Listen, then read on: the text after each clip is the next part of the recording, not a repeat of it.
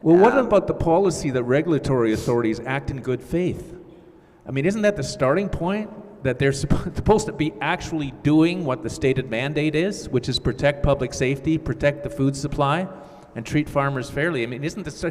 So I'm sure you raised all of that in your challenge, but it must be shocking to people to understand that they can act with impunity even though the stated reasons for their actions have proven to be untrue. Yeah, and it was asked of the CFIA many times to either test the birds further or allow the farmers to test them throughout the 11 months that they remained healthy, and there was no appetite for that without explanation from the CFIA. So, wow. I mean, they've argued that, well, this might mutate and it might do this and it might do that and it might be not a good situation, but those hypotheses could have been answered with testing.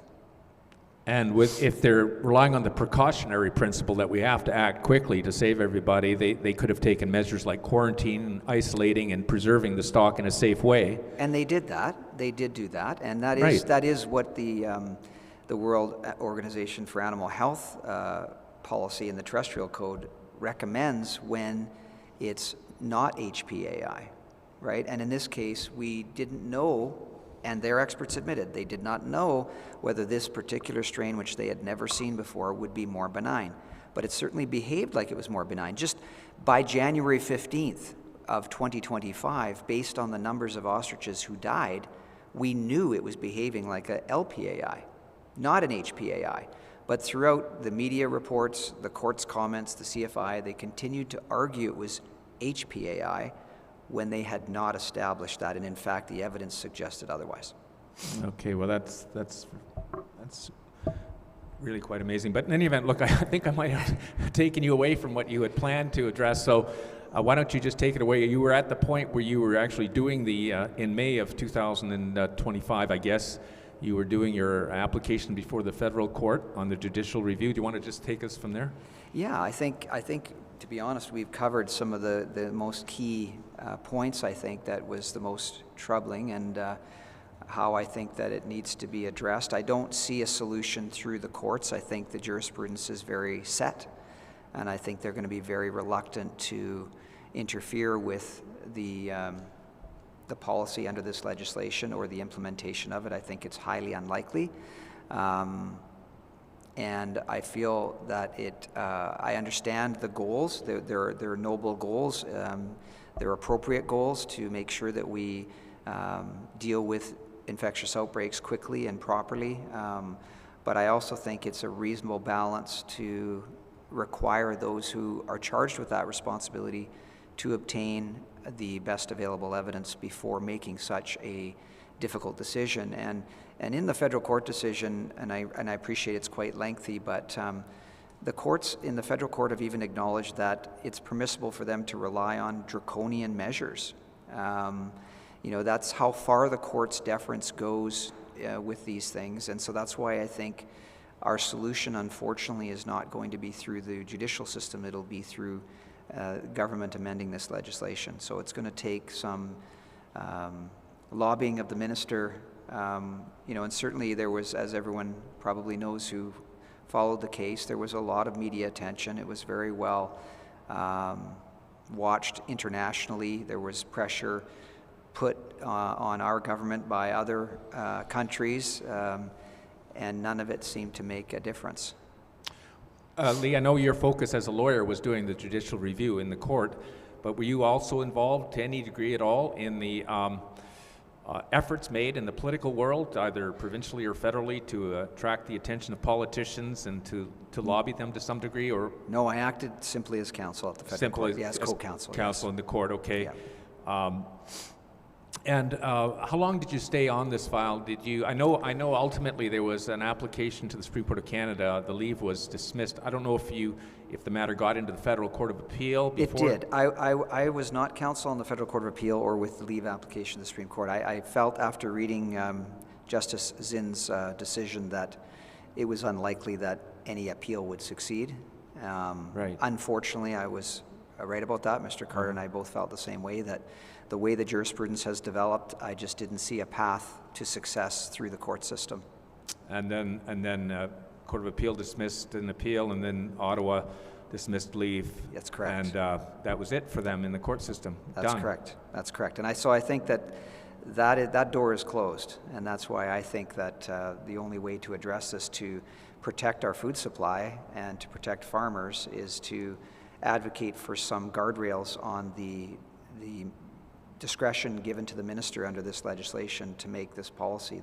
And I don't think it's asking too much when you say we just want you to be required to obtain the best available evidence. And as I say, even just dealing with the embryonated eggs, the way they're already utilizing that, they would know that information within a couple of days. And so I would think it would, I mean, in the few farmers that we've talked to where they've gone through this experience, usually the culling takes at least a number of days, if not a few weeks, before it takes place.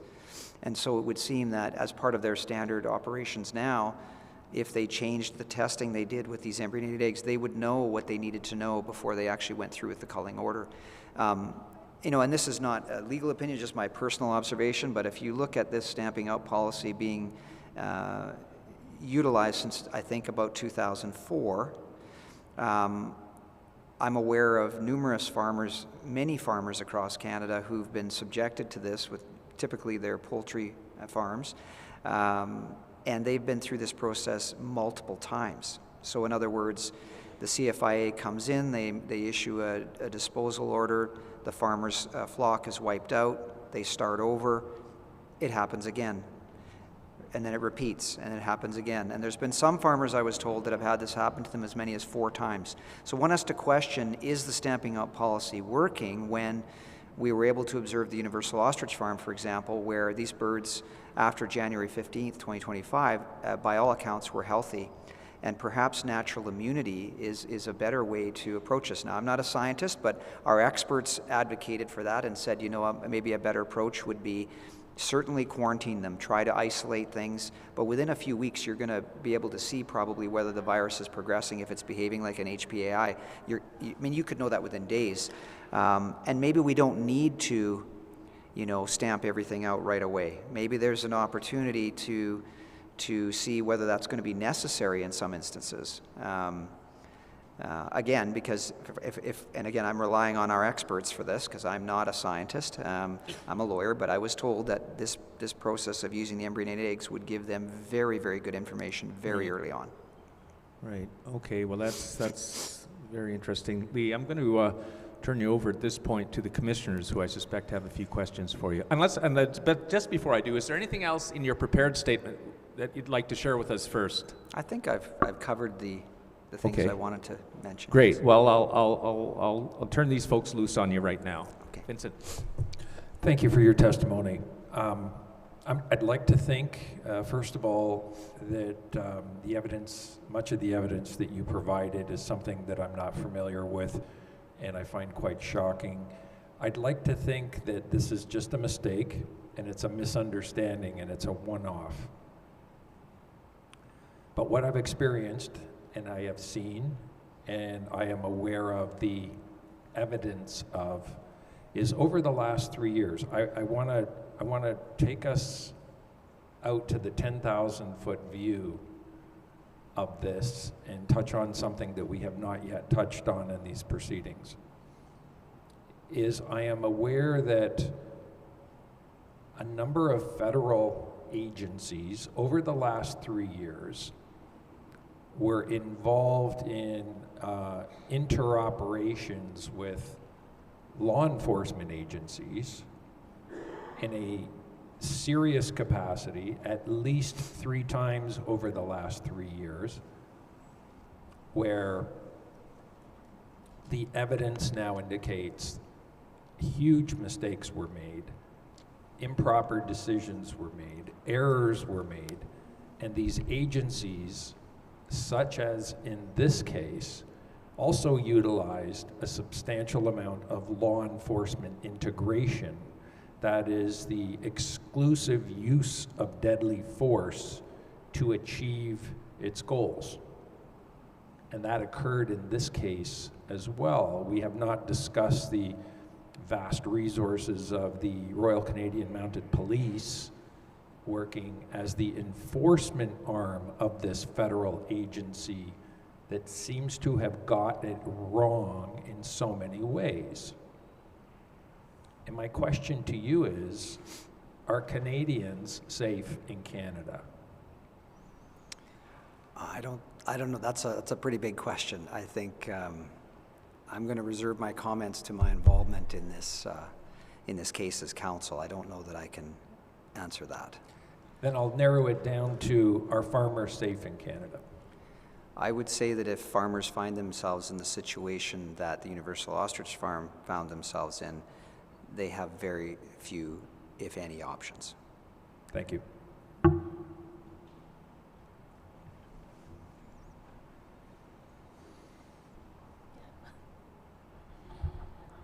Thank you for your testimony. I asked a question yesterday, who is the CFIA? All the information you gave me today answers that question. I have not heard anything about what happened to the eggs of the ostriches. No one talks about it. Did they just disappear, or do you have any knowledge? I couldn't answer that. I don't know. I just know that they weren't willing to allow us to test the eggs that were present. Okay, thank you.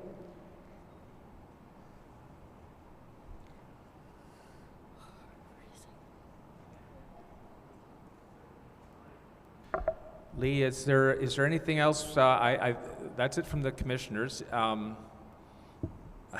As a fellow lawyer, I've got all kinds of things I'd love to discuss with you about this case, but is there anything else you want to share right now as a witness here at the NCI before we let you go? No, I think I've covered the things I wanted to speak about. Okay, well look, let me express gratitude on behalf of the NCI that you made it here today and you shared with us some very useful and helpful and informative insights as the lawyer who actually went to bat for the ostrich farm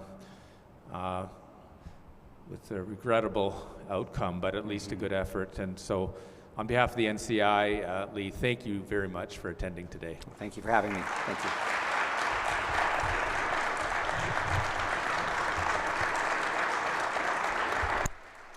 We'll take a break. Okay.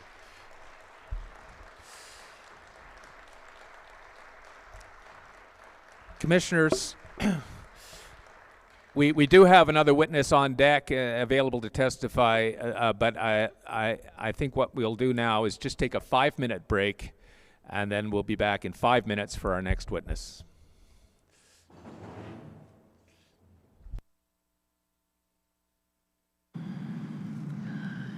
We're here, day 2, in beautiful Kelowna, British Columbia, and one of the volunteers that is near and dear to my heart because we have met before and we've worked together before, and you are just awesome, Carrie-Ann Nunn. Carrie-Ann, thank you for being here in Kelowna. Now, where did you travel from? I came from Saskatchewan, Kamsack, and then I went down south, and then we came to Golden and got diverted by an avalanche. Of and course then we you went did. down south again and came back up and hit Big White, where the biggest snowstorm of our whole trip was. Well, yeah, and you thought Saskatchewan got snow, right? Shh, don't tell anybody. Nobody thinks it really snows that much here in BC. All right, so that was quite an adventure. It was an adventure. To get here. Because your detour was like 7 or 8 hours, wasn't it? Yes. Yeah. See, commitment, people. This is what some people would turn around and go home, but NCI volunteers push through blizzards, avalanches. Nothing deters them from getting here. I said, what's the postman's wording? You know, hailstorms, Yeah. nothing stops us. There you go. Okay, so here you are. How did you first find out about the National Citizens Inquiry? I work a lot with John Graff, with Okay. the Living Streams Institute, and that's where we heard about it. And the first one that I attended was in Saskatoon, where my daughter happens to live. And I said, oh, I have free room and board. I will go and volunteer at whatever this new thing. And I fell in love with the topics, the people, the community, and the it's something I can stand behind. Yep. Yes. There's almost a camaraderie, isn't there? Yeah. It's like a family. It is. Yeah. Yeah. Very, very, very much so. So you come all the way here to Kelowna. Now, John Graff, of course, is one of the directors on the board for the National Citizens Inquiry.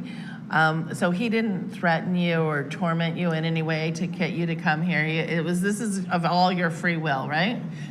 He asked if I would be the compassion leader, and I'm like, I'm there. I don't know how I'm going to get my farm looked after, but I'm there. So he didn't push, he just asked. So you raised an important issue, and I haven't had this issue raised before, but when people come, especially as far as you have, and there's a number of people that travel great distances by land, plane, snowmobile. You almost needed one, didn't you?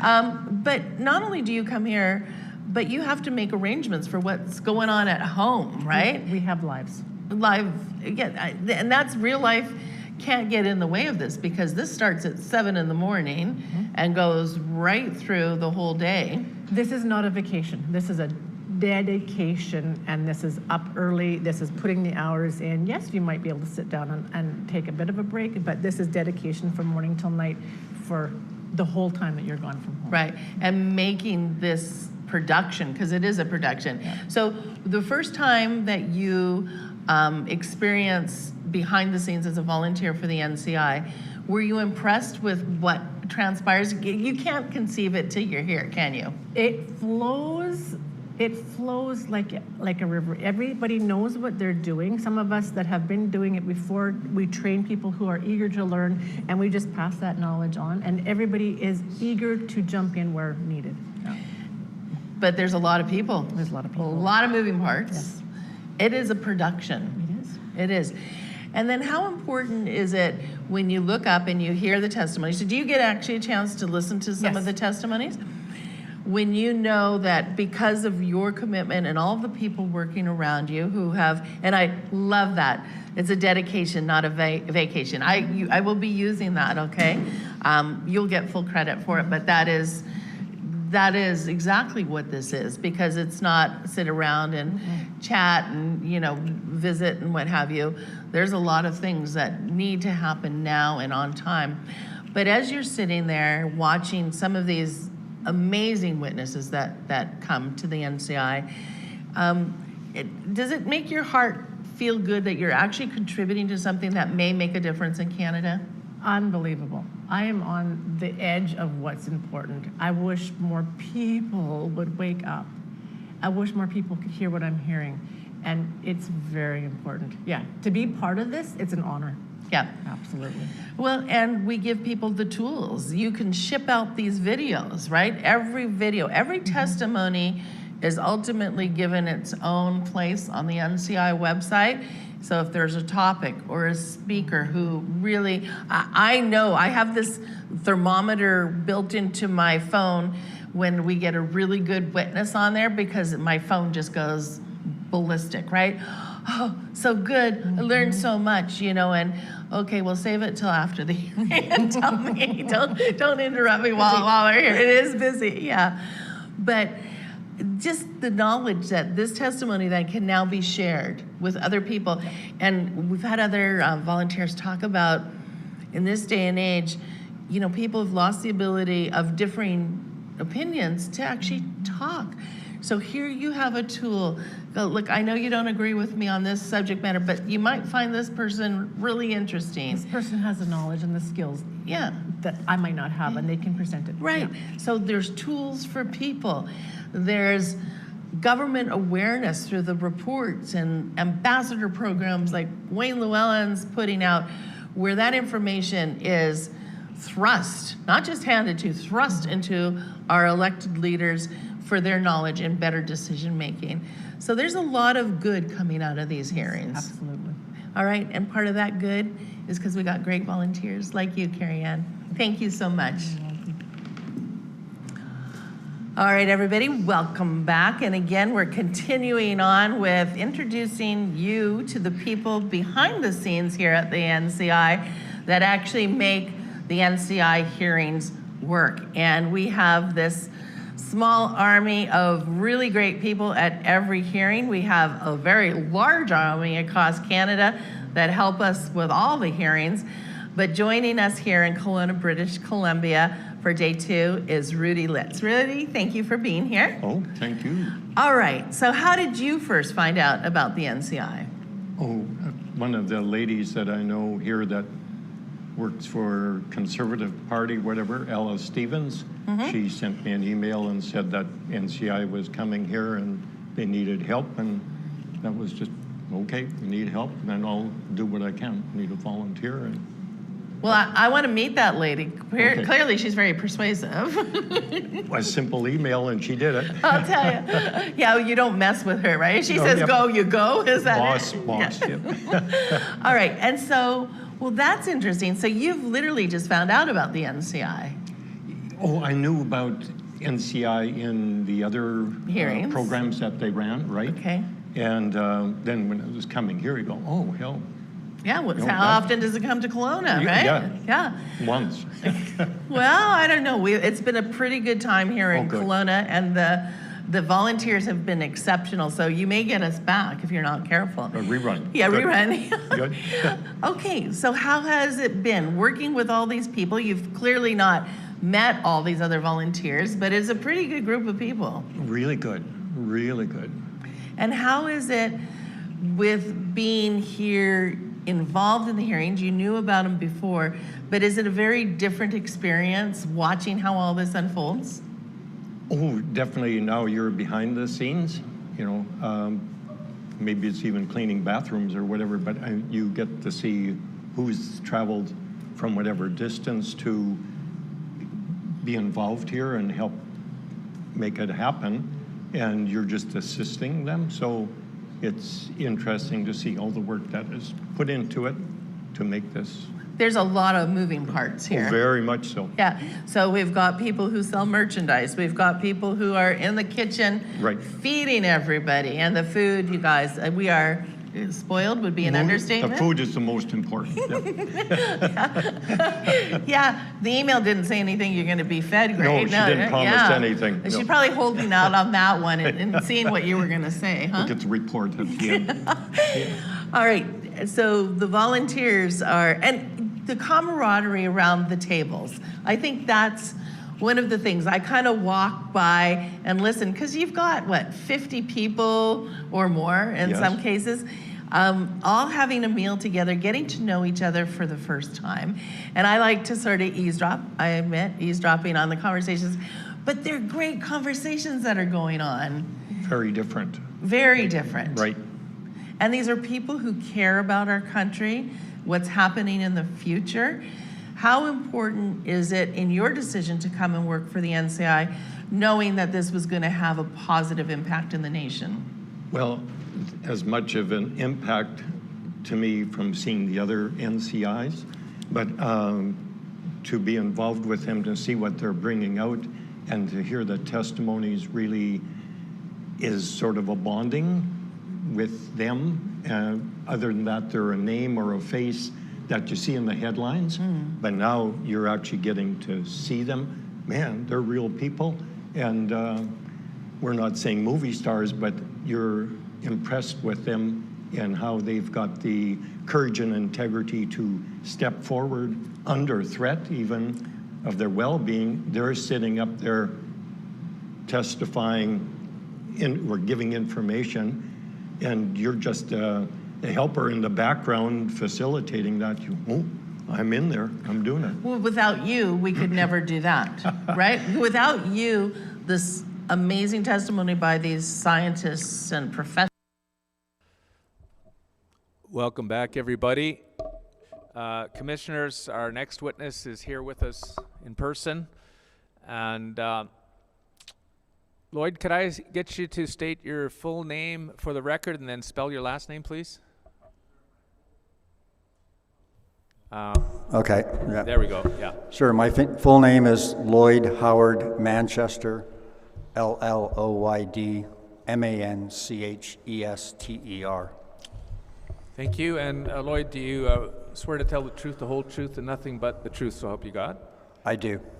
Thank you. Now, I'm going to try and introduce you quickly by summarizing some of your background and some of your areas of interest and some of what I expect you might want to testify about today. I understand you're a longtime environmental and civic advocate. You live in the Kelowna area and have for most of your life, and that back in the 80s you began public work on various issues, most notably the spraying of pesticides near your home along Mission Creek in the Kelowna area. That was what initially propelled you into public activism that we're going to hear a little bit about today, was the use of pesticides.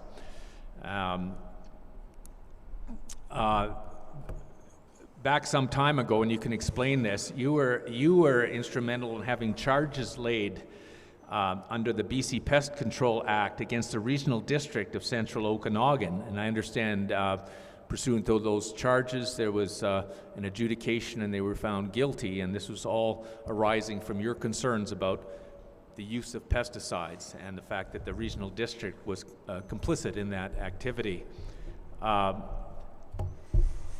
Later on, you founded an organization called the Canadian Earth Care Society, which was focusing on environmental issues. You ran that for about 25 years here in Kelowna. You can tell us a little bit about that as well. And then at present, you are the president and you are the founding member of an organization called the Kelowna Citizens Safety Association, which is currently involved in BC Supreme Court litigation with the City of Kelowna, defending the public's constitutional right to speak and assemble. Now, you can go into that a little bit to tell us about what you're presently doing and the involvement of that organization. With that little bit of a background, feel free to expand on any of that or correct me if I've mistaken any of your past. But I understand you want to now address, and you have a sort of a prepared statement of sorts, your concerns about pesticides, your history of activism on that area. We can touch into these other organizations that you're involved with, but why don't I just hand it over to you now and you can take it away on that subject. Sure, thank you very much. So as you said there, the first involvement was in the early 80s with the spraying. We just moved to Kelowna. They sprayed our house with or fogged it. They come around in a truck, fogged it. And when I inquired about it, because we had a little pool in the front yard, when I phoned up the regional district, they said, well, it becomes more toxic. That was the start of over 40 years of investigating pesticides and arguing environmental appeal board hearings. What was being sprayed back then? It was malathion. So what is that? It's organophosphate pesticide, and it was being used to control mosquitoes, which at the time were really bad. But okay. When we fought that case, and a lot of this was when I phoned up the regional district, I said, "What's your criteria?" And they said, "If you get 3 bites per minute, then we spray." So anyway, I formed an organization at that time called COMA, Citizens Opposed to Malathion Applications, which was in fact one of the symptoms of pesticide poisoning. So anyway, when we went to court over that spraying, the regional district pled guilty to 5 counts of violating the act because they sprayed right beside Mission Creek, which is it's the largest fish-bearing water for Okanagan Lake, and I lived right beside it. And they were placed on a surety bond of $200,000, and basically that stopped them from spraying malathion in the city of Kelowna. And an alternative was implemented, which was Bacillus thuringiensis israeliensis, which is BTI. I don't want that to be confused with BTK, which is I'm going to be speaking about, which is the Kerstaki variation of that particular one. BTI was actually found in Israel in a puddle by a scientist, and he found he saw that what was happening was that it was eating the larva. As a result of that particular... Can I just back you up a bit just to understand that bit of history? So it was in the 80s then that you instigated charges against the regional district of Central Okanagan, which pled guilty and then changed the chemical used to this BTI stuff, which evidently kills the mosquito larvae. If I got that right, they changed the chemical they were using to spray for mosquitoes after you had successfully had these guys prosecuted for spraying the, what is it, malathion or something? Malathion. Right. So that was back in the 80s, and that change of the chemical used to spray on the mosquitoes, then take us from there. So BTI, the first research project for BTI, which our Society Earth Care sponsored, was a research project in Knox Mountain. BTI is a larvicide, so it's not actually sprayed in most cases aerially. It's sprayed on, say, a pond or in a storm drain, which is what happened with this. Is basically throughout the entire province, they are using BTI in storm drains to cut down the populations of those mosquitoes. It's relatively successful, but it does have similar toxicological effects as BTK. So it's a little bit better, but and it was an alternative, and that's what we pushed, and I'm quite happy that it went the way it did. Great. Okay, then you later founded the Canadian Earth Care Society. Can you tell us a little bit about that? Well, yeah, when I founded the Earth Care Society, it was actually around the spraying of Roundup or glyphosate in the Mission Creek, Mission Belgo watershed, which again is the watershed that attaches to Mission Creek. And they wanted to spray 1.5 tons of glyphosate within that watershed. We went to appeal on that particular issue, and we actually ended up being able to delay that particular application. But an interesting thing about the Roundup at that time, because there's been a lot of discussion and the evidence about that. And keeping in mind, if you go back 30 years and you start looking, fighting against Roundup, one thing that came to me was I saw this Agriculture Canada study, which basically said its persistence in the soil was like 200 days. And as all of a sudden it twigged and it went, well, if that's persistent for that long, then there's really something wrong with the Roundup. And what we did back then is, and it's not really changed over 40 years, the pesticide registration system basically approves pesticides and then they're considered safe. They didn't really have the effective aspect like the COVID stuff, but anyway, that they were safe. And so we had to prove that they weren't. One of the issues with glyphosate was its actual composition, which is its full formulation. And what they were giving in most cases was the toxicity of glyphosate as a single chemical. But when you mix it with the other, what they called at that time, and they still do use it, inert ingredients, which means that they're not active within the formulation. And what we were able to show, and this was because a ex-Ministry of Forest employee sent a sample away, had it tested, and was able to show that glyphosate has one toxicity and the full formulation has another toxicity. And so I was actually able to win a few environmental appeal board hearings on that issue because it's hard to say that something's safe when you're not actually disclosing the full formulation toxicity. Can you explain that? The two different types of toxicity Yes. emanating from glyphosate. How does that relate? You say because the environmental appeal board that you presumably argued before and made some sort of ruling here on the safety of this stuff was ignoring the one aspect of this toxicity dichotomy, if I can put it that way? Well, I argued quite a few cases on mostly forestry spraying, on herbicide spraying in forests, and they ruled consistently that pesticides were considered safe, and therefore, they were okay to use. And So you've moved then from local focus on what Kelowna was doing to the broader picture of what was happening in our forests and the widespread spraying of glyphosate on the forests. And you were at the Environmental Appeal Board. When I say you, was that your organization, the Canadian Earth Care Society, or who were parties to that proceeding? In the Mission Belgo appeal, it was Earth Care that was part of the proceeding.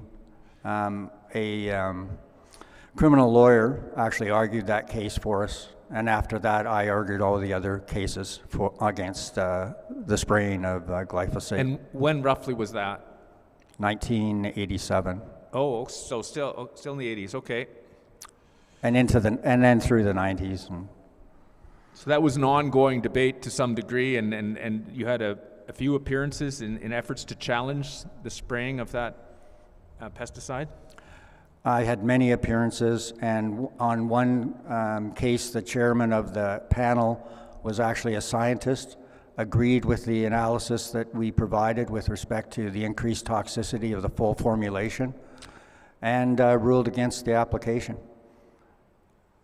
With respect to the Mission Belgo case, what happened there was that the judge, when it went to appeal, ruled that and actually suspended the spraying operation for that year. In the ruling, allowed it to happen the next year, but said that the government had to consider the alternatives to the use of pesticides as opposed to just saying they're safe as registered. So that was the Canadian Earth Care Society versus the BC Environmental Appeal Board. What was the stated purpose by the ministry for spraying the forests with glyphosate? Their purpose was to, in fact, spray for Sitka alder. So they were considering Sitka alder and any deciduous species as a weed. And so they had obtained federal funding to do this.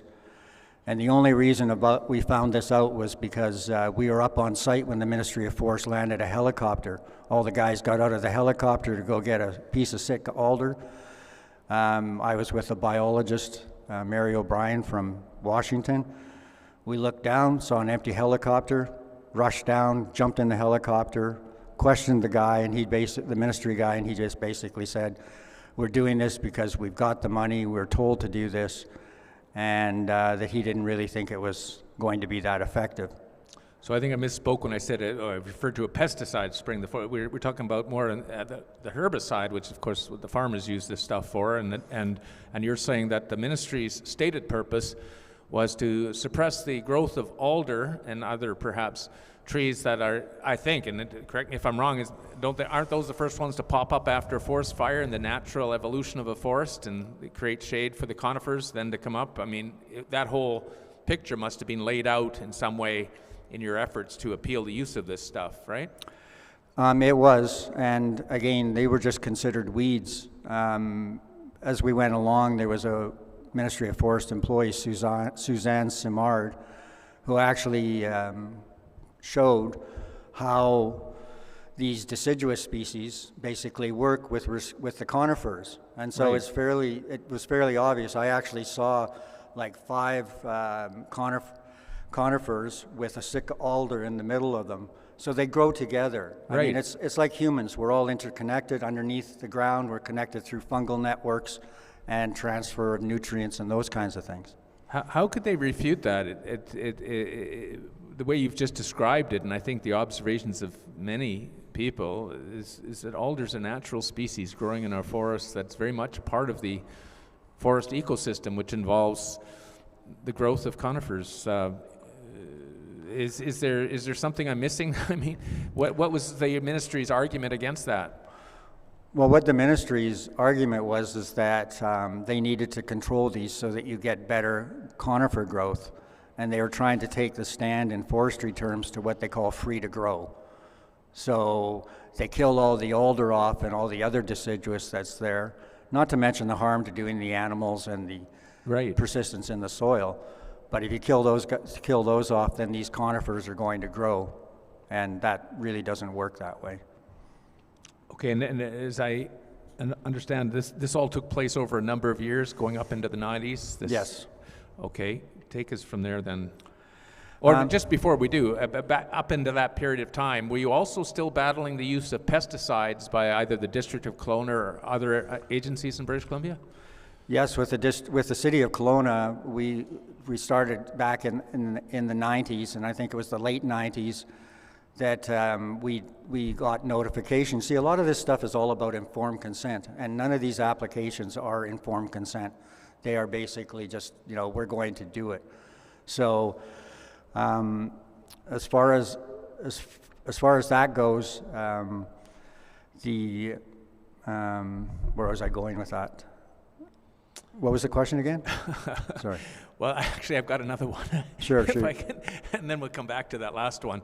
What was the outcome of your efforts before the Environmental Appeal Board to challenge the spraying of glyphosate on the forests of BC? Whatever happened there?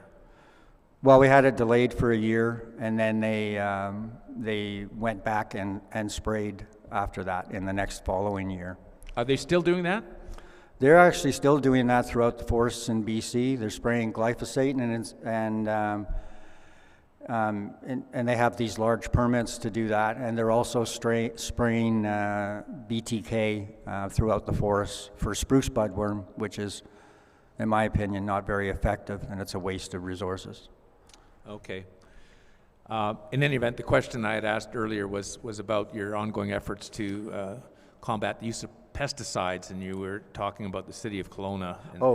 Right. Sorry, I lost that one for a sec. But yeah, so we worked with the city of Kelowna and managed to establish a pesticide use bylaw for notification, which is informed consent of anybody in the city that wanted to be exempted from applicator coming beside their house and spraying the neighbor, as an example. But they would be notified of that spraying so they could take precautions. And that system is still in place today in the city of Kelowna. Okay. All right. Well, take us then from your activity in the 90s relative to these issues. Take us from there. What have you been up to? Well, been up to a lot of stuff. I'm going to cover that in a bit about the West Kelowna BTK spraying.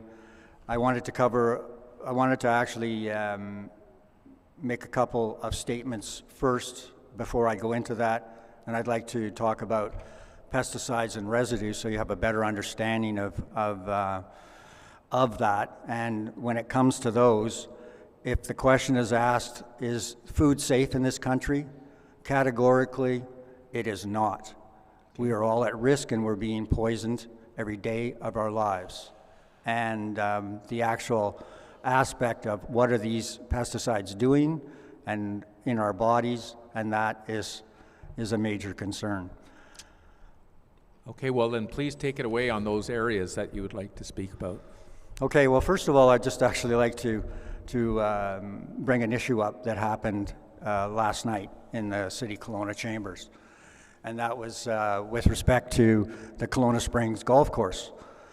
I know there will be a witness later who was at the hearing that was a farmer, Alexandra Wright. And anyway, so what this is 106 acres of a golf course. So when you were flying into Kelowna, you were most likely, you came into Kelowna, and if you were looking out your window on that, you can sort of see that it's a valley, and it all goes towards the lake. And that valley is an alluvial fan. And so they wanted to take this 106-acre golf course and they want to cut it in half and trade land for the city of Kelowna. I'm not going to go into the details, Alexandra will, but what I wanted to bring up about was that there were farmers that testified at that. When you fly into Kelowna and you see the alluvial fan, what's underneath it? Agricultural land. And we have in BC the Agricultural Land Reserve. So this development, what it's doing is trying to take those 50 acres out of the Agricultural Land Reserve and trade it for 9 acres of industrial land in downtown Kelowna, or not downtown, but Rutland. So and the developer said, well, basically we have only 1% of our project in the floodplain. Well, an alluvial fan in a floodplain is not 1%. It's the whole area as you come into Kelowna and you see it going to the lake. When you do these kinds of things, there are springs all over the place. When you compact them, then it will cause that water to flow and away from those sites. The creek that you saw when you came in, Mill Creek, goes into the lake. We've had several years of flooding. So anyway, what they did was that and when it floods, and again, I'm going directly to the testimony of a farmer, where they said, you know, there have been floods in the past, but if they do this, and this is what happens in a alluvial fan or a floodplain, is that when you change the dynamics of the water in it, you put pressure on it, you do these things, it moves, and that movement creates pollution through the groundwater, and then it also creates the potential for flooding. We've had at least 4 floods since 2017. They're based on 1 and 200 year events. And anyway, what the farmer was saying is that, you know, they don't get covered for flood insurance. And so when they do these developments and they take away the agricultural land, and they also want to whack a road through as well to allow 50,000 dump trucks to come in and fill the site after they've desecrated that 50 acres. So the farmers are in jeopardy from having their lands flooded, having basically no say except at this public hearing, and hoping that the city council will in fact understand that the arguments and that the science isn't there, and hopefully the council will see the wisdom in deciding against that application, because this is happening in other places, is the incremental removal of agricultural lands allowing for the development, and that puts farmers at financial risk. And then the same kind of thing is if you're doing a stamping out and you take their chickens away, it's financial harm, stress, and those kinds of things. Can I back you up just for a second to understand the process a little bit? You said that they were taking half of this golf course, or 50 acres or so, and taking it out of the ALR and trading it for industrial land in downtown Kelowna. And we know that the loss of farmland is a concern of many people. And in fact, Jordan Keeley this morning was talking about one of the areas of concern of his was that very fact, that the ALR was cutting deals that would, in effect, shrink the land base available to farmers. Do you see that happening here in the Okanagan Valley, and using this project perhaps as an example of that problem?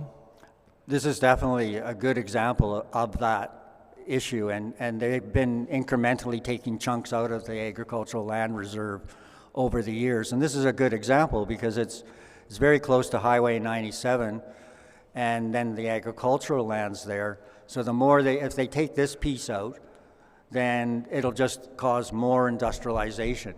And they're doing this in an environment where we have an excess of industrial lands that can be used.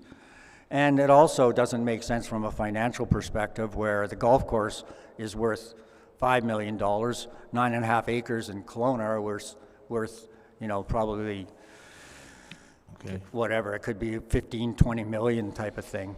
So again, it's money that's taking this land away out of the reserve. By putting a road through to service it will just create more problems for the farmer, more flooding that will occur over time, because these 1 and 200 year events, I mean, that's gone by the wayside.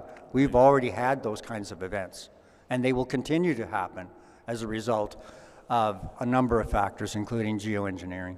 And did you say this was a hearing just last night here? This was a hearing in City Hall last night. Okay, and were you part of a group, or were you just there as an individual? No, I was there, and so were members of the Kelowna Citizen Safety Association and the Vice President, Tracy Campbell. And did you get a chance to speak? Yes, all of us they went on for hours. So did you feel you got a good listen then? I think we did.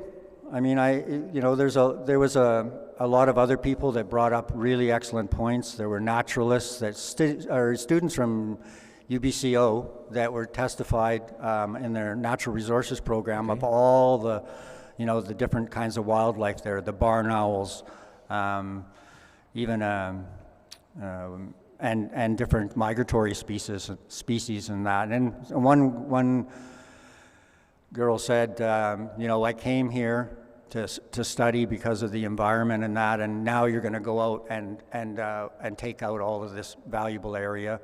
And why would I want to be here as a student? I came here because of this. I wanted to be able to go out in nature and see what's there. And when it comes right down to it, I mean, this is one of the few largest contiguous areas of biodiversity in an urban city. And biodiversity as a general principle is that once you fragment it, then you lose its value. Okay, well, don't let me take you away from your prepared notes, but that's interesting recent history exposing a problem that the NCI has already heard something about. So it's interesting that you were fighting that battle last night here in Kelowna. But in any event, let me invite you to continue with your prepared notes there.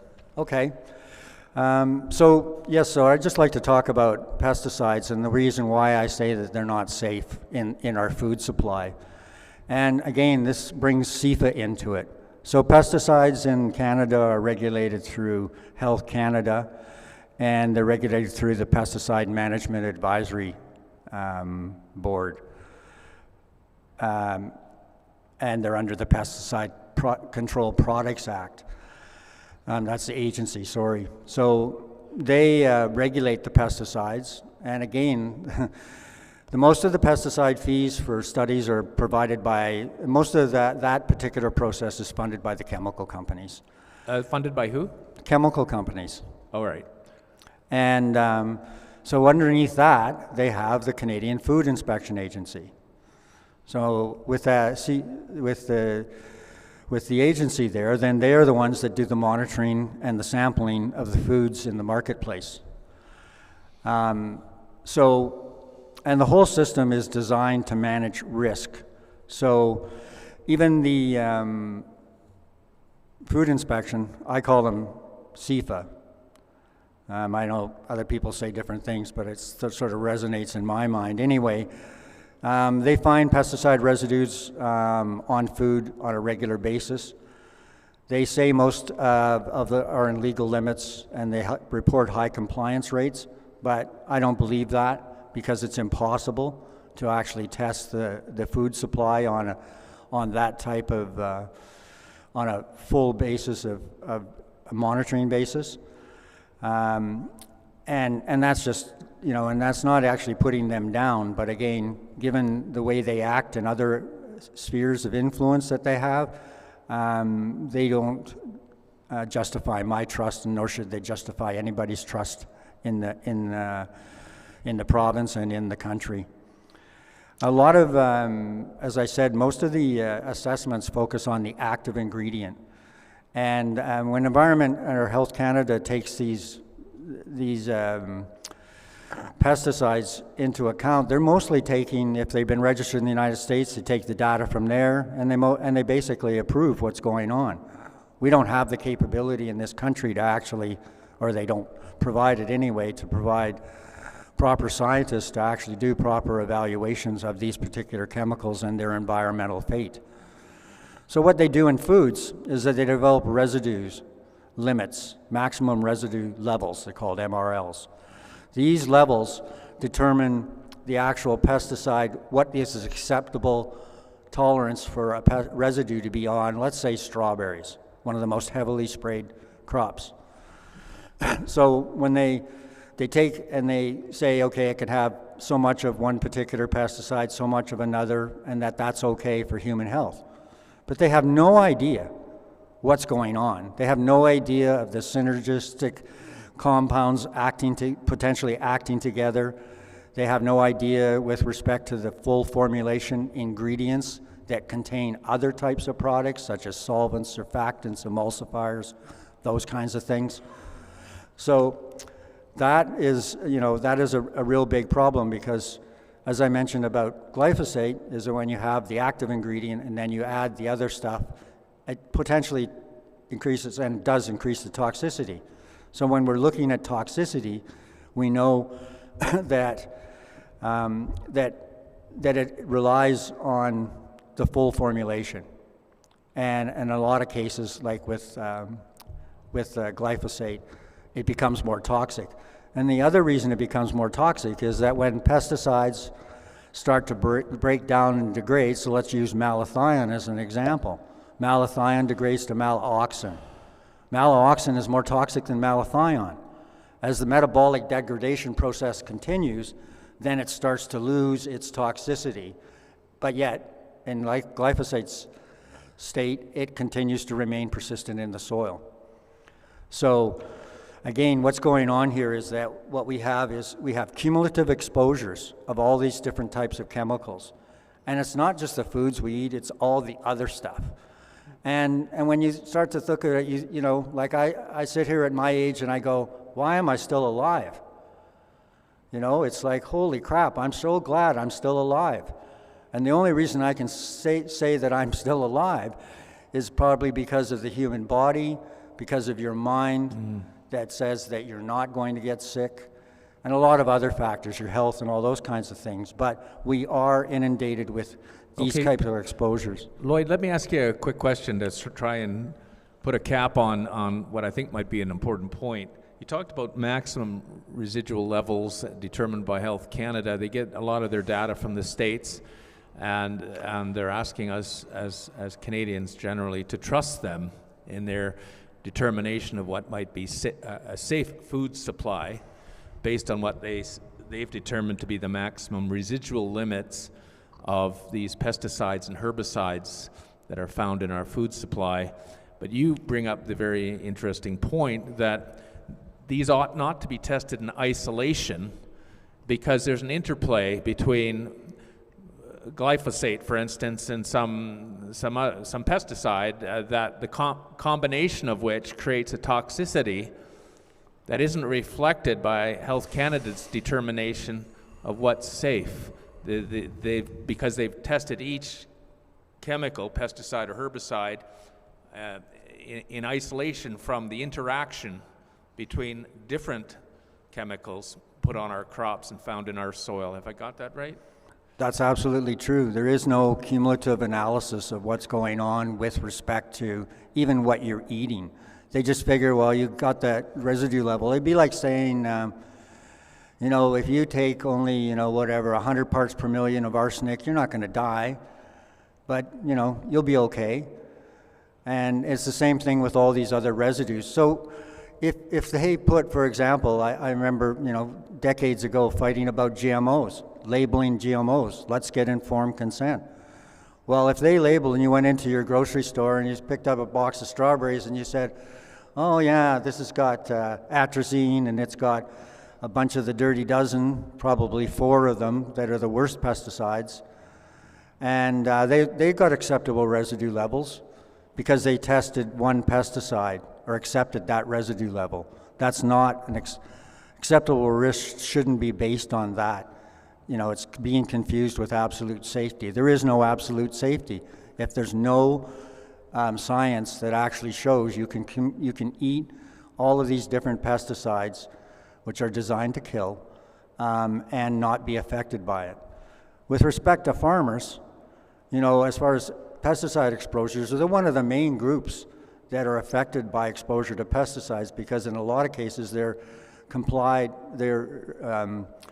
forced by regulations in that to spray pesticides, like the orchards here in Kelowna or around BC. Can I stop you on that point? Are you saying the farmers don't have discretion with respect to their orchards as to whether or not they spray or not?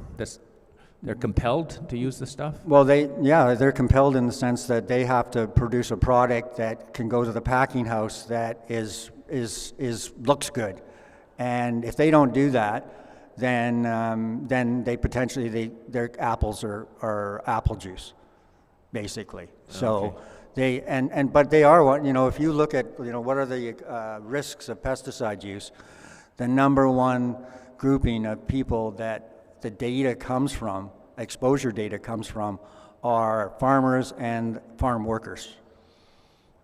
Okay.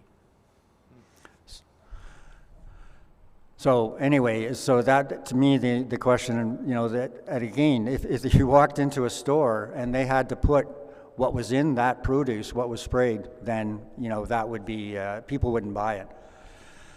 So I'd just like to bring up two key issues, because I think we're probably getting close to the end here, is the application of BTK in West Kelowna. These are aerial applications, and in 2024, they sprayed 12 of 13 communities.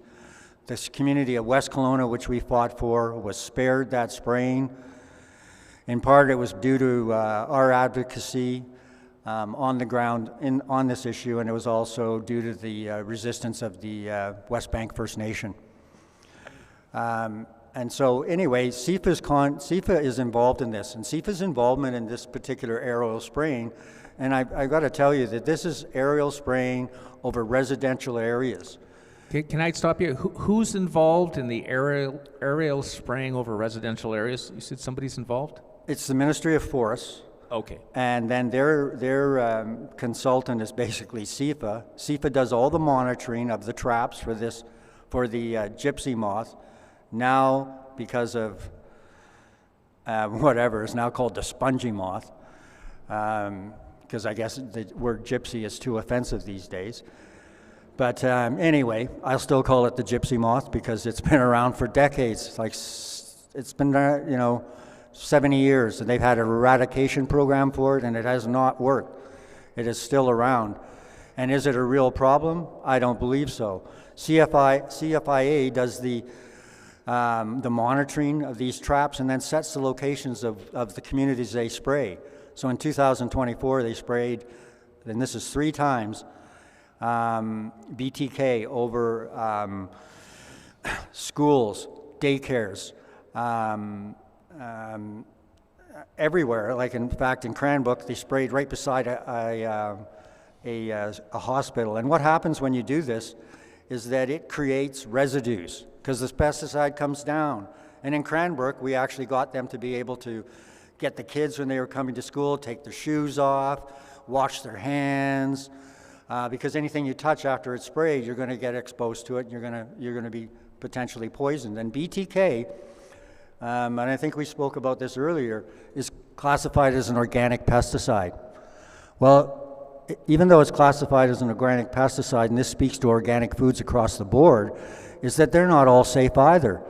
I mean, I've been like that, oh, it's organic, I'm going to take it, but we don't actually know what it's sprayed with.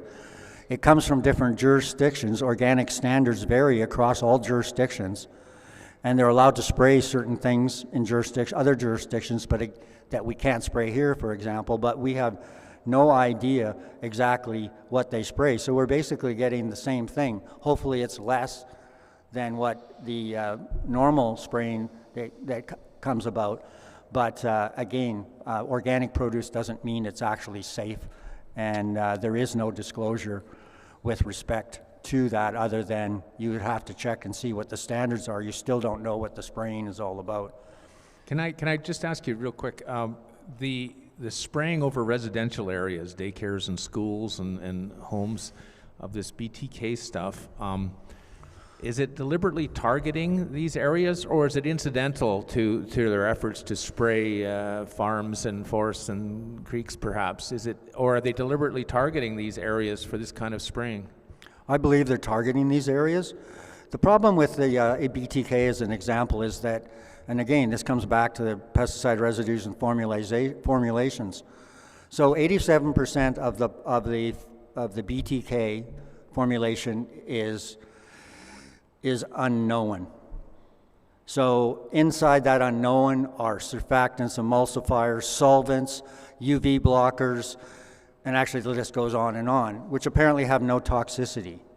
So we know, and I meant to bring it with me, but there's been BTK spraying programs throughout the world, New Zealand, Canada, and there's a lot of concerns with BTK because it's a bacteria.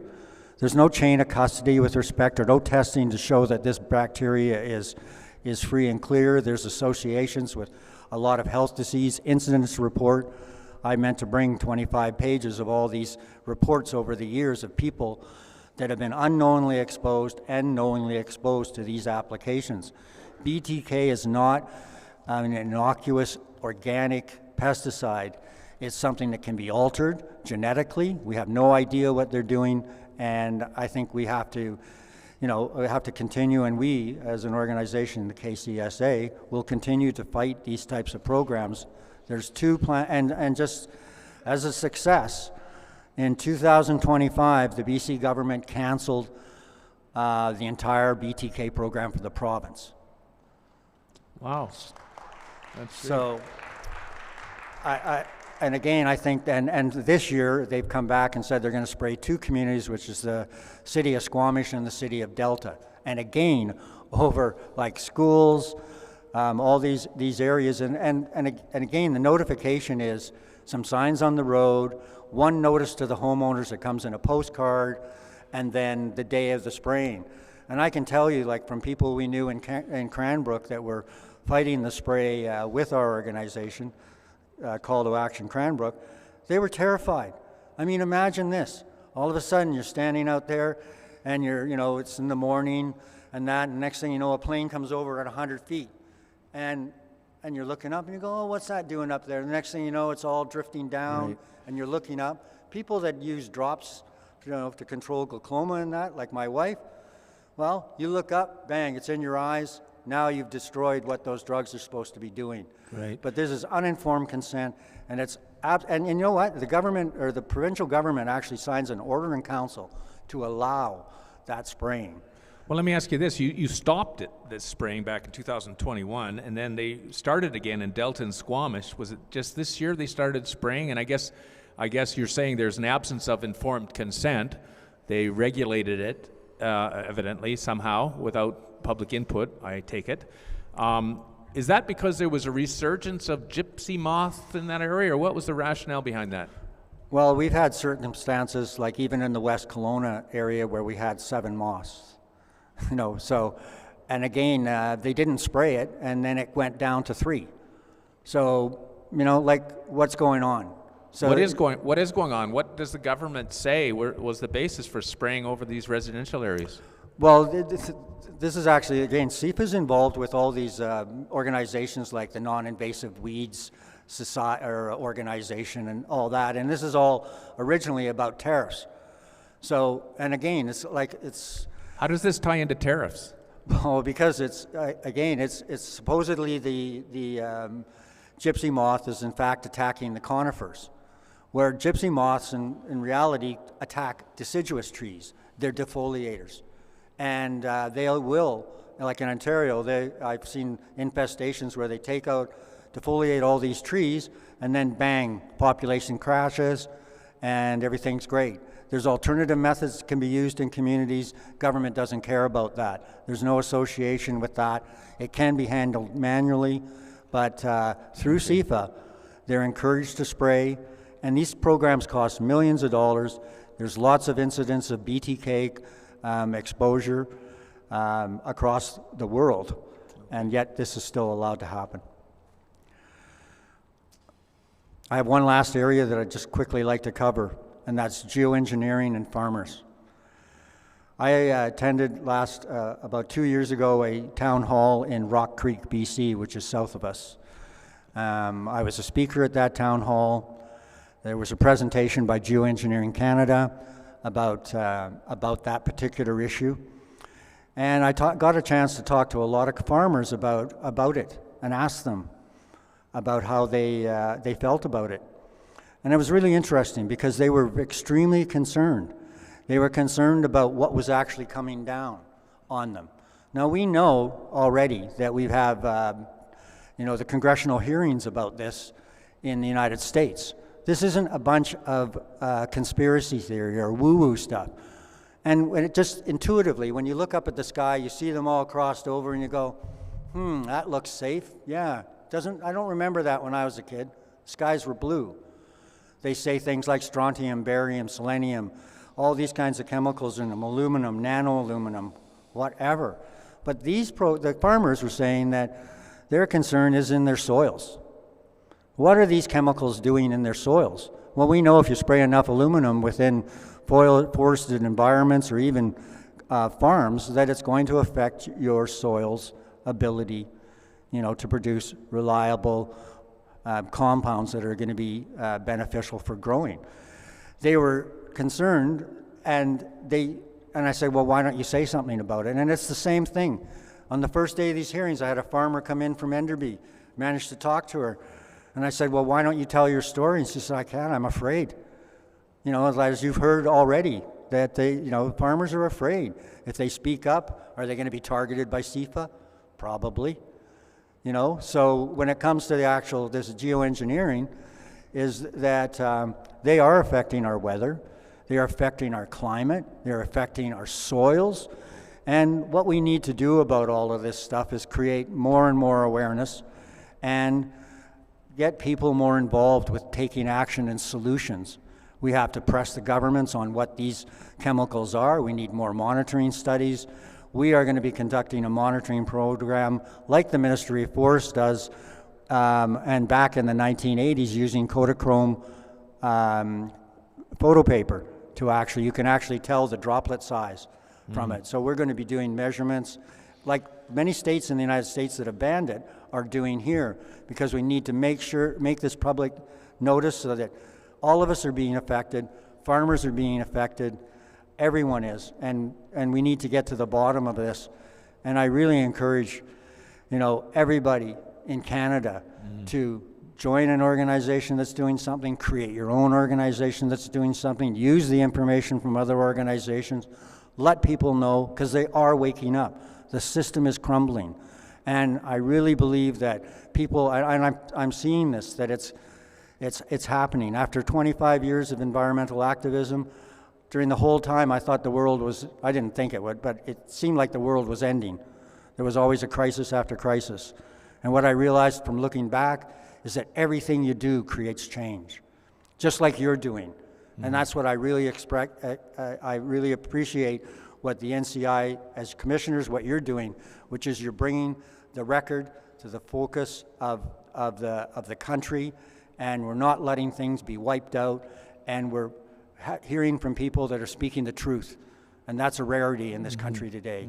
And what you're doing is allowing that opportunity to happen and allow others to see what other people in their fields, their experts, what's happening on this planet. And this is what's going to create the change, what you're doing and what you're stimulating other people to do.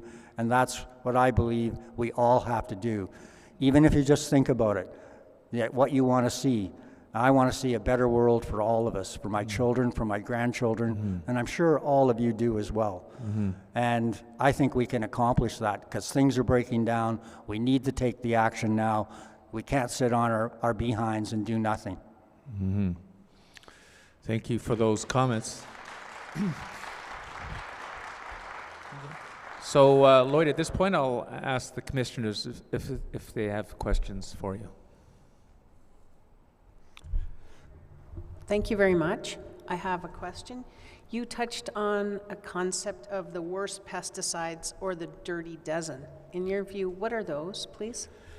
Those are pesticides. I don't actually have all their names, but they were, I guess, created, and this has been for decades, by the Pesticide Action Network. It's an international organization that works on pesticides and for various countries. So they basically look at what's being sprayed on the various crops, and then they pick out the 12 worst ones that have the worst data on them. So these are, a lot of the data shows carcinogenic, oncogenic, mutagenic types of effects that are potentials from taking them into your body. Thank you. Do you know any of them on the list? And if you do, could you tell me? I think one of them is atrazine. So atrazine is a sterilant. It's widely used throughout in the world on various types of programs. It's again in our drinking water. There's levels that are unacceptable for its use. It's been used in farming, again, to kill weeds. It's maximum residual. Basically, if you spray it in a contained area, you have to leave that area. There's time frames that you have to wait for the pesticides to degrade to that maximum residual level that they want to obtain. But they're basically pesticides that they're warning that are on these types of crops. So another crop would be grapes. So grapes and strawberries are the most sprayed crops in the entire world. Thank you. You're welcome. Can you tell us when this list was published, this Dirty Dozen? Dirty Dozen list goes back 30 years. And it's continually updated. And Council, is there any way we can get that information with respect to those names? Is it possible to have him provide us those names after the fact? I can certainly, yes, Lloyd, if you could provide your information in that area to us, we can upload that, make that an exhibit to supplement your evidence here today. We would invite you to do that. I would also say that the present organization that Lloyd is associated with, the Kelowna Citizens Safety Association, has a website and addresses some of these, along with actually concerns about some of the legislation that Jordan Keeley was talking about that was coming in and centralizing power in certain very scary ways. And that's Lloyd's present group here is challenging some of that stuff as well. So it's encompassing a broad array of very serious issues. But Lloyd, yeah, so we would ask you, you're very welcome to provide us with that, and we can upload it as an exhibit to your evidence today. Sure, I'd also like to provide you with a summary of all the spray programs that have happened in the world with BTK and all the hazards or all the injuries from that exposure to that organic pesticide have happened, so that you can get a flavor for the extensive amount of information, but the fact that they continue to let these programs happen, like the aerial spraying program, with people getting exposed, and as well animals. They walk on the ground, so they get exposed to these things. And again, pesticides are designed to kill, whether they're organic or they're chemical. So we have to take caution on these particular things. But I would like to upload. I'll give you that as well. That'd be great. Anything else, commissioners? Okay, well, with that, Lloyd, we are immensely grateful for your attendance here today and for your activism over the last 40 some odd years fighting these battles. And the passion you have for these issues is very inspirational. So on behalf of the NCI, thank you so much for attending today. Thank you for having me.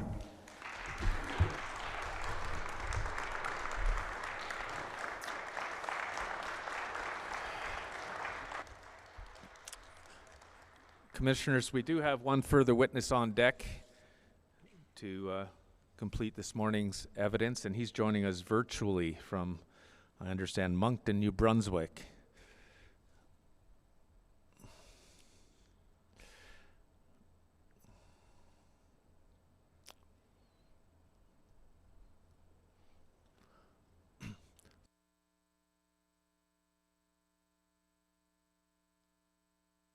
Okay. Well, apparently he's not on now. That gives us the option, perhaps, of having an early lunch. If just a sec. Shut her down. Apparently, we've got some technical issues here. So why don't we then take an early lunch? And what's that? That work? Okay, and then we can come back after lunch and hopefully have David Jones join us from Moncton, New Brunswick at that point. So we're down for about an hour or so for lunch.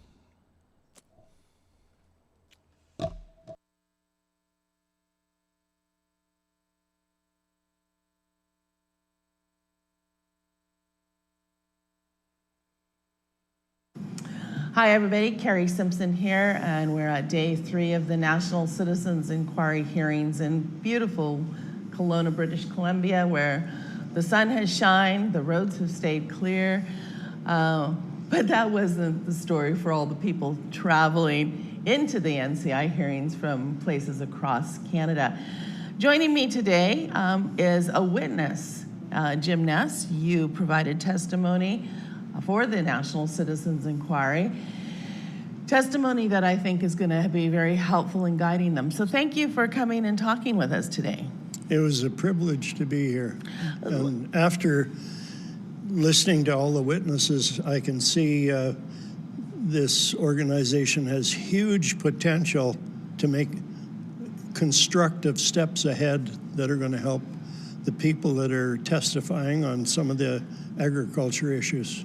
I think, and you raised probably one of the important points. We, those of us that are responsible for making these hearings happen, sometimes we are so busy organizing and getting the information there that we forget about the impact for people that actually are being heard for the first time. I mean, you've had a long engagement as a farmer from Alberta. Yeah. You've had you fought some of the good wars with the wheat board and a few more. And I want to talk about that, but how important is it, and again, I come to this, in Canada, I find anything you do politically, because everything is political, takes so long to even have a forum where there's a discussion taking place, but then resolution, it rarely happens. The solutions to the obvious problems just never get fixed. Has that been your experience? Yes, but well-meaning people in Western Canada, I think they're slowly learning, but originally they did not know how you affect change. And you have to realize that political power is held, I'll call them the three levers of power. Okay.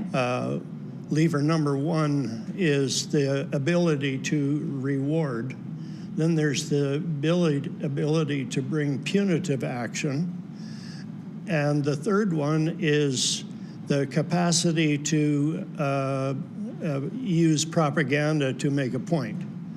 And what we learned in past battles to make change at the Canadian Wheat Board is if you can nullify one of those levers, let's say the one on punitive action, like when we did our protest, we knew that we had to just allow the punitive action to happen. All right, let's talk about that. What kind of punitive action were you anticipating, and what did happen?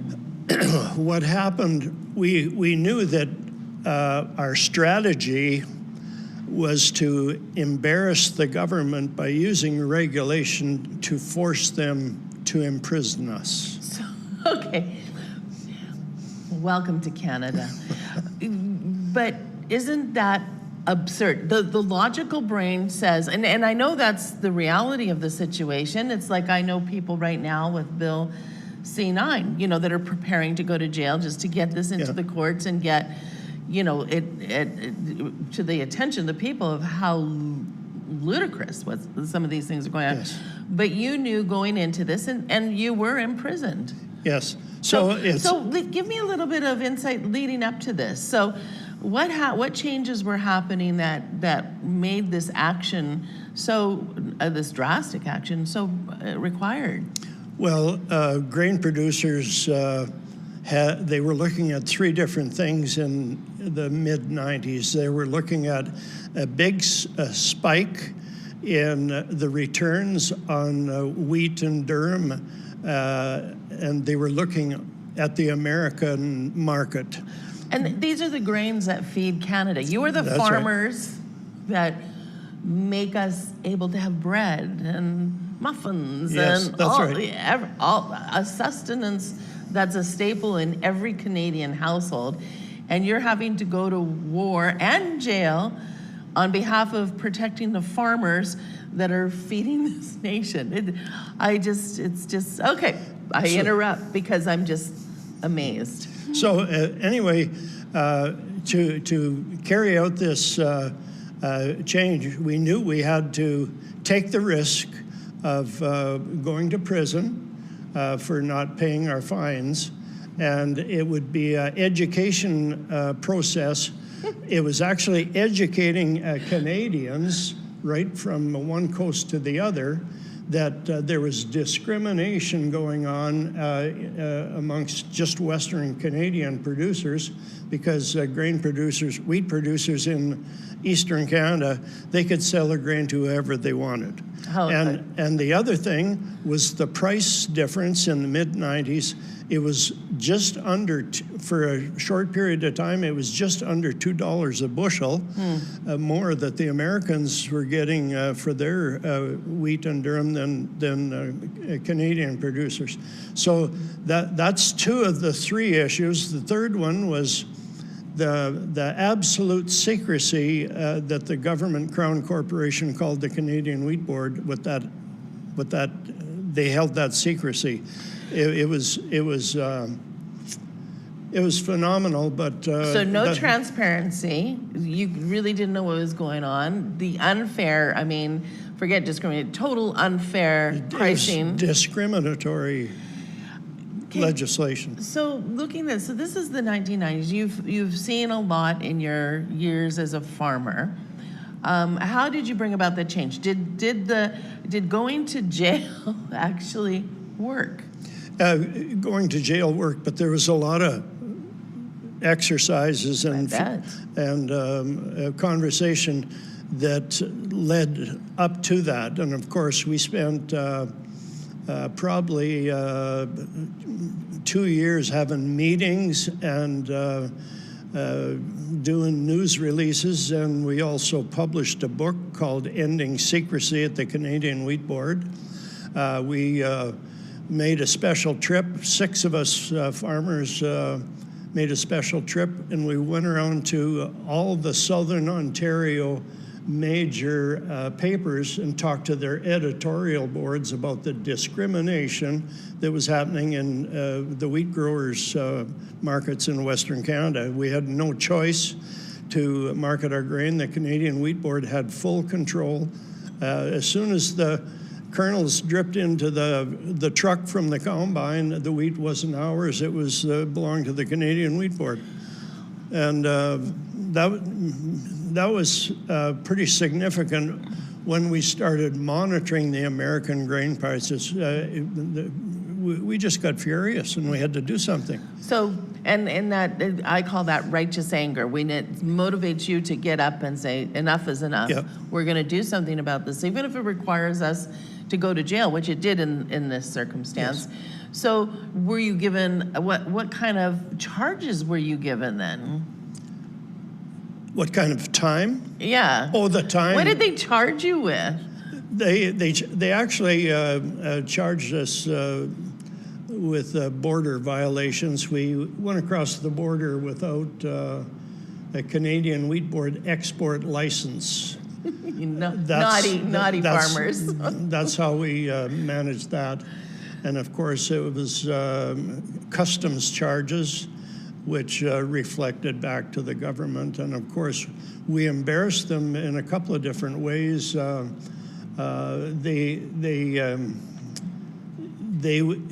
They determined after we did this exercise, they would never allow people to do this kind of exercise. Instead of allowing them to go to jail, they would use Revenue Canada to penalize any participant. Well, that's been an ongoing theme at these NCI hearings, is that if you're a farmer, whether it's a cattle rancher, wheat farmer, just a vegetable gardener, there are so many rules and regulatory bodies that can put you out of business, literally, if you don't comply or if you create problems. You've been very outspoken, and I think you are governed ethically, morally, that when you see wrong, something has to be done about it. Other than having to go to jail, What have you suffered any other consequences because of your outspokenness? I don't believe I have. In fact, it's opened doors. Well, and that's the courage that I wish we could sort of impart to people.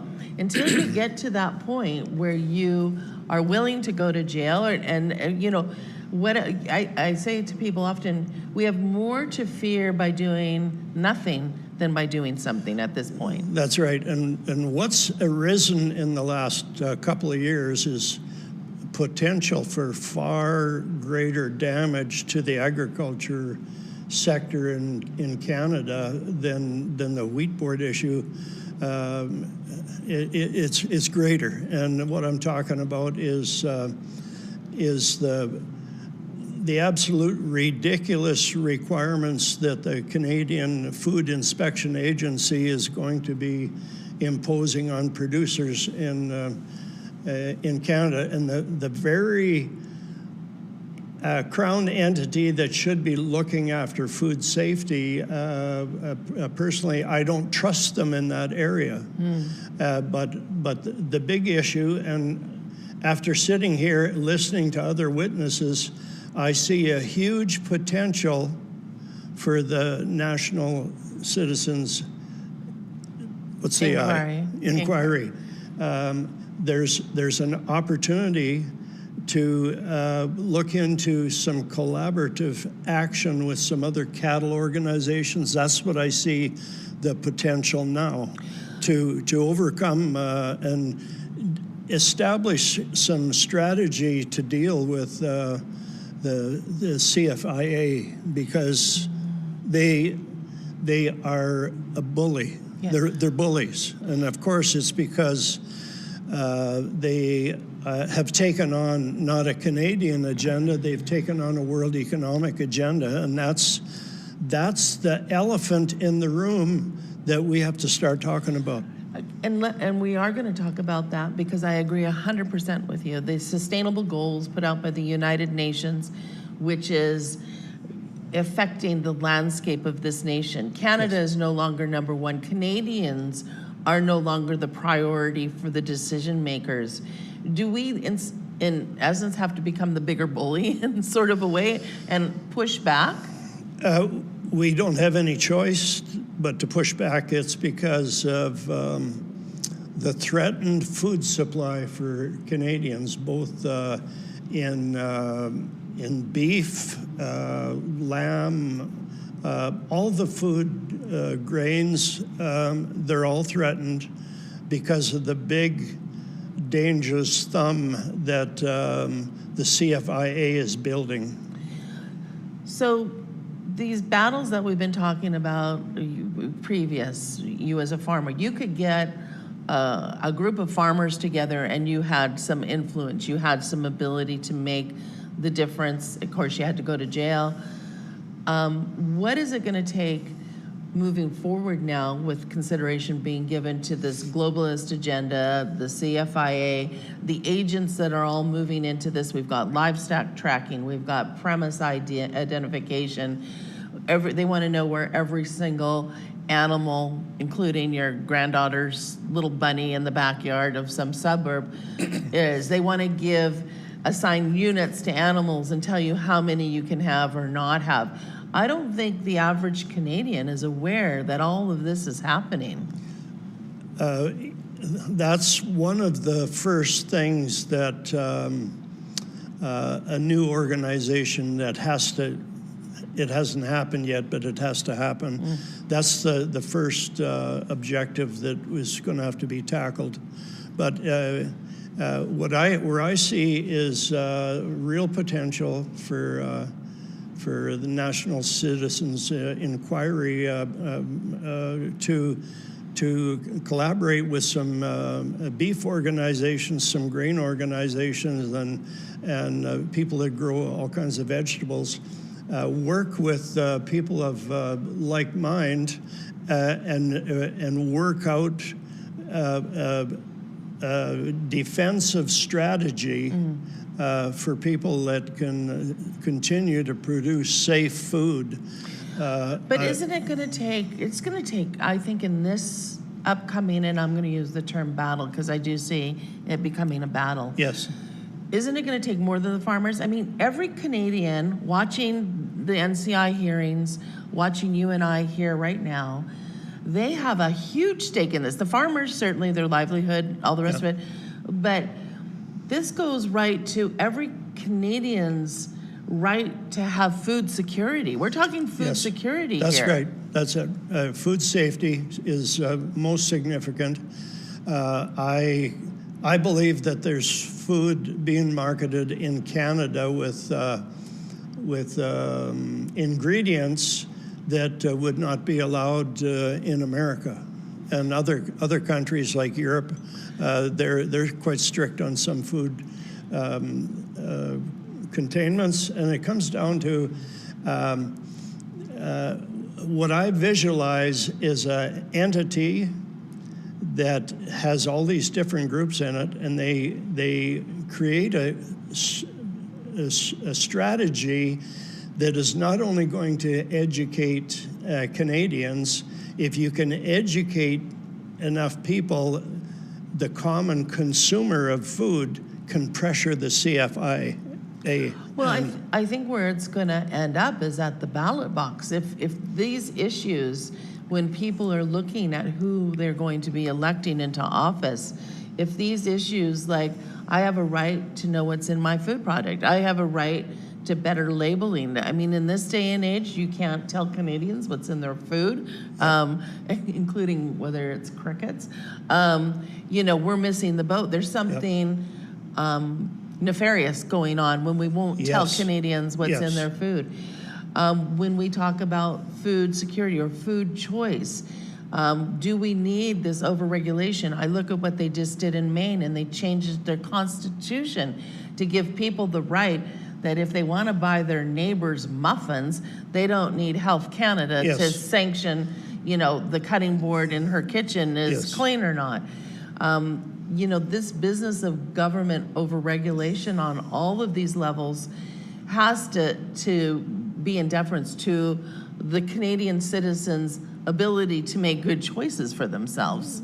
That's right. So it's going to take a public relations exercise. You're right. That is going to reach out and plant seeds in people, and there's, in spite of everything that's happening, I have faith in a lot of Canadians, especially Albertans. Oh, there you go.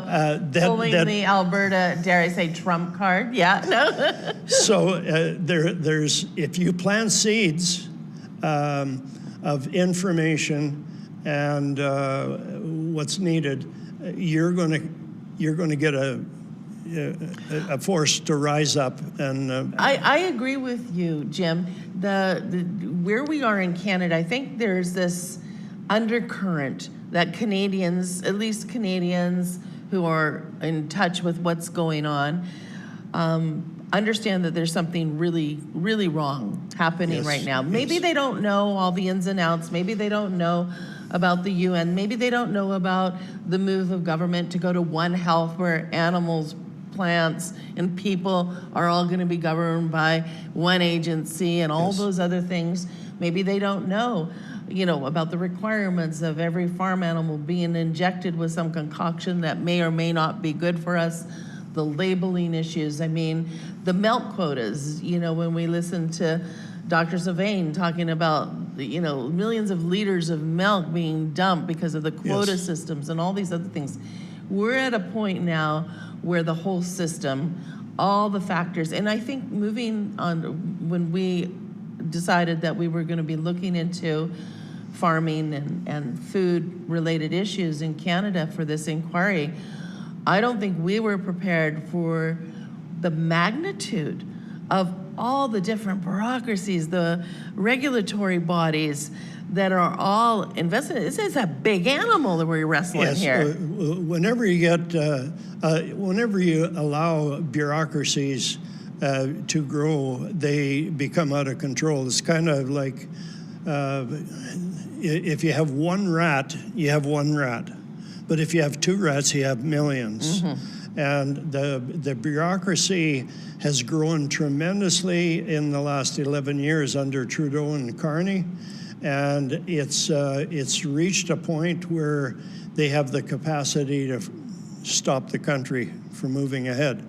And well, government has become an industry. It's a self-perpetuating industry. More regulations, more bureaucrats, more. I don't even use the term public servants because I think we've lost that whole breed of people that used to be here to serve the people, right? Yes. It's, you know, the public dictators. I'm not sure. We're going to have to come up with a term.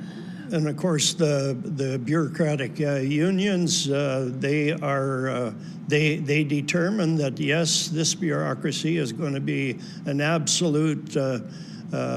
absolutely obedient to government regulations, and in some cases, the bureaucracies drive the regulations. Well, and I tell people that I said, you know, we have this fantasy that every few years we get to vote our elected official, right? And MLAs and MPs and mayors come and go, but those bureaucrats, they've been there for 20 or 30 years. And is that where we're gonna have to start looking and maybe cleaning house a little bit? I mean, you've been trying to get things done. How hard is it to get something done?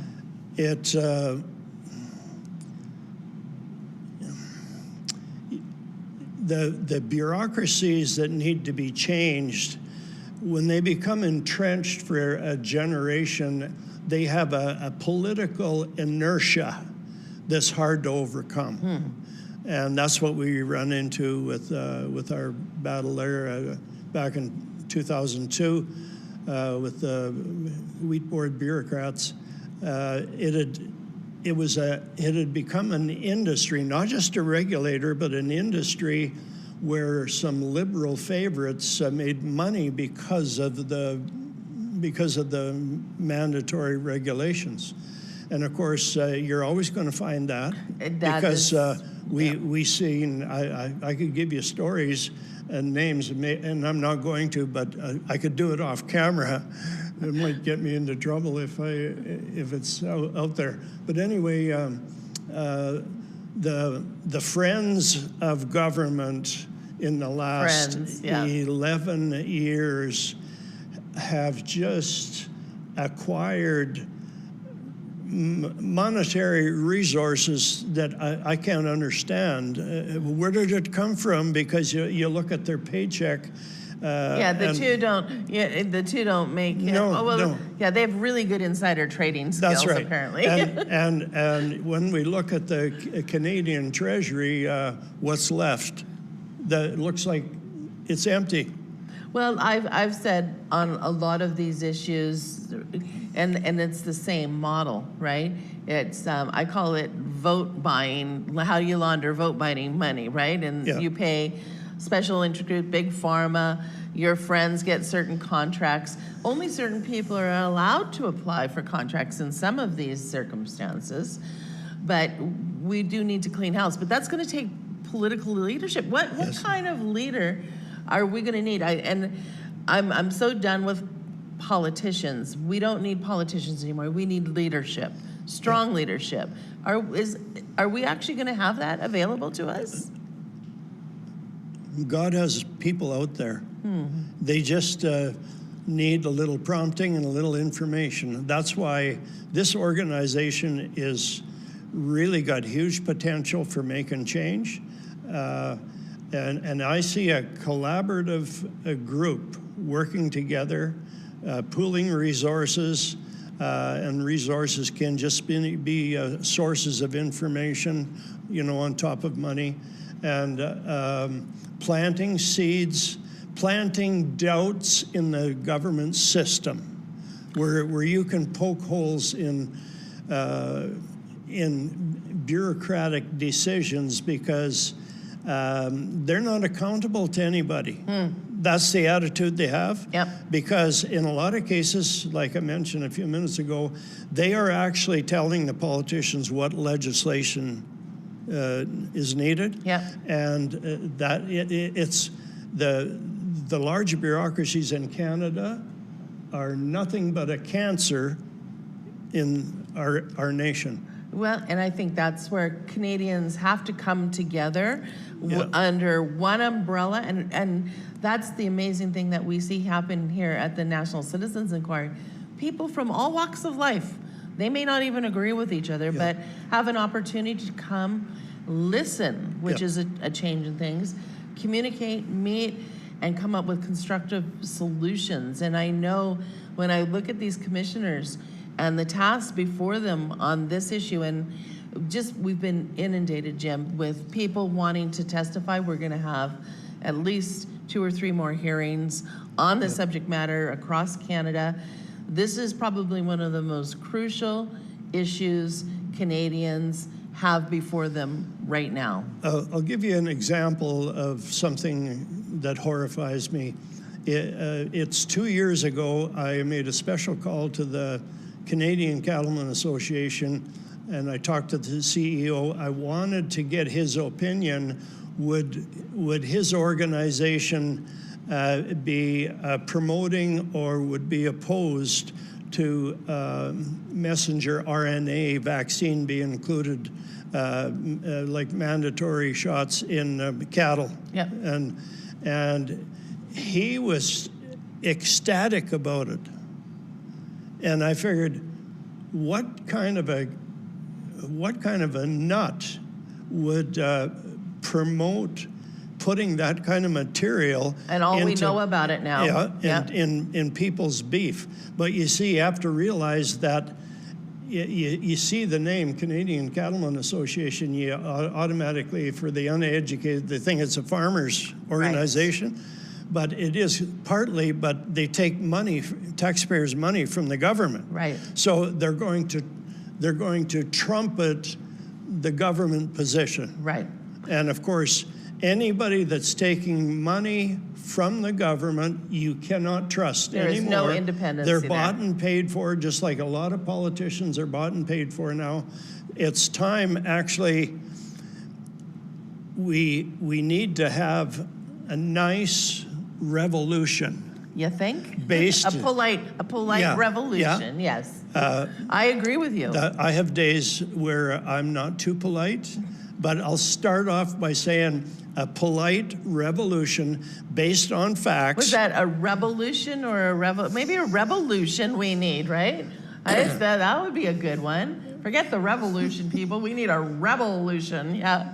That's right. So you give information to Canadians, and they digest it. Some will catch it right away. Sometimes it takes time for the seriousness of critical information to sink in. But isn't that part of the problem? Is I think for Canadians, and I think this has changed since the COVID situation. COVID did a great thing for Canada. It showed Canadians that those people you put in power through your election process have power. Yeah. And I don't care what side of the vaccination issue you're on, you should all be concerned about government having the ability or doing it, whether it was legal or not, freezing bank accounts, dictating to you how far you're going to stand apart from each other in a park, closing schools, closing businesses, making your ability to go to the grocery store a question of whether or not you've complied or not. That is not a free nation. That is not a Canada that you think you're at liberty to go and exist in and live in. That was the big clue that fell from the sky that should have hit everyone hard. Yes.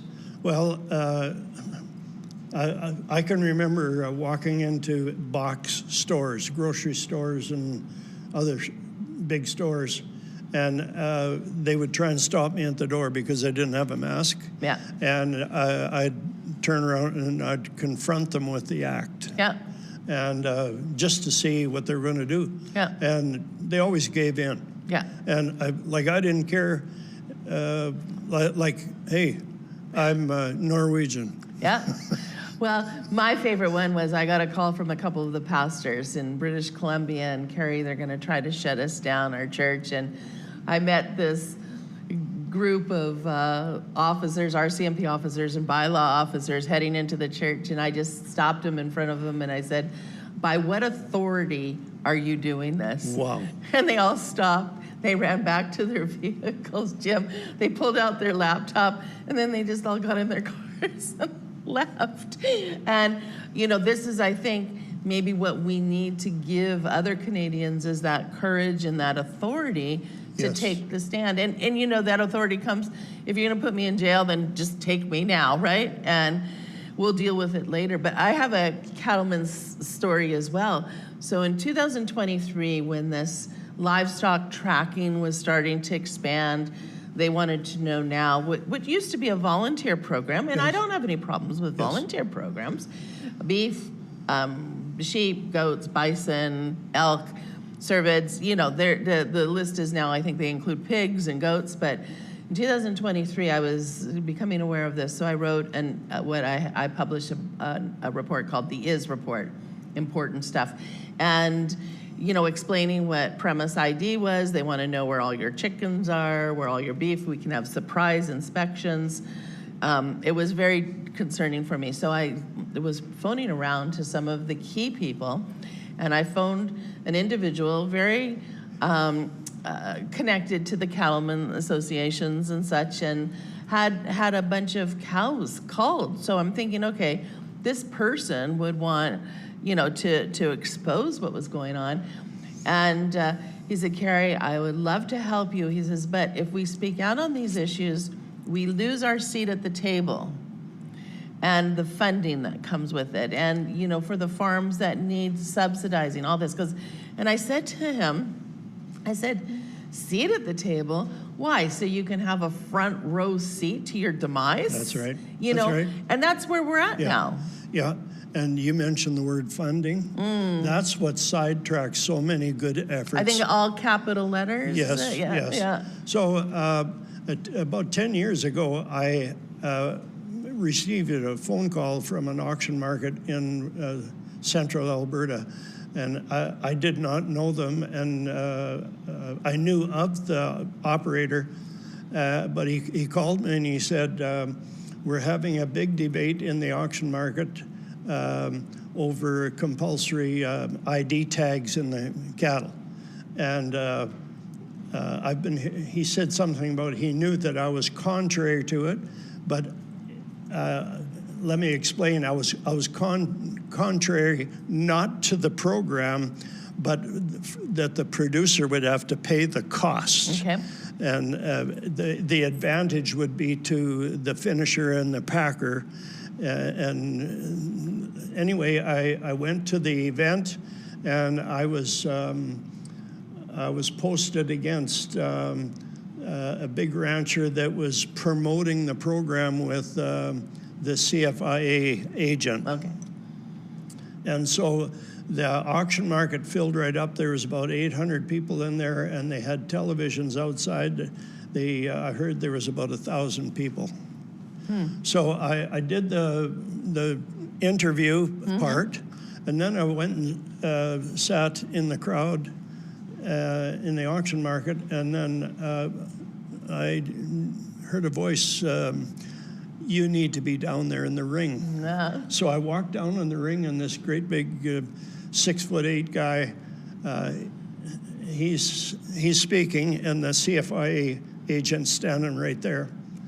And he stopped talking, and he looks at me, and he said, what do you want? I said, I want the microphone. But that's what we need, Jim Ness, That's right. You know, this is your world, your country, your life, people, and there's something wrong going on. We're going to need people to become courageous. There's things coming. We're only going to have one shot at it, and we need some people that are going to be obedient to the call of God to make a difference. Yeah. I'm one of those that just happens to believe that verse in Daniel chapter 11, where it's talking about times of trouble, and it says, the people that know their God will do mighty exploits. And so let it be. That's right. Jim Ness, I suspect that you and I will have lots to discuss in the near future, and more importantly, many of the people watching this, there will be something within them that's resonating, even as we speak right now. I need to get involved. I need to be part of this. So people, you can reach out to the National Citizens Inquiry.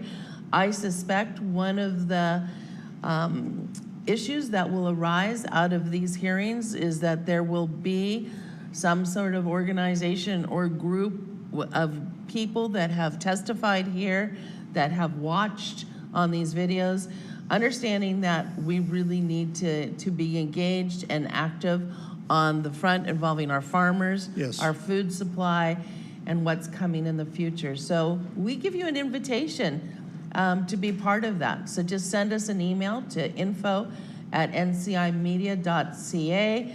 Say, I want to be with the farmers, I don't care what you say, or I want to meet Jim Ness, even better.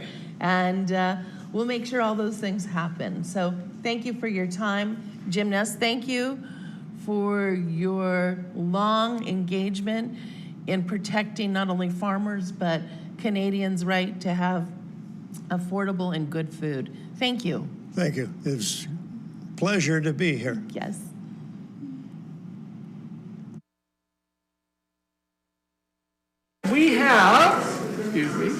We have Georgia here at the National Citizens Inquiry. And Georgia, I've got 3 questions for you. First one is why is the National Citizens Inquiry important? Speak up to the camera there and let them know what's important about it. I find it important to spread truth. Let people's stories come out and just let it be heard to the world. Okay, and you're here as a volunteer and doing important work, keeping us fed. Why did you decide to volunteer for the National Citizens Inquiry?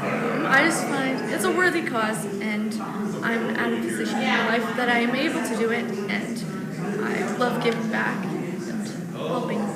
Awesome. And last question for you is, if there's one thing that people need to know about the National Citizens Inquiry that you believe is so important, let people know what that is, and just let them know right now. I think it's so important to just, as I said earlier, speak truth and just let everyone, the whole country, the whole world, just know what we're doing here. Awesome. Thank you so much.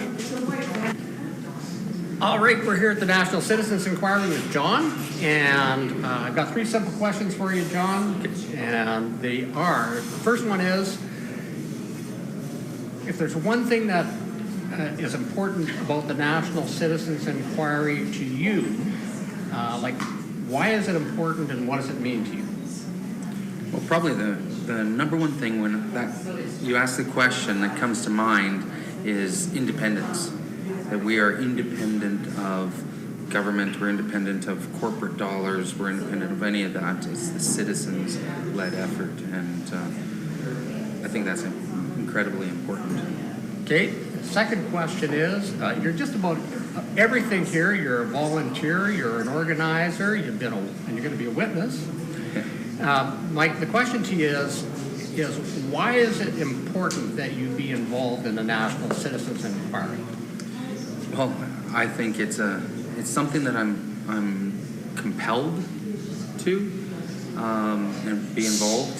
We are doing something incredibly important, and I want to be there. I want, when our grandkids and our great-grandkids look back and they are looking in the annals of Canada and they say, "There's Grandpa." It's a legacy for people today to be making, is to be getting involved in something like the National Citizens Inquiry. It's a once-in-a-lifetime type of thing when you look at the impact it's having worldwide. This is the Canadian citizens, but the impact is worldwide when we're getting calls from a multitude of countries. Who doesn't want to be involved in it? You bet. Last question for you is, if there's just one thing that you want people to know or one message that they need to hear, what is that one thing?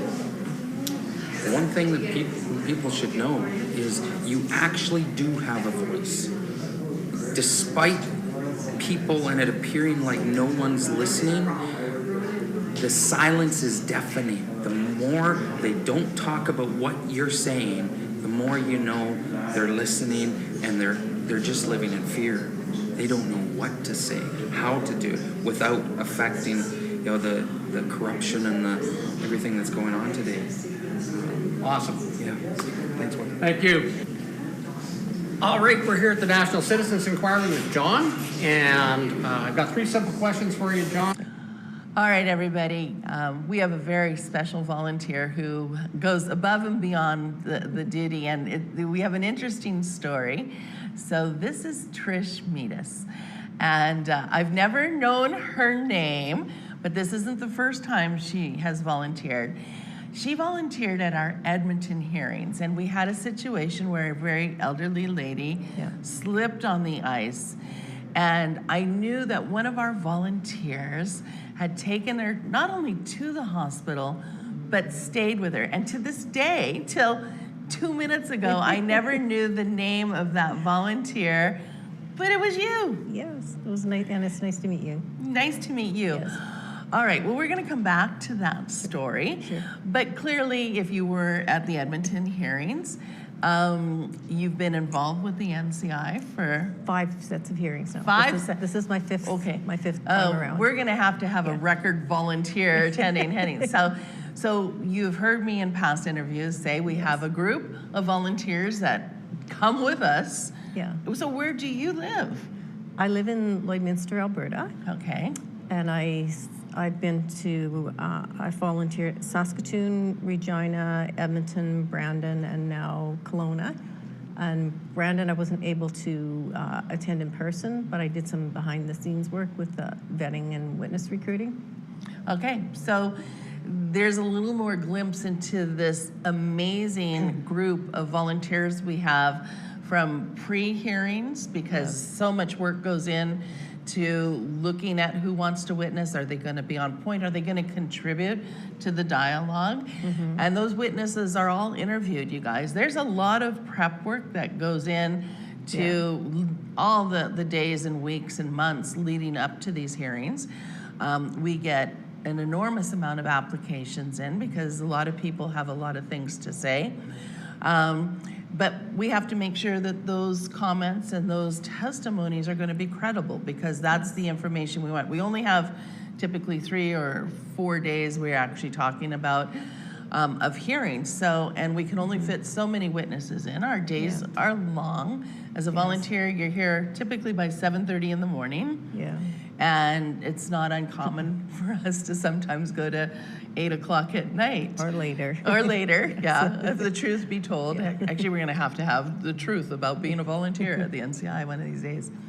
Okay, Trish, clearly you support the work of the NCI. How did you first find out about it? I had a friend who was volunteering at the Citizens Inquiry hearings in Saskatoon. I think that was 3 years ago. Okay, that would have been the COVID hearings. Yes. Okay. And she talked to me about it, and I did some research, and she said, do you want to go together?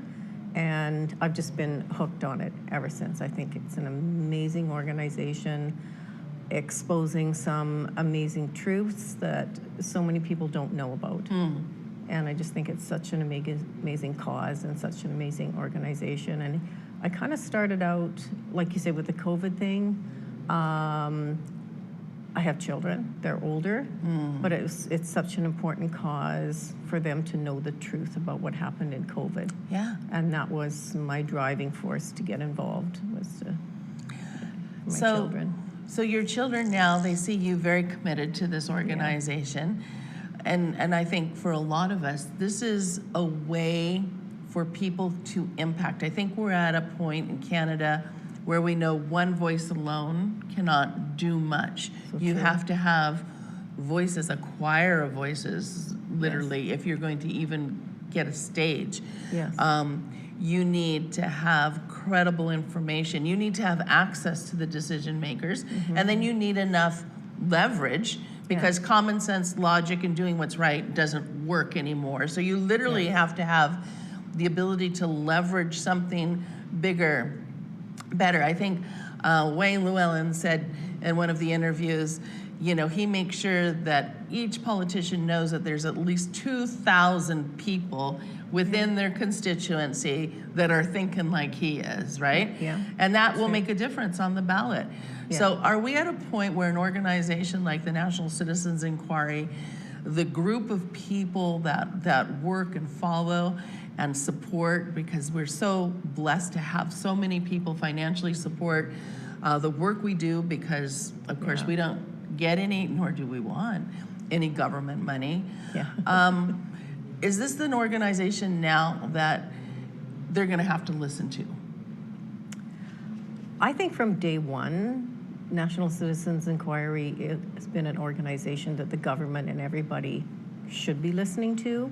Whether or not they are or ever will is a question up in the air. Yeah. And well, it's sad. It's very sad. And we're going to find out. I think one of the plans for the National Citizens Inquiry is to give this growing army of support that we have the tools to be more effective. In other words, you will only get my vote if you are asked to testify at the NCI and do.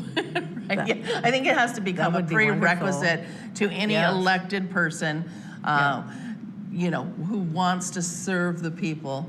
That has to be one of the conditions of getting a person's vote. I think that's where we at, and I think we'll see some changes. We have a growing number of politicians now that are actually listening and testifying at the inquiry, and that's through the good work of our volunteers, our ambassador programs, people reaching out to their MLAs, but now they have a body of evidence that they can back up what they're saying with. And a lot of it.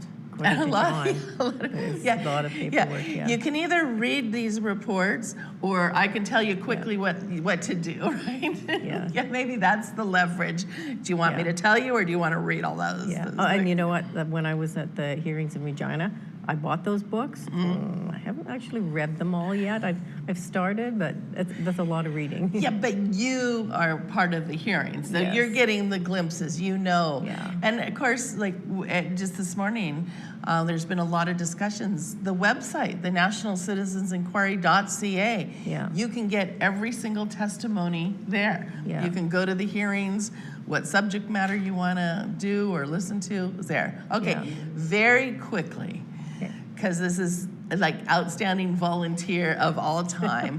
Thank you. So this poor woman in Edmonton, it was, I remember it was really icy. Yes. But she wasn't part of the hearing. She was there for something else. So she wasn't even there for our She hearings? was there Okay, that's news. She was there for a prayer group. Oh, I could talk a lot about saying maybe we need to pray before. So this woman who's there not for the hearings, for another reason, slips and falls, because I remember hearing about it. Yeah, she hurt herself really badly. And did the ambulance come then? Eventually. Eventually. It took a long time to come. Right, And, I heard that. And then later in the day, I just thought we would get her. I heard, oh no, there's some volunteers taking care of her. I said, oh good, get her in the ambulance and they'll call family or something. She had no family. She had no family. So I only found that out like hours into this day. And then somebody said, oh, don't worry, Carrie, one of our volunteers has stayed with her. And I thought, if that isn't the greatest testimony, I'll use testimony because we're so NCI testimonies, as to the character, concern, and hearts of our volunteers. So thank you for just you're welcome. Being there. She must have appreciated it. She really did. And I feel like God puts us where he wants us to be. And it's been almost exactly a year now since the hearings in Edmonton, and I still keep in touch with that woman. And there's another woman, I don't know if you remember, a lady her name was Roxanne, who testified in Regina. Okay, had a really, really heart-wrenching story. And I'm just following up with her too, because I just wanted to know that we're still here for her, even though her testimony is done. Yeah, and we have that relationship with so many of the witnesses, because some of the stories are heartbreaking. Even just listening to the stories of the farmers. The farmer this morning, Jim Ness, purposely got arrested because he was so opposed to the government clamping down on wheat egg sales and how it's done in Canada. Yeah. I mean, we have heroes in our midst that Canadians are not even aware of, but now can find out their stories through the National Citizens Inquiry. Yeah. It's just a great adventure all the way around. And everybody I see, I always tell them about National Citizens Inquiry, and even the last few days since I've been here in Kelowna, I just seen people on the street or people in the coffee shop like, have you heard of the National Citizens Inquiry? And this is what they're doing, and this is where they are. And our walking promotional team. Yeah, I think that's important. Awesome. Right? Yeah. Well, Trish Meadas, thank you so much You're for very your welcome. commitment of time and dedication, welcome. and mostly for having such a wonderful heart for not only people, but for the country. You're very welcome. All right. Yeah, thank you. All right, we have Vicki Wallace here at the National Citizens Inquiry, a volunteer that has come all the way down from Enderby. I know nothing about Vicki, so Vicki, why don't you tell us just a little bit about yourself and maybe, like, why would you come and volunteer?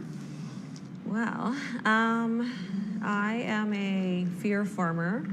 So during COVID, decided we need to make sure that we have food for our family, and decided to get chickens and a couple of cows and all that kind of thing. Then heard about the ostrich situation and tried to help and support there. And I heard you wrote a book or something like that? Yeah. Three, actually. Three books. There's, I got two here. Tell us, just tell everybody about those books. And Sure. So the first week, I think the first time I went down there was January 22nd of last year, and went there to support while they were being inspected. Thought it was all fine. You know, they're like, oh, the ostriches are healthy, and they left, and oh, yay, like let's bring on my kids to let them know and come and see the ostriches.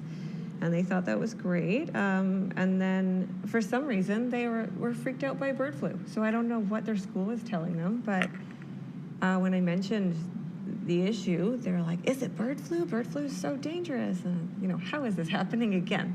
So I wrote a little book. And it's all about how it's basically from the perspective of the ostriches. So they've got, a cold that they got from the ducks, and they're all a bit worried, and they realize that they don't need to be, and they recover. And the kids illustrated it and had a lot of fun. And so that was kind of our project. We were on Team Ostrich for almost a year, and then things started to go south. So we wrote another book to kind of help people. This wasn't after the massacre, this was just before, but it wasn't looking very good. So this is about how the ostriches are brave. They're both children's books. And had to tell my kids the horrible news, and that wasn't great, and see all the traumatic aftermath of that. And also, they haven't quite clued in that this could happen on our farm, but it is quite amazing. It is quite amazing how this government has overreached. I myself, I testified in 2023, and it was about the thrust of my testimony were the institutions that are supposed to be there protecting us, but they aren't. No. And anyways, so since then I've turned into what I call an ambassador, and I'm trying to chair the ambassador committee, and I think we need you to be an ambassador. Oh, yeah. Yeah, it's real simple, all we need to do is get people like yourself spreading the word about the National Citizens Inquiry. If there's something that you could tell people about the National Citizens Inquiry that you've seen so far as a volunteer, what would you like to share about it? Oh gosh, it's a beautiful community of people that care and want to fight for their freedoms. Honestly, I haven't gotten to see a lot of the testimonies yet because I've been in the kitchen. I made the soup. Okay. Everybody seemed to enjoy it. That's why it tasted so good. So that was good fun. But yes, I imagine it's a lot of people who have, unfortunately, just like Karen and Katie, had to see the overreach, but firsthand. They didn't realize that this was how the government saw them until it was happening to them. I know several dairy people, and then somebody that just got into a big chicken operation, and they have no clue. They're like, oh, it's great. And there's a lottery for the quota, so sometimes you get free quota. It's like they're on the hook for millions of dollars just to be allowed to sell the government their products. And it's like everything is in different steps. So these guys The chicks get delivered, the food gets delivered, and then the chickens get taken away. So they have no, you can't just do beginning to end. Like, it's insane. Yeah, And the same with the dairy. My daughter-in-law, her father, he is a farmer in Alberta. And he was telling me about how all they've done is increase the costs of production, but there hasn't been any increase in the value of the outputs from the agricultural community, which is a real travesty. Yeah. So we know one of the things that you want to tell people about the National Citizens Inquiry. We know a little bit more about you. How much fun have you had volunteering so far? So much fun. I know a lot of people here, but I've gotten to meet so many more, and it's amazing. And this is my community. So that's one reason just to be here, by itself. Well, Vicki Wallace, I am grateful myself for you taking the time to show up. There's no harder worker than an unpaid volunteer, and we're all unpaid volunteers here. And thank you. You're very welcome. Thank you very, very much. No problem. All right, we have Vicki Wallace here at the National Citizens Inquiry, a volunteer that has come all the way down from Enderby. I know nothing about Vicki, so Vicki, why don't you tell us just a little bit about yourself and maybe, why would you come and volunteer? Well, I am a fear farmer. So during COVID, decided we need to make sure that we have food for our family, and decided to get chickens and a couple of cows and all that kind of thing. Then heard about the ostrich situation and tried to help and support there. And I heard you wrote a book or something like that? Yeah. Three, actually. Three books. I got two here. Tell us, just tell everybody about those books. Sure. So the first week, I think the first time I went down there was January 22nd of last year, and went there to support while they were being inspected. Thought it was all fine. They're like, oh, the ostriches are healthy, and they left, and oh yay, let's bring on my kids to let them know and come and see the ostriches. And they thought that was great. And then for some reason, they were freaked out by bird flu. So I don't know what their school was telling them, but when I mentioned the issue, they were like, is it bird flu? Bird flu is so dangerous. And, how is this happening again? So I wrote a little book. And it's all about how it's basically from the perspective of the ostriches. So they've got, a cold that they got from the ducks, and they're all a bit worried, and they realize that they don't need to be, and they recover. And the kids illustrated it and had a lot of fun. And so that was kind of our project. We were on Team Ostrich for almost a year, and then things started to go south.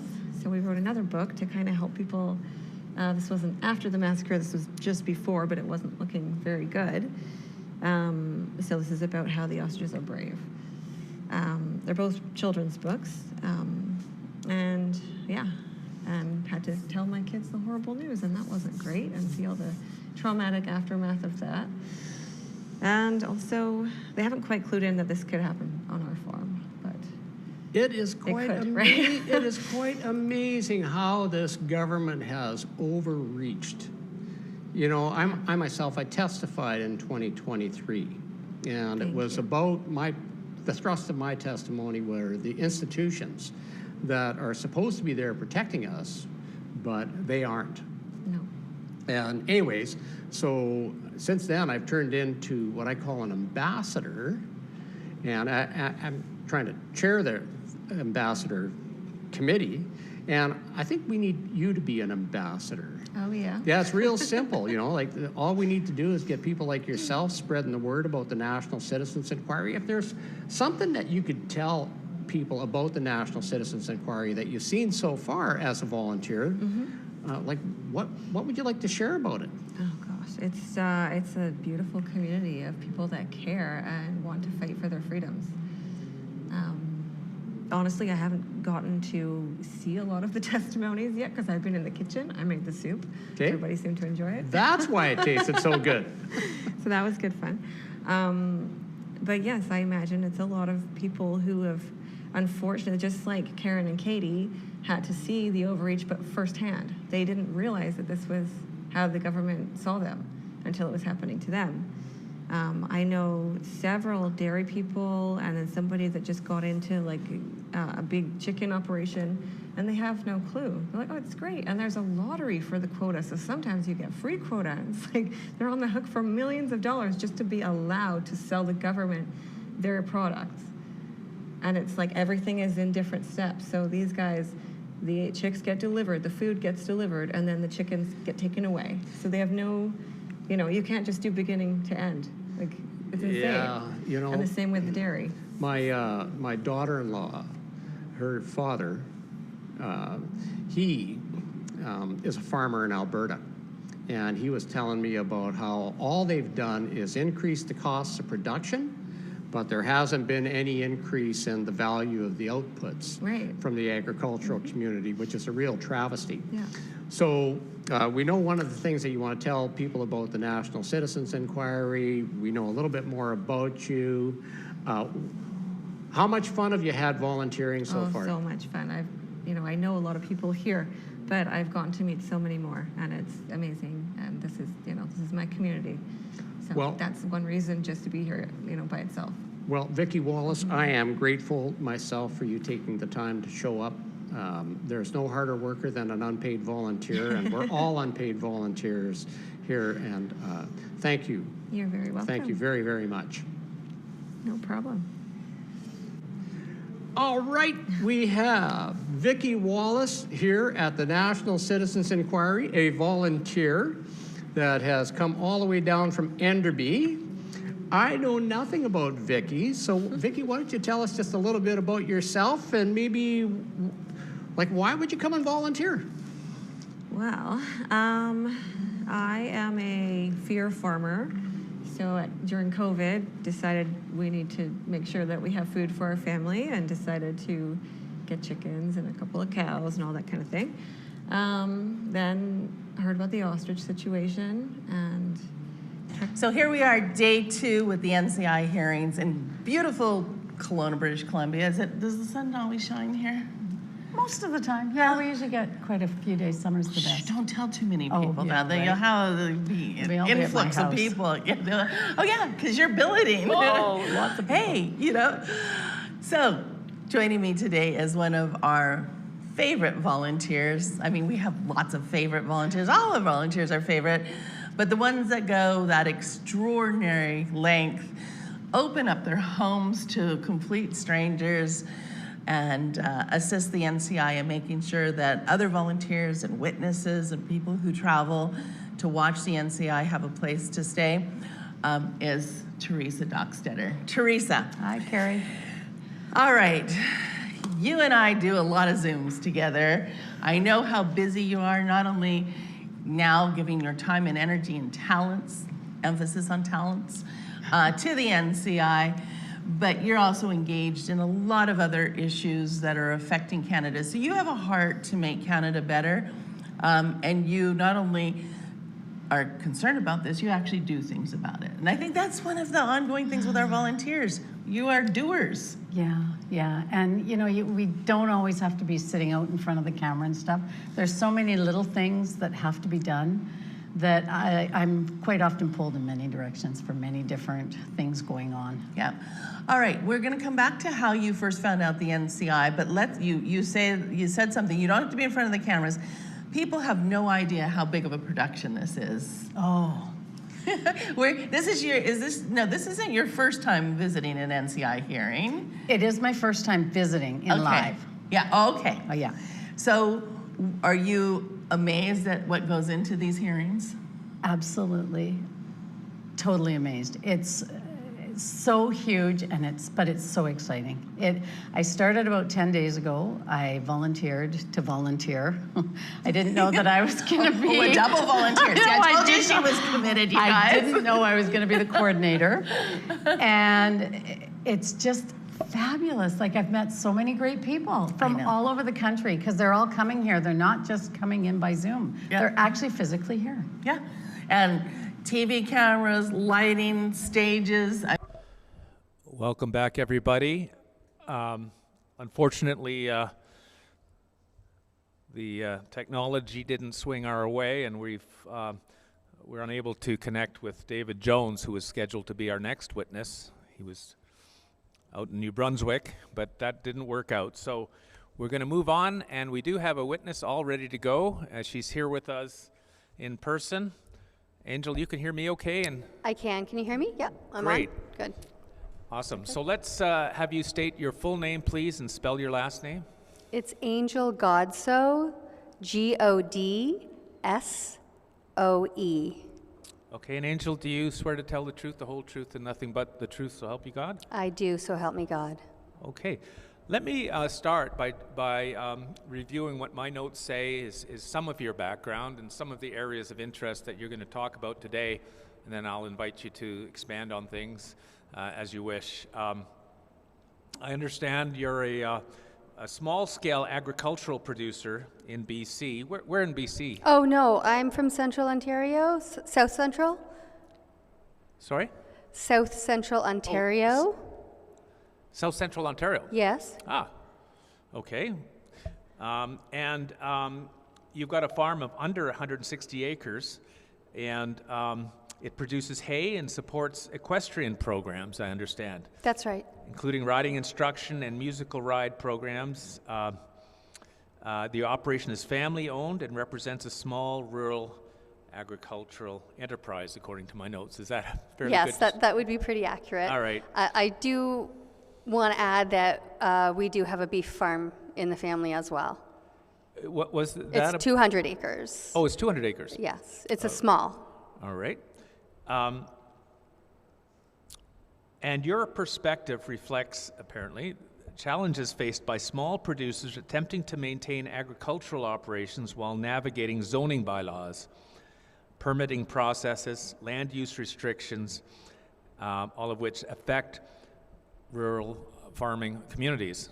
So putting a lot of pressure on the ability to carry on farming at a smaller scale. You've got all of these obstacles, and I'm going to get you to talk about those a little bit. The other way it's been noted in my brief is the impact of rural zoning bylaws and permitting restrictions on small farms. And we're talking about Ontario here. Yes. Right? Okay.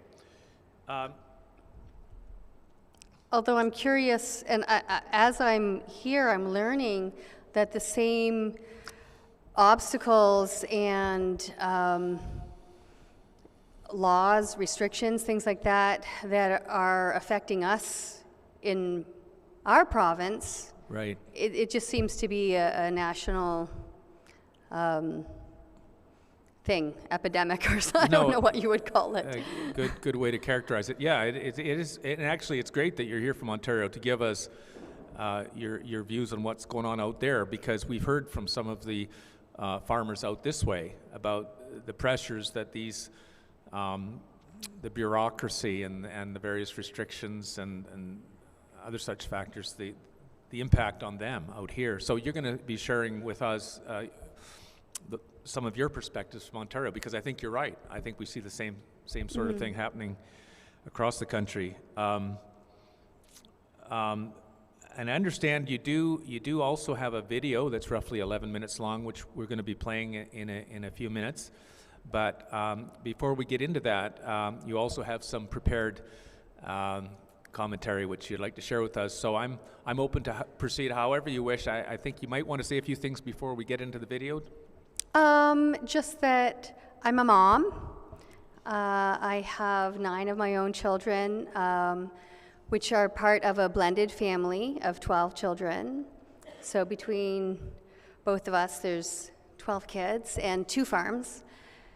I didn't want to get into all this political stuff, but in the past, well, really 4 years, but even more than that, it just occurred to me that if I didn't get involved, my children's future wouldn't be what I wanted it to be. I grew up in the city in Toronto, and I wanted to raise my kids in the country on a farm, and I wanted to have horses and just a life in the country. And it wasn't what I thought it was going to be because of what I'm going to call political overreach and political interference. How long have you been operating a farm? The horse farm that we have we've had it for 12 years. Okay. I'm trying to think which child I was pregnant with. The last one, so 13. Okay. 13 years. So am I right that you've referred to two farms? So one farm is producing agricultural products, is it? Beef. Okay. So it's mostly pasture, hay, and small beef operation, just between 15 and 30 a year. So within your family, you're operating two different farms. You've got the horse place, and then you've got the other one, the beef and the hay, and one's.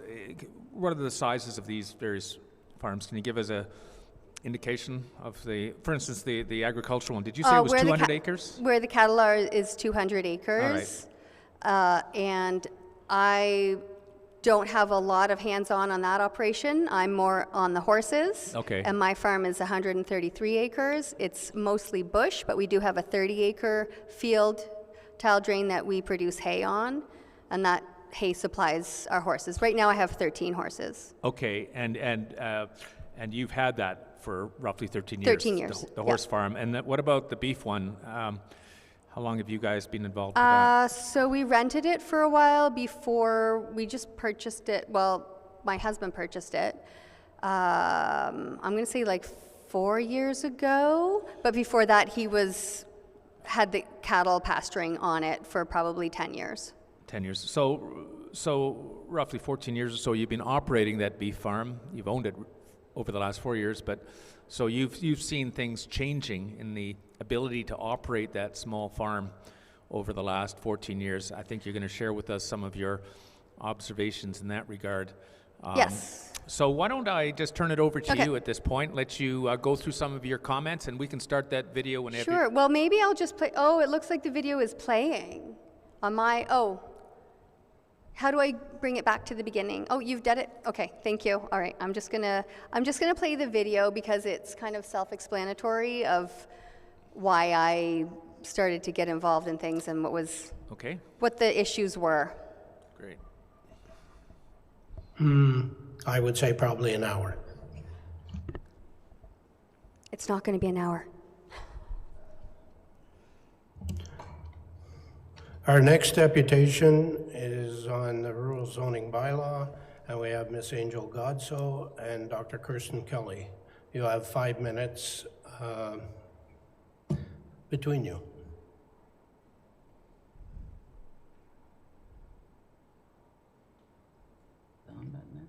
I'll just be ceding my time to Angel, but I'll stand here to support her.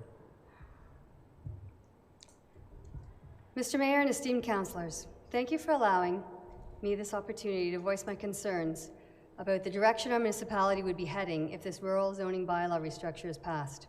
I moved to Victoria County in 1995. I raised my kids here and operate my small family farm business. I ran for the Green Party in the last federal election. Also ran for last year for the council here, and I'm here to hold you accountable. Canada signed onto UN Agenda 21 in 1992, became a UN member state, and since has seen its small towns and rural areas amalgamated into UN city-states. Canada is now being governed by the direction of the United Nations, G7, G20, the Council of Foreign Relations, the World Bank, the World Economic Forum, the World Health Organization, and an organization you're probably quite familiar with, the International Council on Local Environmental Initiatives. That acronym is pronounced ICLEI. The International Consulting Group is working through organizations such as WSP, the firm that drafted this restructure. In 1994, the Federation of Canadian Municipalities sent out the Municipal Primer outlining the restructure of our local governments.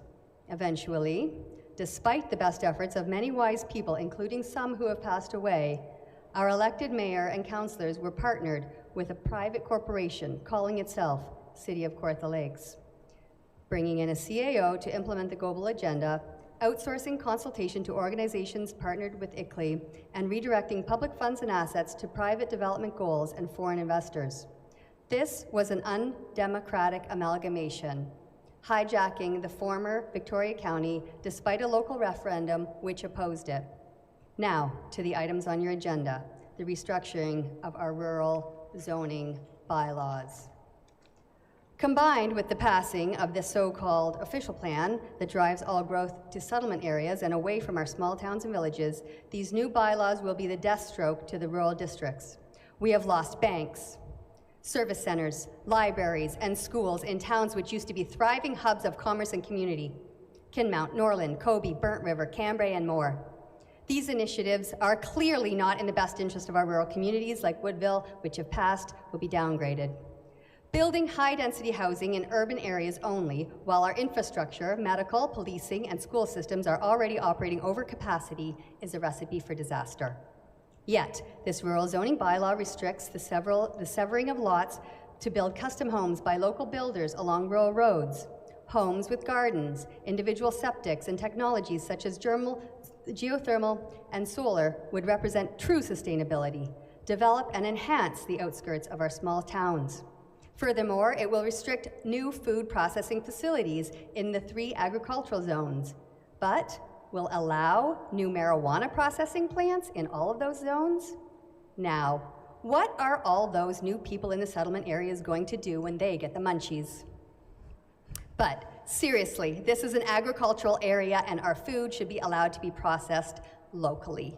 This is basic common sense. These restrictive bylaws and the official plan pushed through today drive all future growth to settlement areas, restrict the rights of property owners, target our mobility rights, and are drafted by unelected city staff in consultation with internationally funded organizations like ICLEI and WSP. Posting links and holding information sessions online is not effective public consultation. Many of our rural homes do not have internet.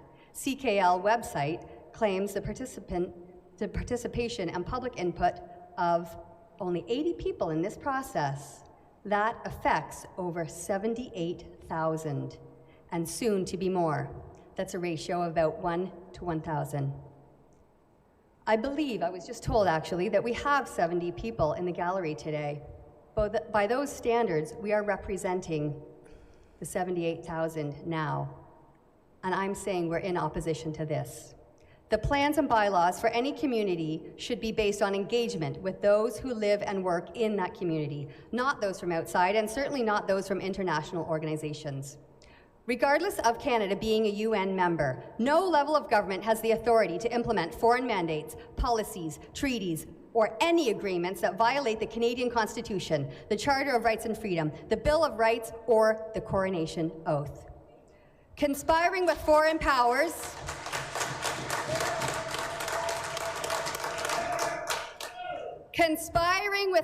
powers to assist in any act preparatory to the takeover of our nation is an act of treason according to Section 46(1) of the Canadian Criminal Code.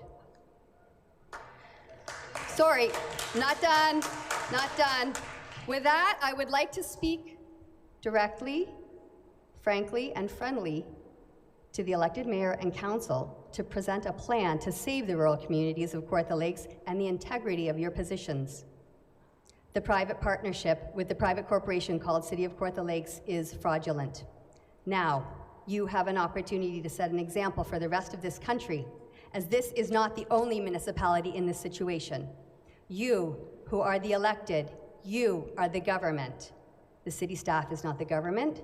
You are elected. You have the power and the authority of we, the people. Prior to the Municipal Act of 2001, every mayor appointed their own city staff locally. You have the power to hire them, and you have the power to fire them. The people of this area want to support you to making the right decisions. We want to stand behind you and help you step into your true authority as mayor and of council, because it's been taken from you, and when it's taken from you, you can no longer protect us. And it's got to the point where we need you guys to step up. Failing that, notices of liability have been drafted and are already being distributed to mayors, councillors, CAOs, and city staff nationwide. We don't want to have to serve you with notices of liability, but this is an act of treason, and it is serious. So today, we are asking you, I'm wrapping up, So today we are asking you to act in the best interest of our small towns and villages. The people here today will stand behind you, as will our country. We are asking you to delay the approval of this detrimental rural rezoning and seek genuine public consultation. I have packages here, information for everybody, and copies of my deputation. And with that, I am happy to respond to any questions y'all may have. Thank you.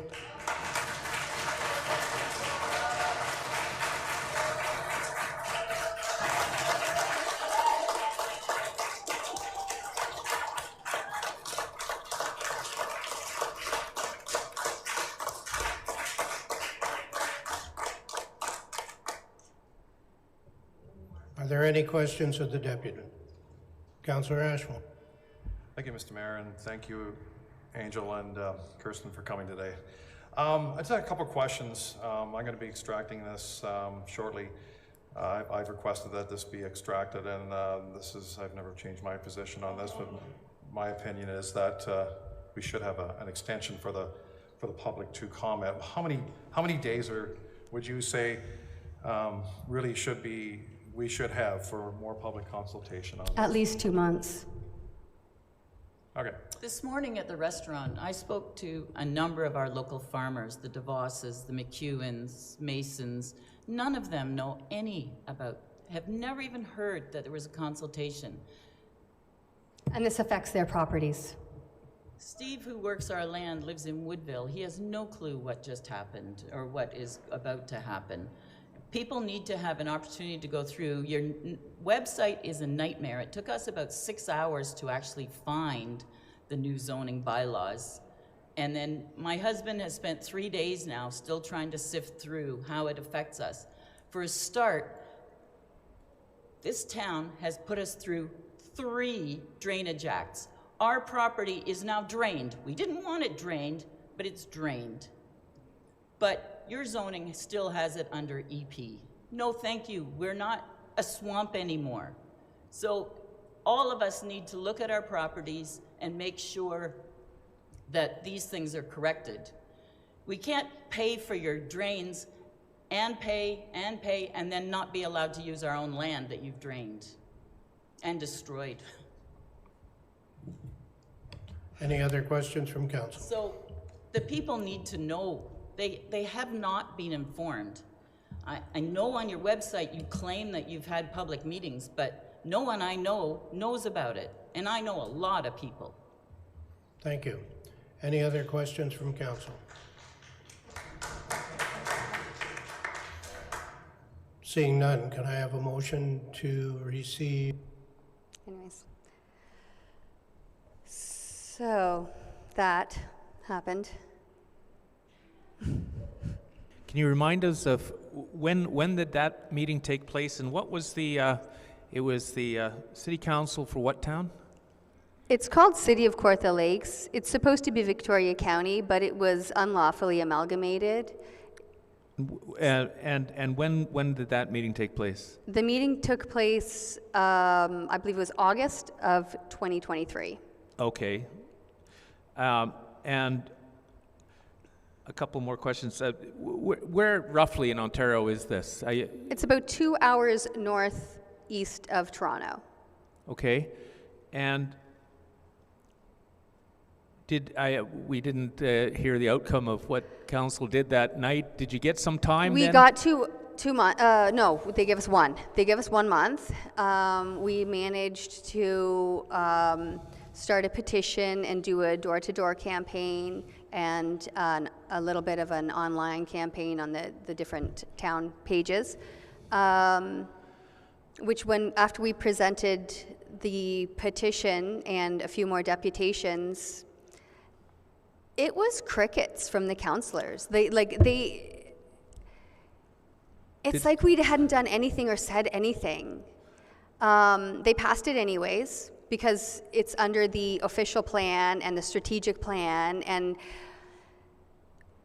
our municipality has given millions of dollars away to these consultant firms such as WSP to make these plans, and These consultant firms are working all over Canada. They're international corporations, and they're fleecing us, frankly. That's what's happening.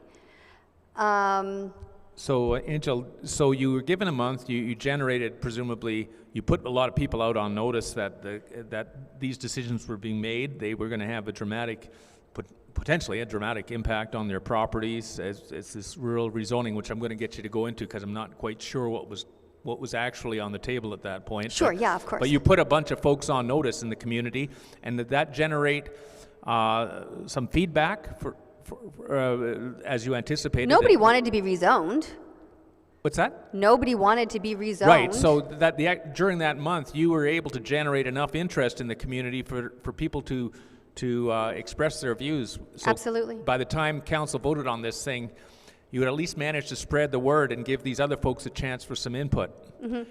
And what was it that was happening in this rural rezoning exercise that was of most concern to you and your neighbors, I guess? Well, the most concern to myself personally was that, well, to all of us, was the food sustainability.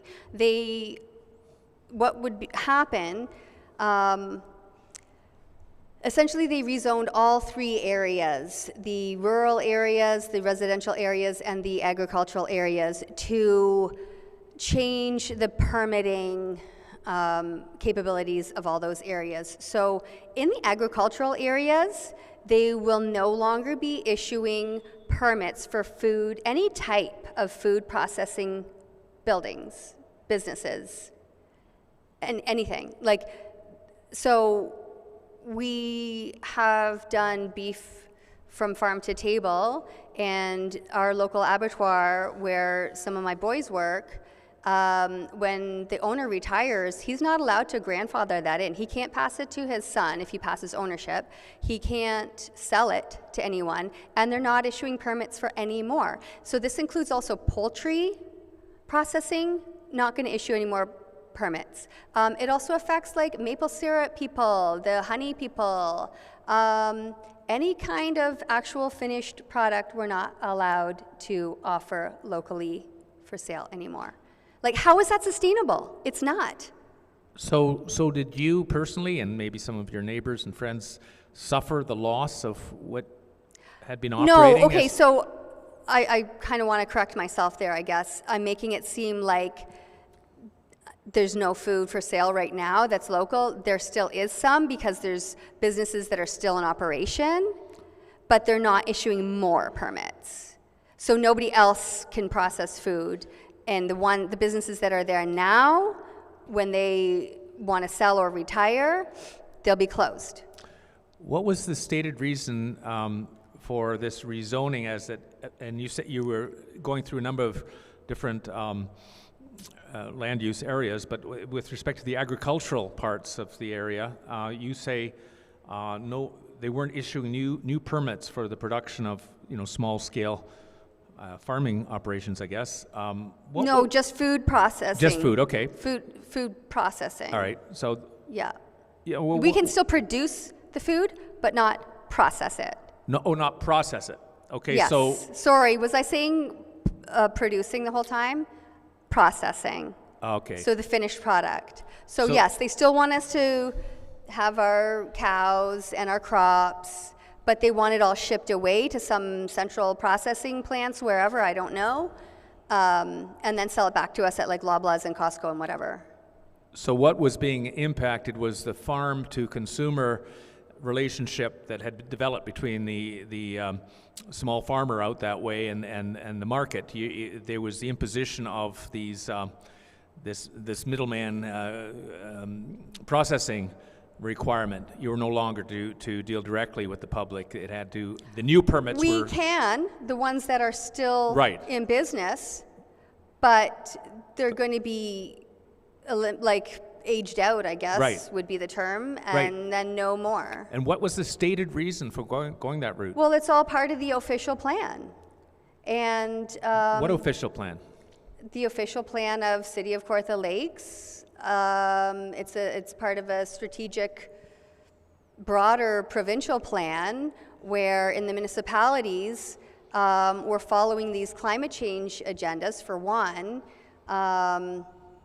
which brings me to also why we can't sever small acreages, like an acre lot, off of our, so under the old zoning, people who bought their farms under the old zoning, and if you had over 100 acres of farmland, you could sever off an acre, and usually like parents would build a custom home there or something, and then the kids take over the farm.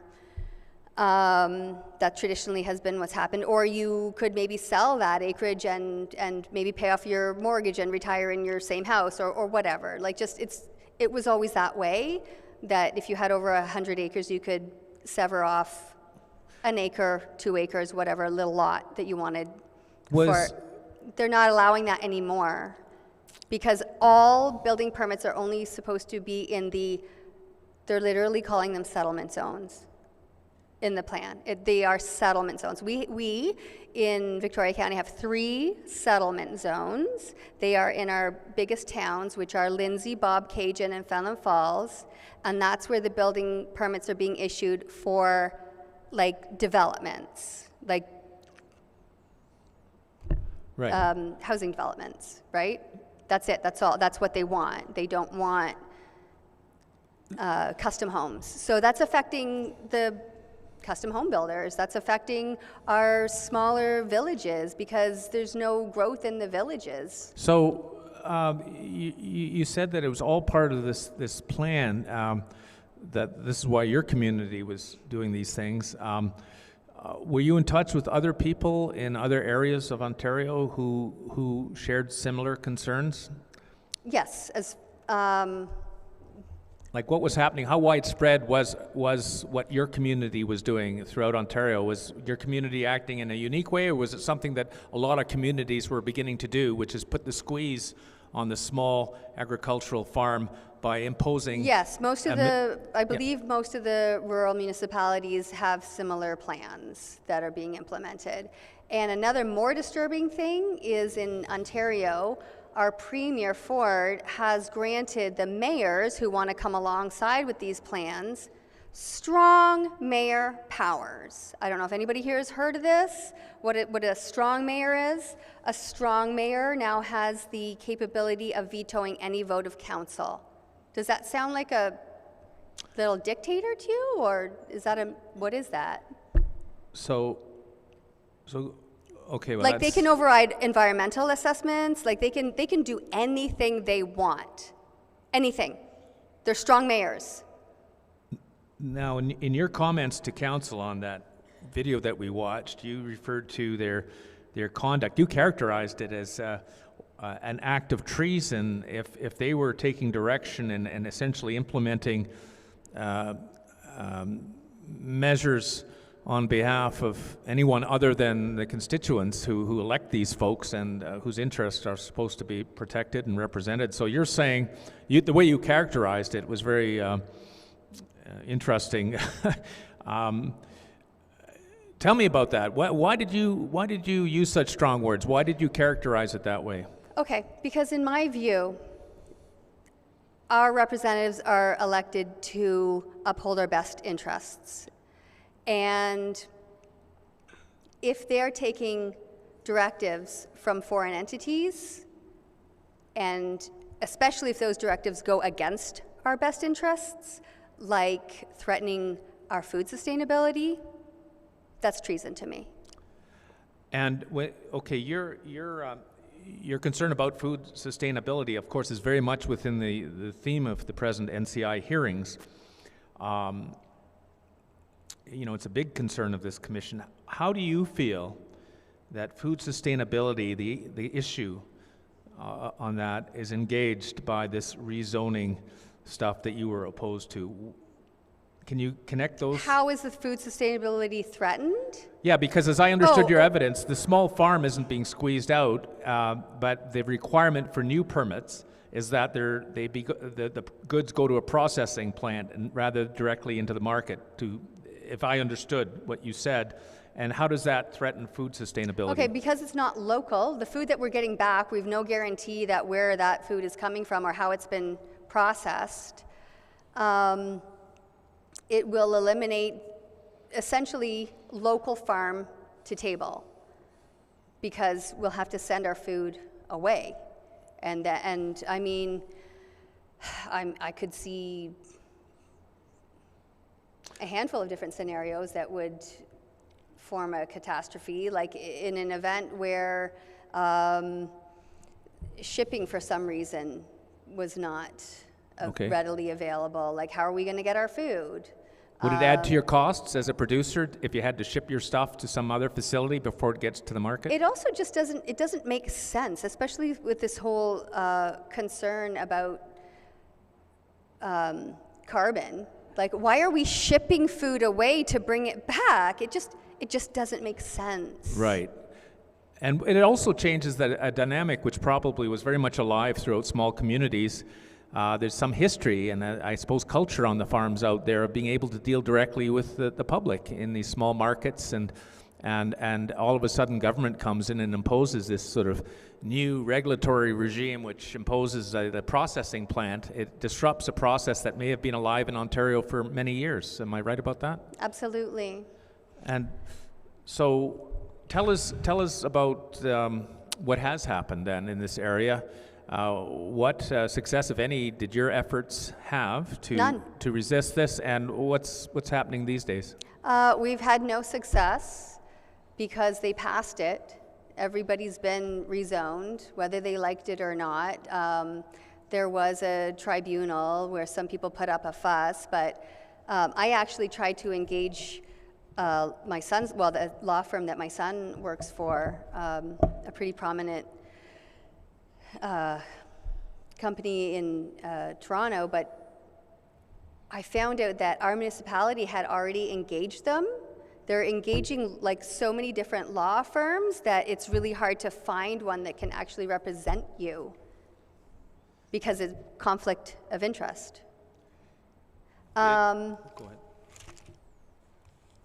Yeah, so we didn't get very far with that. Now, as far as the small home builders go, they will let people apply for permits.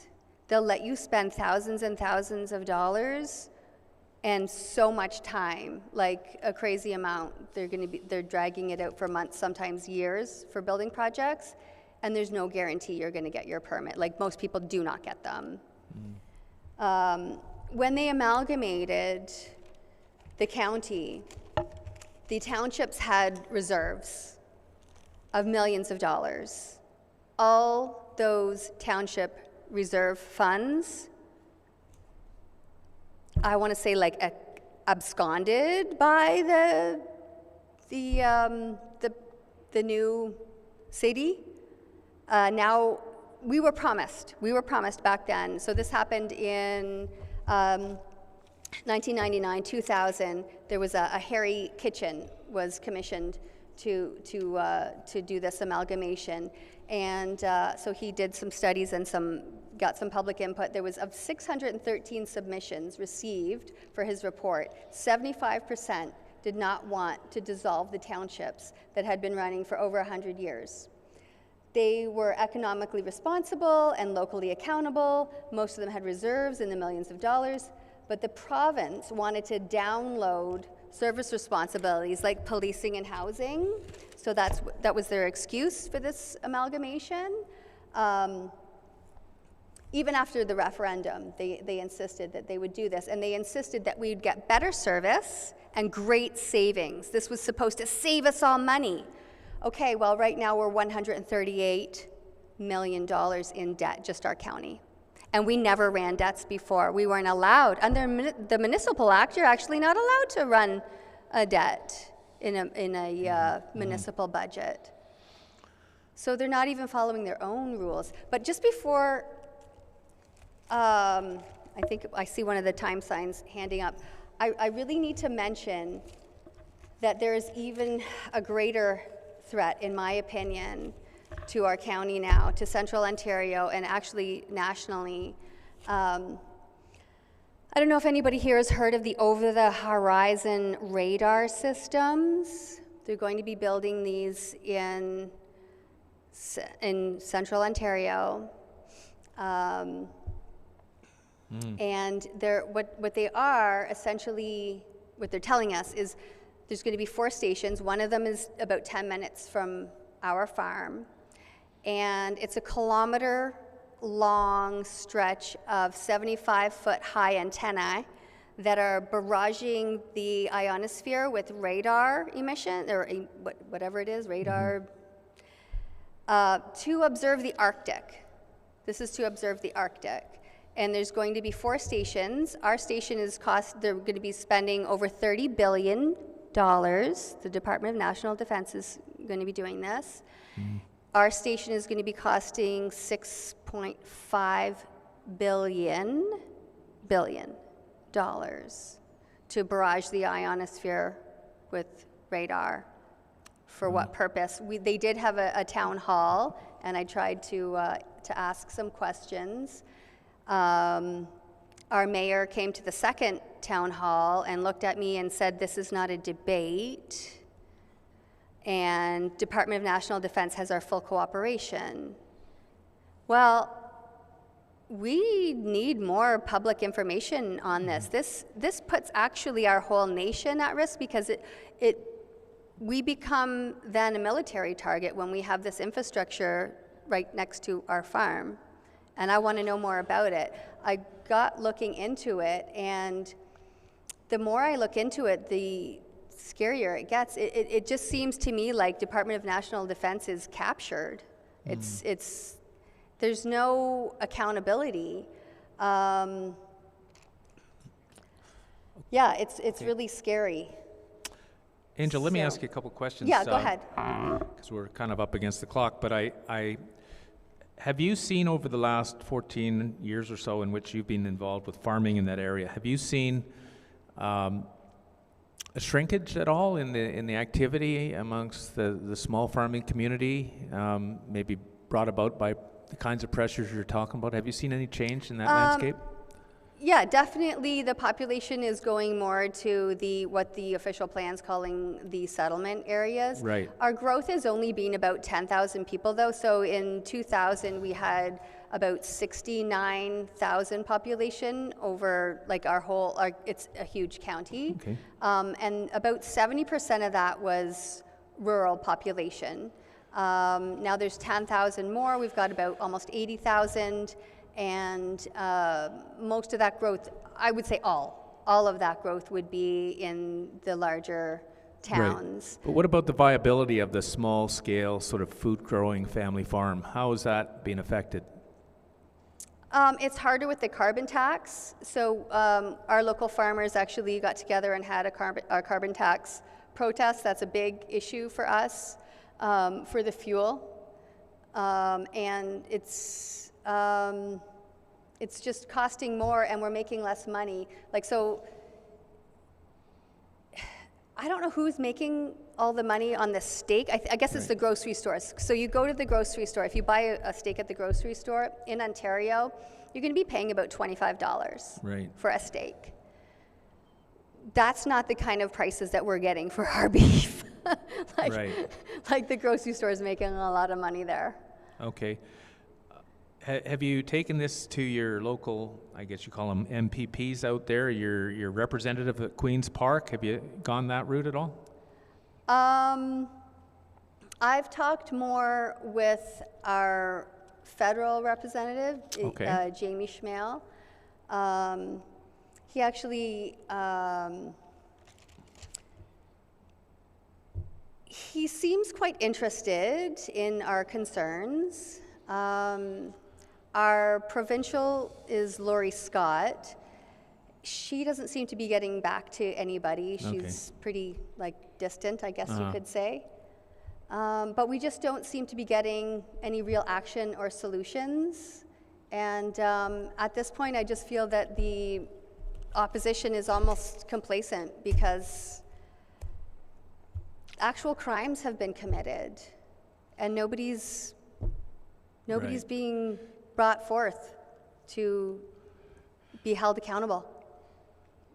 Okay, Angel, on that note, I'm going to turn you over to the commissioners who may have a few questions for you.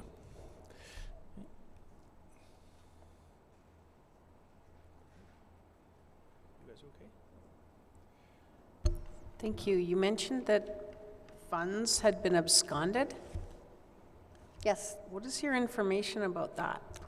So I know at least one former counselor, actually I think she was a reeve in the, when it was the county of Victoria County, and the reserve funds were held in trust, and the new public-private partnership, the City of Kawartha Lakes, they did not have the access to those trusts. They were held in trusts for the townships. They were township trusts, but that money's now gone.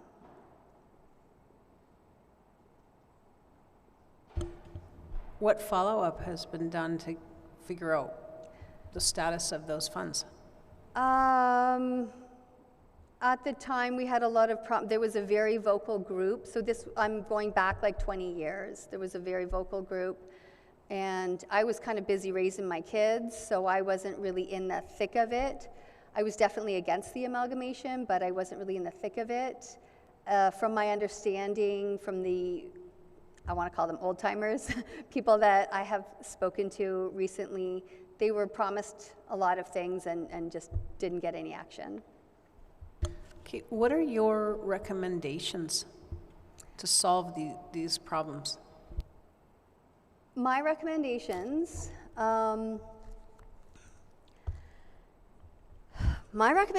would be that we need to serve a cease and desist order on our province for what they've done to us. This particular crime against our county and many others, including the things that have happened in the last 6 years. A cease and desist, which would, at the same time, bring in audits and grand juries, because I also don't believe that we're getting remedy from the justice system as it is now. Specifically, what are the crimes that you're speaking of here? Okay, well, I filed a police report in 2023, and I don't have it in front of me, but some of the crimes were breach of trust,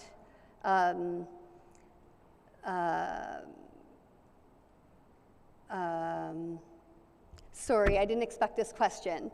Can I read something that's on my phone? Why don't we I think we're going. You can just characterize the nature of what you reported. Okay, so, yeah, go ahead. All right, so provincially, you want to talk provincially or federally? I guess we're talking provincially now, or? Yeah, and you don't, of course, need to name names at all, because these are serious allegations, Okay. but just the nature of the Sure. steps you took. Sure. So what happened was 2 of my children were vaccinated against, like without my permission, like against my will completely. I had actually served notices of liability to their teachers and coaches and commanding officer at their cadets, and I didn't think that my kids were going to be inoculated. The health unit brought a bus to the community center, and they did the whole hockey team. They did what? The whole hockey team. Oh, the whole hockey team. Oh my gosh. Yeah. Wow. And How old were your kids at the time?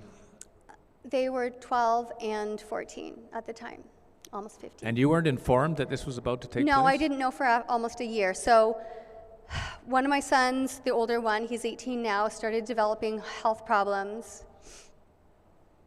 And he had complete pancreatic failure.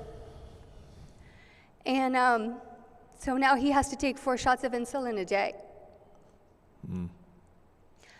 I decided this is a crime, and I reported it at our local police station, and the investigation went nowhere. In fact, a lot of people reported these crimes all across Ontario and all across Canada. And I'll tell you what happens in Ontario with these investigations. They all went, well, the rural ones, the OPP ones, went to OPP headquarters. where they were shelved.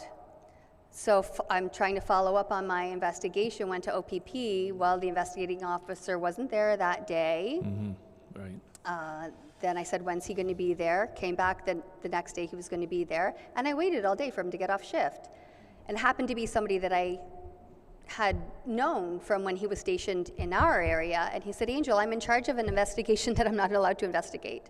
So if you want to see any action on this at all, you have to go forward with it in court yourself. So that's what I am in the process of doing. But I don't have a lot of hope about it. Okay. That way. But I have hope for other things. Good. Anybody else? Okay. So Angel, it sounds like, just to try and cap it up here, you feel somewhat disenfranchised as a voter and a participant in the community. You and your neighbors seem to have lost control. Yet 75% of you are against an amalgamation, which has affected how your local government is run. You see an impact on the small farms in your area from the imposition of this middleman in the food production activity. You feel like you're not getting listened to, and you feel that your interests and the interests of your neighbors are not paramount in the decision-making made by local governments, and that they're taking direction from some other source. Yeah. You've complained about what you've observed to be, you've characterized it as a breach of trust, but you've seen no action at all in any sort of investigation into your complaints. So really much of what you say is you feel like you've been shut out of the process, you've been disenfranchised from having input. We feel like we're talking to a brick wall. Especially when we go into council to give deputations, right? There's usually no questions. Like, we're telling them stuff that is super important, right, and nobody wants to follow up on it. Okay. At all. Well, look, we really appreciate you coming here today and sharing this your perspectives of what's happening in Ontario. Some similar things happening out here, of course, if you've heard some of the evidence in terms of the concerns being expressed by small-scale farmers, the imposition of regulatory regimes and bureaucratic burdens. So much of what you said actually ties in with what other bigger witnesses. Picture. What's that? The bigger picture. I guess so. But anyway, look, on behalf of the NCI, thank you so much for attending today. Thank you for having me.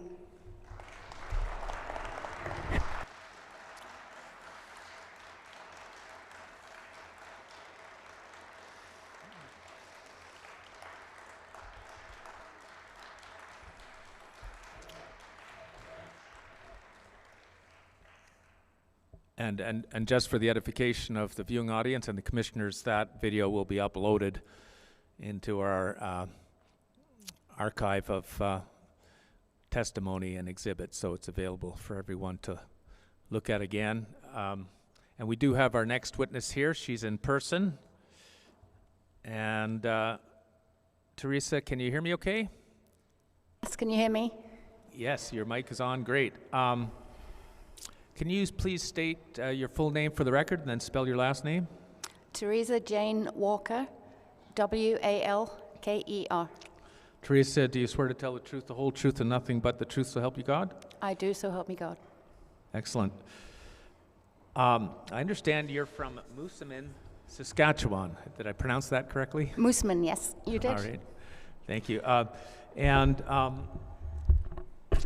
I also understand you have a PowerPoint presentation. I do. It's very short. Okay. I would like to give my written presentation to you. Sure. And then follow it up with the slideshow. It's about 11 or 12 slides. But just please forgive me. It's a little disjointed because as I've been sitting here for the last day and a half, I've been adding little pieces that I feel are important. Let me try to introduce you first, okay. and then we'll get into your presentation. You correct me or expand on anything you want, but I want to introduce you as our next witness.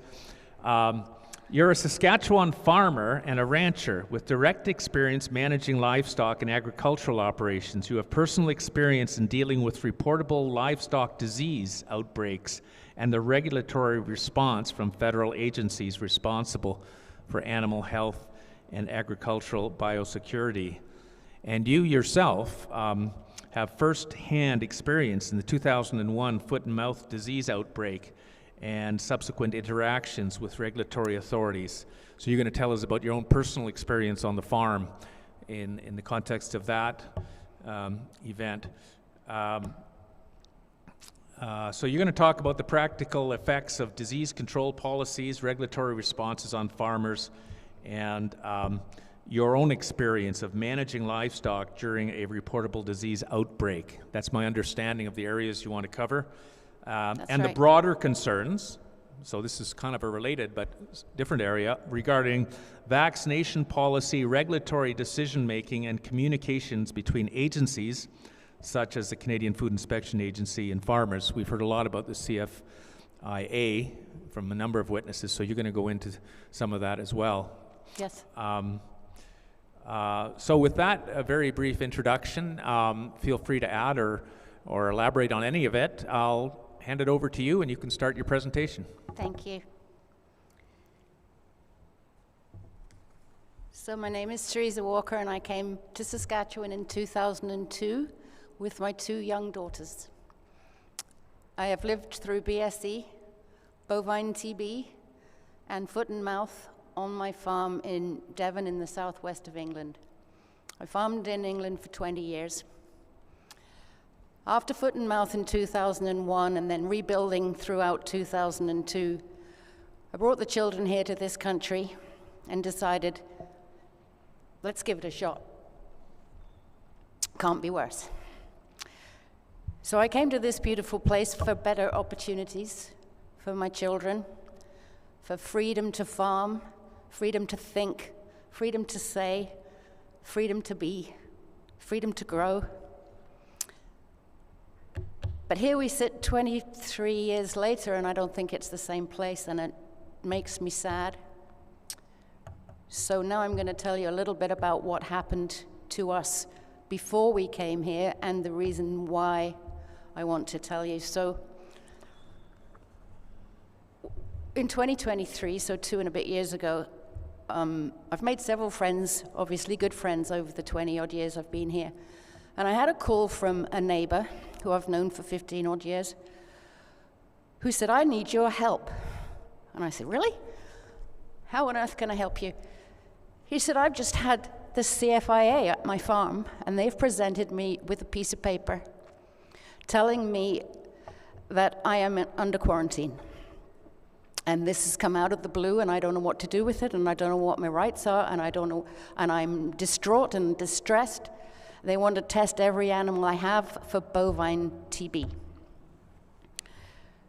So part of me wanted to commiserate with him, but part of me wanted to try to stop this from even happening. So I told him that, you know, use all the services available to you, whether it be legal, veterinarian, your Saskatchewan Cattlemen's Association, all of those people, use all those people to try to find out what your actual rights are right now in Canada, because I had tried, failed pretty much, but tried to put foot and mouth out of my head, and this was all now recirculating in my head, but I wasn't truly aware of how it worked in Canada at that time. Can I stop you just for a second, just so I can kind of pull together a bit of a timeline? You underwent personally the impact of this 2001 foot and mouth disease outbreak, but that was in England, was it? That was in England, yeah. So that's one of the reasons that we got rid of that disease, cleaned up, restocked, and thought, no, never again, let's go somewhere else. Yeah, okay. So we may get, okay, so that, and then a couple years later you come to Canada, as I understand it. Did I get that right, the timeline? And then so this latest incident where your neighbor or a friend contacted you with this dilemma about what to do. They've been quarantined by, when was that? That was in the summer of 2023. Okay, so you'd been in Canada for about 20 years by that point. Mm-hmm. You had your own farm at that point? Yep, so we bought our farm when I was still in England. We came over here and looked at lots of farms and bought bought one and then moved into it in August of 2002.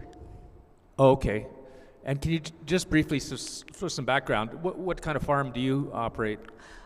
Beef and sheep. Sorry? Beef, so we have 200 beef cows. Okay. Some purebreds. And we have sheep, 350 odd breeding ewes. Half of them are purebred and half are commercial. Okay. In England, we had 180 cows. Okay. So you had already gone through an ordeal of this nature back in England, and here you are now 20 some odd years later in Canada. Was it a neighbor or a friend that also had a farm in Saskatchewan that had been essentially shut down by? Yeah, so he's about 15 minutes by road from me. Okay. And that was a quarantine order issued? It was a quarantine order, out of the blue. Was it a similar farm to yours? Same kind of products? And Beef only, no sheep. Okay. Beef and grain, whereas I don't have grain except for what I grow for my cows.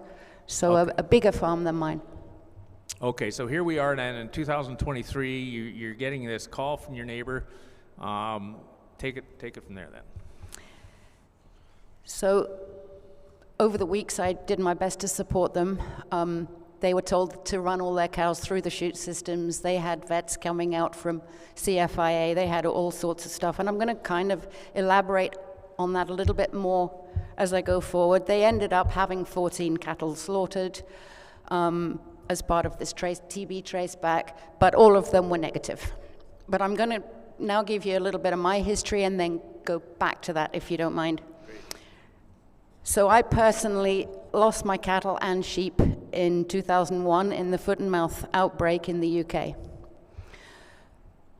But what I want to tell you is worse. In what I witnessed, particularly in the older farmers, severe depressions and suicides. I can't even go there, actually. So money can't fix all of it, but at least we were paid a decent amount of compensation for lost livestock and for cleanup. I've got a slide to show you in a minute, which shows you the difference in compensation for destroyed animals in Canada compared to compensation for foot and mouth in 2001. Livestock to be killed were always valued by an independent valuer in the UK. You wouldn't expect your plumber to be able to value your tractor, so why would you expect that a CFIA vet tech or even any vet or an office staff member should know the value of a cow? They just don't. And then, imagine you've lost all your livestock, but you're supposed to operate a pressure washer in empty barns for weeks and weeks and not be compensated for it. Now you have no income because you have no animals. You're doing a cleanup, and nobody cares, basically. I can't think of a nice way to say it. This week is the 25th anniversary. This month, sorry, is the 25th anniversary of the foot and mouth outbreak in Great Britain. And I'm telling you, it was an absolute disaster. There's no denying. It was just awful. It is believed, and this is quite important, it is believed it came into the UK in contaminated airplane waste. Can you go over that again? I didn't quite hear that. It's believed it came into the UK in contaminated airplane waste, aircraft. So whether it was a sandwich that somebody had brought or whether it was a chunk of meat that somebody stashed in their suitcase. There was a pig producer, a pork producer, that had a license to take the waste from that airport, which was Newcastle in the UK. And he had a rendering machine that would heat it at high temperature to kill whatever bugs may be in it. But it seemed that machine wasn't working to the high temperature, it didn't kill everything. And the belief is that is how foot and mouth got into the UK, but it's never been proven. It's never been proven where it came. I don't know if they carried on looking to see where it came or if they just couldn't find out where it came from. Perhaps it came in a different way. So in both of our countries, in Canada and in the UK, and I've traveled to New Zealand in the last few years, my farm is only an hour from the US border, so I do go to Minot now and again. in the 23 years of traveling between these countries, I have never, ever seen a sniffer dog that watches for food products coming into this country or into the UK or even into New Zealand or to the States. So here we're talking about diseases, and the far simpler way is not to have them or to do our best to mitigate the dangers of bringing diseases in the first place. We're just not doing it. I don't know how many of you have ever seen a sniffer dog at an airport, but I have never seen one. So that bothers me a little bit. I kind of strayed off my notes, but I did call it woefully inefficient in my notes.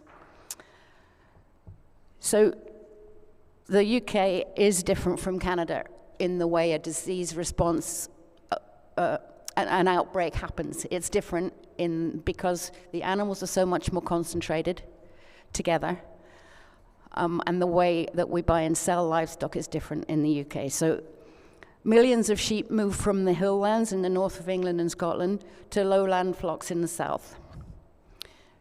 Sheep don't show the signs of foot and mouth the same as pigs and cattle do. And because these sales, you'd see 20,000 sheep sold in a day in the north of England, bought by lowland southern England producers, and all of those are moving in one day. So the disease came from those pigs via the sheep, who then went all over the place. We did make a rather large mistake in the UK, in my opinion, looking back. It was announced at 2 or 3 o'clock in the afternoon that all movements must stop at midnight. Well, that was a mistake, because that gave permission to move everything and carry on spreading it. But to be fair, I suppose they didn't know quite how bad it was going to be.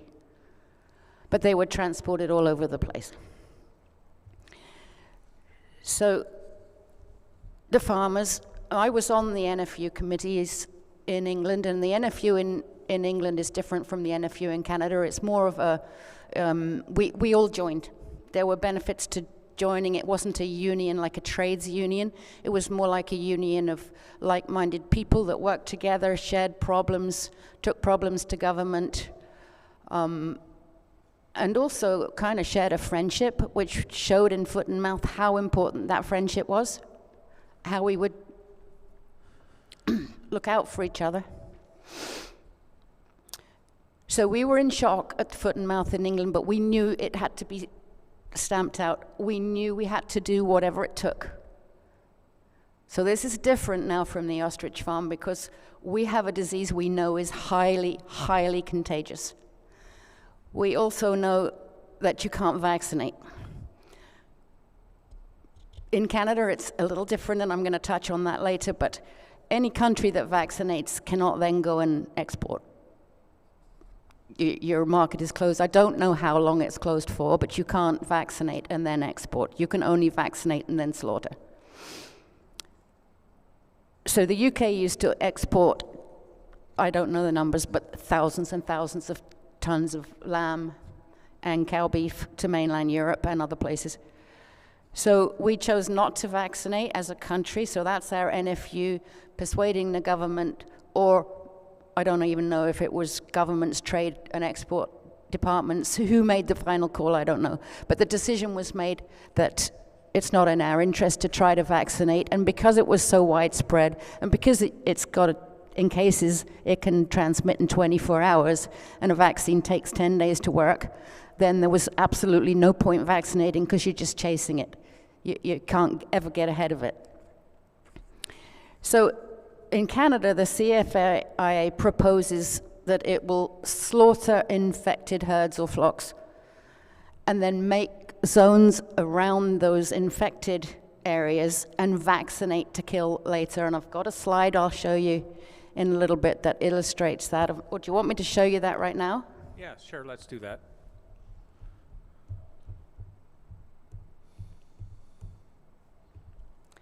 So the red circle in the middle is the infected farm. So the infected farm is slaughtered immediately, and then the neighboring farms around it. Now, I've attended a couple of meetings where they've talked about the sizes of these zones, but I've never been told the same number of kilometers or miles twice. So these are the estimates from things I've listened to about how big the zones will be. So that could be different now. I'm not sure, but it's that kind of idea. So they would slaughter all the ones in the red zone. The zone around the vaccinate to kill later. So their idea is we'll vaccinate those ones and then they can kill them later. They think that this will keep export markets alive, but it actually won't, because the foot and mouth case in Canada makes Canada a foot and mouth country. So if we can, this is actually a map of my area, and it kind of goes on to John's area too, but it kind of shows you how this can't work. Like, this just does not work to the way that the CFIA thinks it will work, because your borders are closed because you have foot and mouth. So all of these zones, in my mind, from what I looked at and what I went through in the UK, this doesn't work. So your middle zone, you vaccinate to kill later, I should say. And I'm sorry if I say the word kill, but I've heard the CFIA say they're going to depopulate and they're going to euthanize. And they use those words so that when they make a public announcement, it sounds all warm and fuzzy that they're going to depopulate. I'd like them to admit what they're actually going to do, which is slaughter and kill. The outside zone where it says no movements, so they're not going to vaccinate those. This is in their plan. They're not going to vaccinate those ones, but you can't move in those ones. So you can't bring feed in, and you can't ship animals out. You can't ship animals either way, but you can't ship food in. So it depends what time of year it is. Do you need to be bringing bales in? Have you got feedlots in that area that have barley delivered in 3 times a week?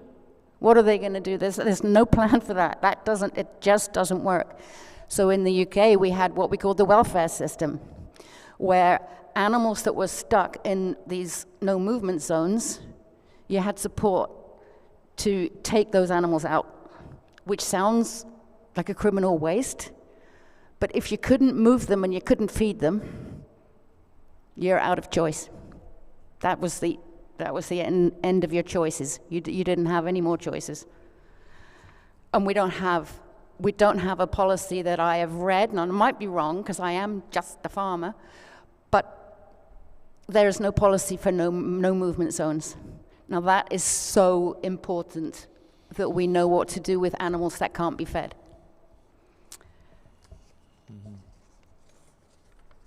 So in all this, we've talked a little bit in this room over the past couple of days about the new traceability rules and tagging rules and all of that stuff. Well, if we're talking about foot and mouth, I will put my hand on my heart and tell you that all sorts of tagging and traceability and everything else will make not the slightest bit of difference. Because you can find that animal over there, but it's already got foot and mouth, so it doesn't really matter where you find it, where it's tagged and where it's traced. All you're doing is wasting time.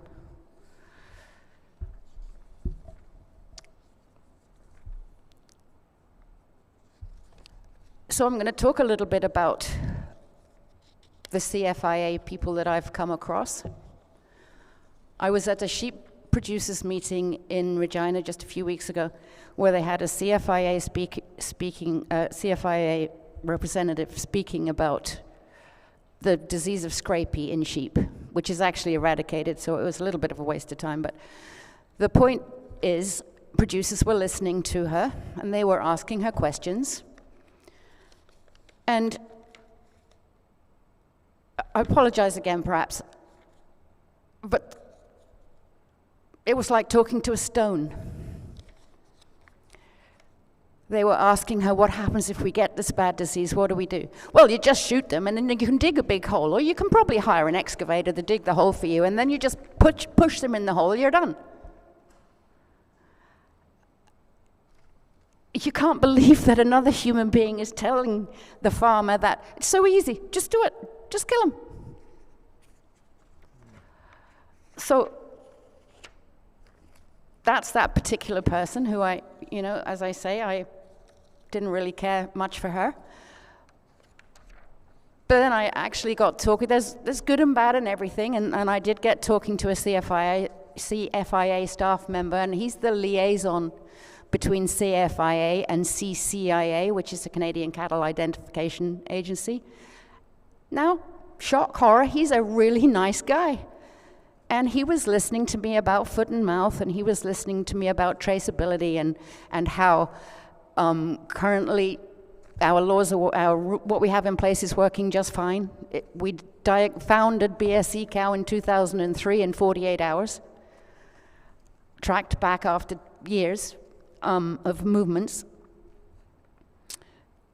And so I have a morsel of hope for you, that perhaps there's good in the CFIA somewhere deep down, because I told him, he said, what is the biggest problem to you?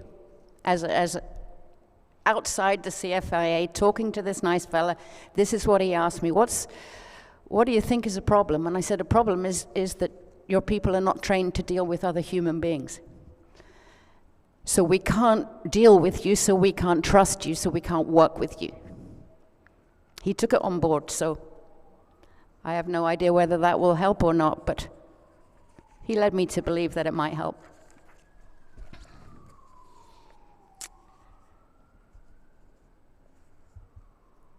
So now we're going to go to the human cost of foot and mouth a little bit.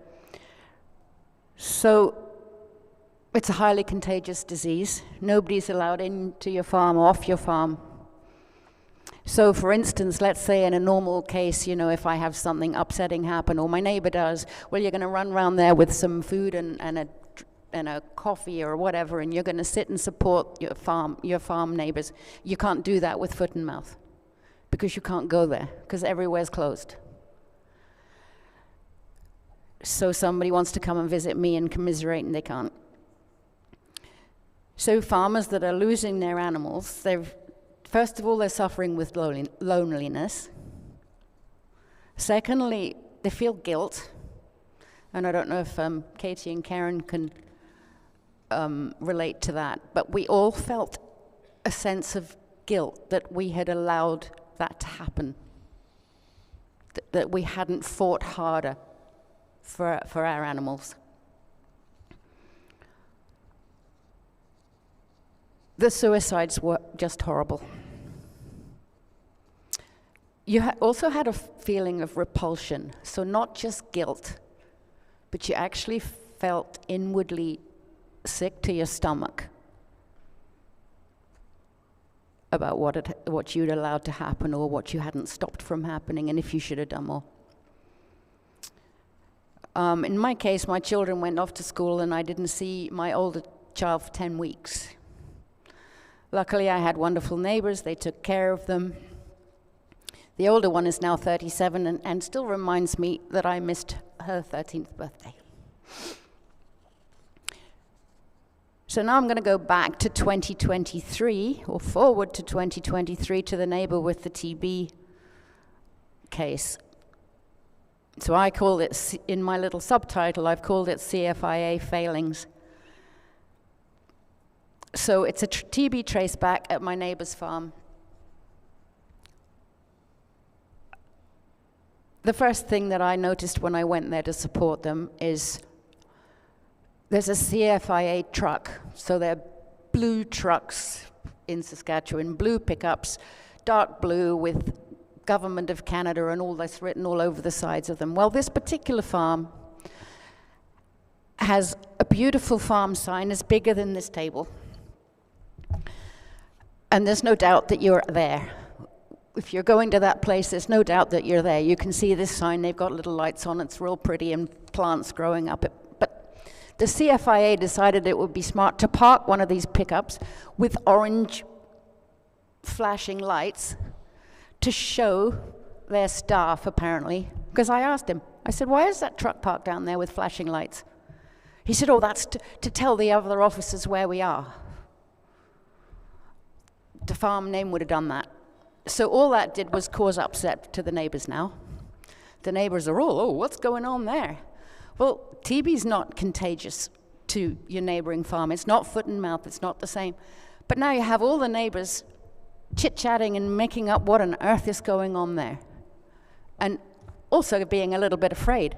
So the CFIA is at their place, so how long before they come to my place? That was so stupid and so unnecessary to have that vehicle there with flashing lights on the road, in my opinion. Now, I've written in my notes, neighbors were rightly alarmed, but there was no need for it.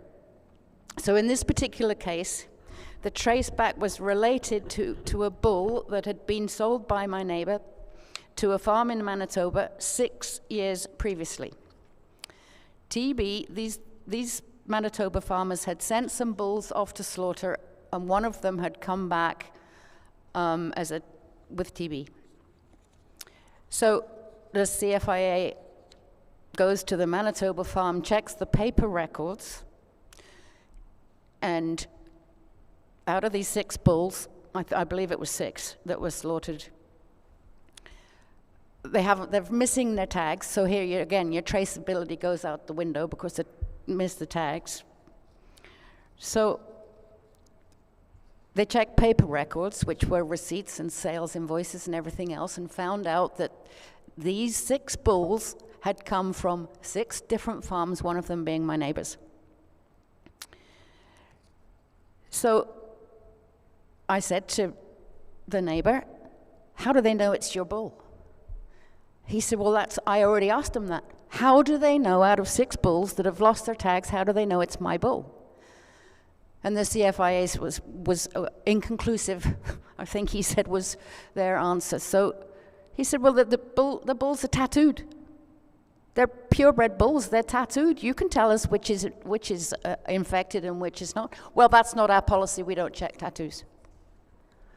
Okay, so you've got 6 bulls hanging up in a slaughterhouse from the same farm. 5 are clean, 1 has TB. So now you're going to do 6 tracebacks. The cost is just absolutely ridiculous. 6 tracebacks. You're going to force 6 farmers to run every animal that they have through their chute system, bring them all home in the middle of summer when they're supposed to be out grazing. All of that, they've got calves with them that are stressed because they've never been through that system before. You're going to test every single one for TB on 6 farms when you could have just looked at the tattoo and you would have confirmed which was the infected bull in 5 minutes.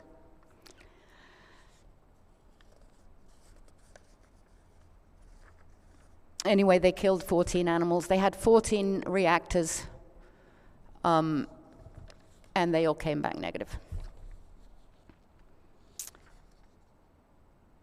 I've written down here, and I feel it's right, except for in the case of the one CFIA staff member who was nice, that basically they're not trained in dealing with people or livestock, which I find is such a shame.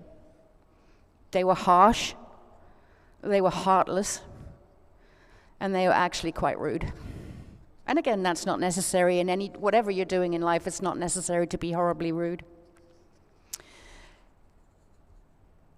In 2022, I was asked to take part in a disease preparedness study for the sheep industry.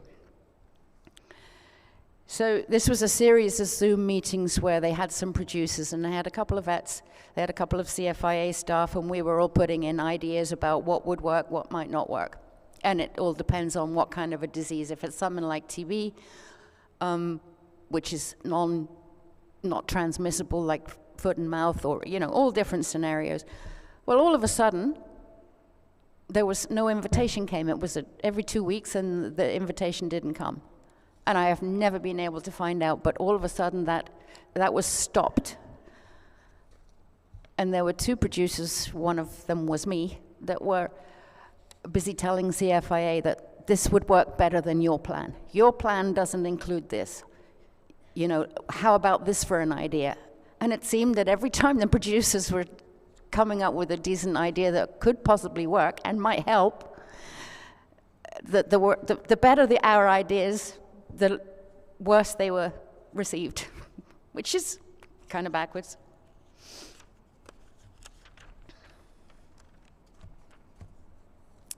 So a bit about valuations, and I'm going to go to my slide here. So can you show this? Thank you. So I've just made a simple chart here, comparing the two countries, although they're 25 years apart. And you have to recognize that the CFIA things do move. It seems though it's not quite the same in every case, but this is what I've been able to find out. So in the UK, valuers are used. Like I said before, your plumber's not valuing your tractor, you're going to have somebody independent. Don't forget, in foot and mouth, everywhere's closed. So all of a sudden you have all these fieldsmen and auctioneers and people like that know the value of cattle. You have them with nothing to do.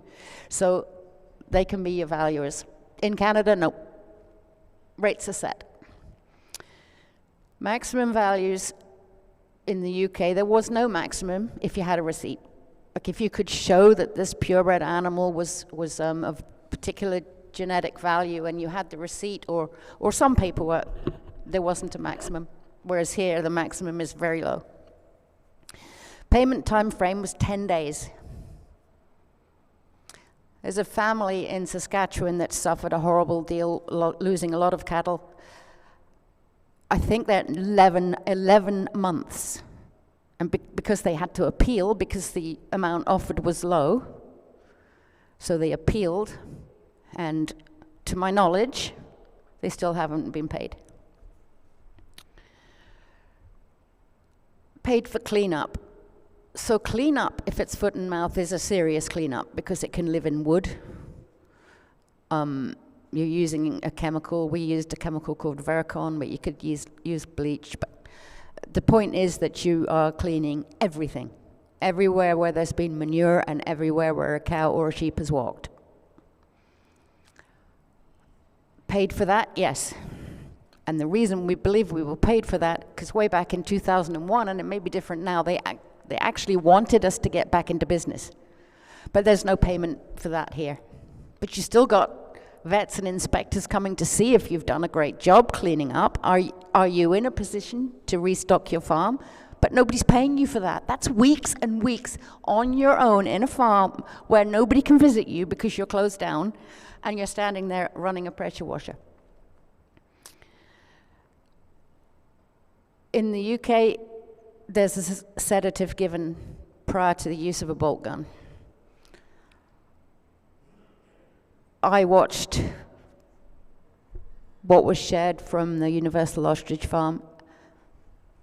That was a horror, an absolute horror. At least our animals were sedated before they were killed.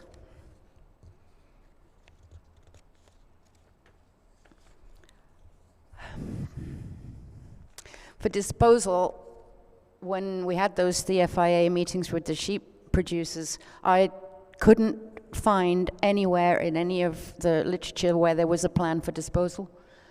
Ours was, don't forget, foot and mouth animals can't be buried. They have to be burned. So ours was a disaster at first, but we did get organized eventually. That for these horrible, ugly pyres for burning. So the welfare scheme I referred to a little bit earlier, the welfare scheme in Canada, we don't have one. But the welfare scheme in the UK took this no movement zone, which in the UK was most of the country. But here it presumably wouldn't be. I don't know because I can't get my head around how it would work. But we don't have a scheme to help those guys out who may have a feedlot and no feed. That's huge, a huge possible problem. Which, as I say, if we had 2 million sniffer dogs, we probably would never get foot and mouth.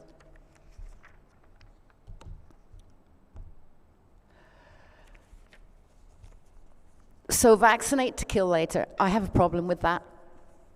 It's bad enough to be told today you have pick your value, we're coming in 48 hours to slaughter your animals. That's bad enough.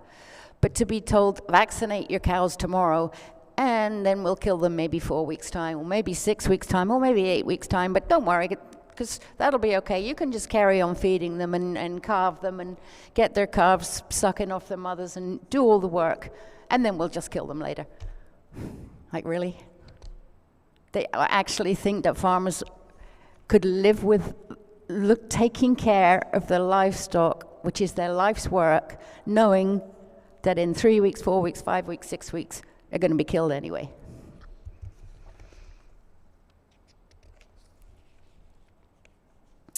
So you have the CFIA here, and in the UK we did have, it was the Ministry of Agriculture, Fisheries and Foods, was MAF, and then that morphed into DEFRA, the Department for Environment and Farm and Rural Affairs. But I have to tell you, they were compassionate people. Whether they phoned, whether they came with a notice or whatever they came with, they were decent people. They treated us okay. They knew it was a horrible thing that we were going through. But I haven't heard that here, and if we could just encourage those people to be decent, that would be a step.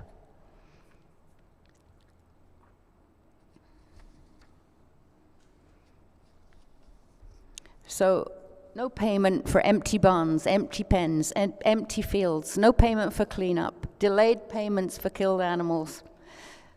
In other words, it's basically designed to bankrupt you, and it will. Maybe not to everybody, but to a lot. One presentation I listened to, it was suggested that also the horses and dogs should be killed in the case of a foot and mouth outbreak. So foot and mouth only affects cloven-footed animals, so it doesn't affect horses and dogs, although you could argue that a dog or a horse could transmit it, but so can a coyote and a deer. You might as well kill the humans, because that's just the most mad thing that I've ever heard. You're going to take somebody's life work of livestock, and then into the bargain, you're going to take their horses and dogs. So I was asked to tell you how bad it was in 2001, and I'm telling you, I think you probably got the message, it was pretty bad. But heaven forbid that foot and mouth ever comes to this country, because it would be worse. Much worse. I was recently at the Saskatchewan Cattlemen's Association meeting, and if you don't mind, can I quickly read a resolution that I put to them, and that it passed unanimously. So it reads like this: whereas current values for livestock culled in a disease outbreak are consistently lower than market price, and whereas a producer will suffer significant financial loss where payments are delayed, whereas a producer currently receives no compensation for cleanup and loss of income, and whereas CFIA staff often show lack of compassion when dealing with livestock producers, therefore be it resolved that a producer affected by a disease cull order be allowed to engage a private valuer, e.g. an auction or purebred marketer, to determine values. Further, that there be no maximum amount for purebred breeding stock. Also, that no livestock should leave the farm until dead or alive, until compensation is agreed with the CFIA. Further, be it resolved that payment for culled livestock be issued to the producer within 7 days of culling or removal from the farm. Further, be it resolved that producers be paid a percentage of their valuation to compensate for loss of income while cleanup and restocking is completed. And further, be it resolved that CFIA staff who interact with producers are better trained in understanding the livestock industry and producers and their families. Takeaway questions: what is the government doing to stop infected meat from coming in? Why does the health of livestock come under CFIA? My cows and sheep walking around my yard are currently not food, they are livestock. Let them come under agriculture. What happened in Edgewood, BC to the ostrich farm must never be allowed to happen again. The wild shooting of live animals who hadn't even received a sedative is abhorrent and not the work of a civilized nation. People tell me, and I've read on social media, that producers believe Canada is heading the same way as the UK and Europe, but actually, in some ways, I'm afraid it'll be worse. Some of the traceability rules that are suggested but currently paused are worse than what we used to do and currently still do.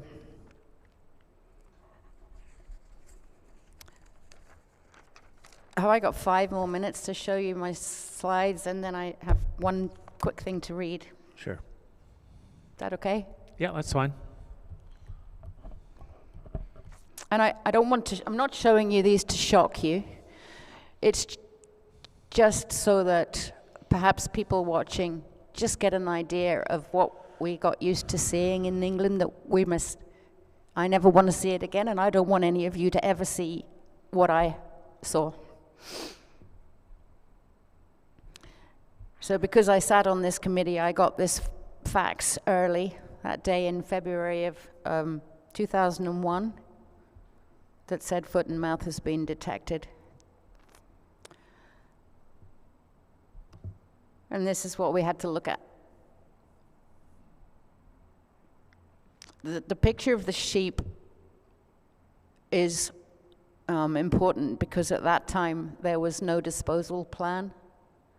So some of them got left there. My own animals got left in the barn for nearly a week. But we did get better at it. I mean, I hate to say that. That sounds ridiculous. But they did get better at disposal. Well, they called the army in the end. And then that's what those cows look like. The Prime Minister at the time was Tony Blair.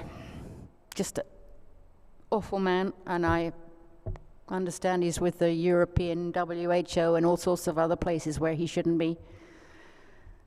But it was all too slow to start, way too slow. This is me and my girls. We were featured in a daily newspaper, the Daily Mail, just because basically I was on that committee, so I was fairly easy to find. And these are some local newspaper shots, so that's a bigger pile of sheep. But it's telling you about the red tape. And we've talked about red tape for 2 days, and bureaucracy. And if you have something like foot and mouth going on, you don't have time to mess with that. And then this is MAF, so Ministry of Agriculture, Fisheries and Foods, always a step behind. And this is my daughter in that picture.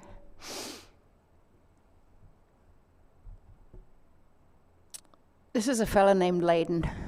He's a grand guy, really super guy. He's not with us anymore. But this picture, I don't know who took it, but it became the picture of foot and mouth because of what the disease did to a grown man. There he is. Can you actually see those tears?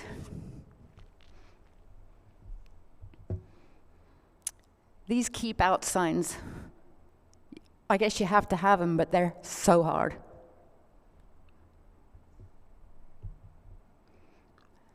And there's your statistics. So nearly 4 million total animals slaughtered, of which you can read them, 600,000 cattle, 3 million sheep. The light lamb scheme was because we had so many sheep and these lambs had nowhere to go, so they had to figure out a way to help people with lambs.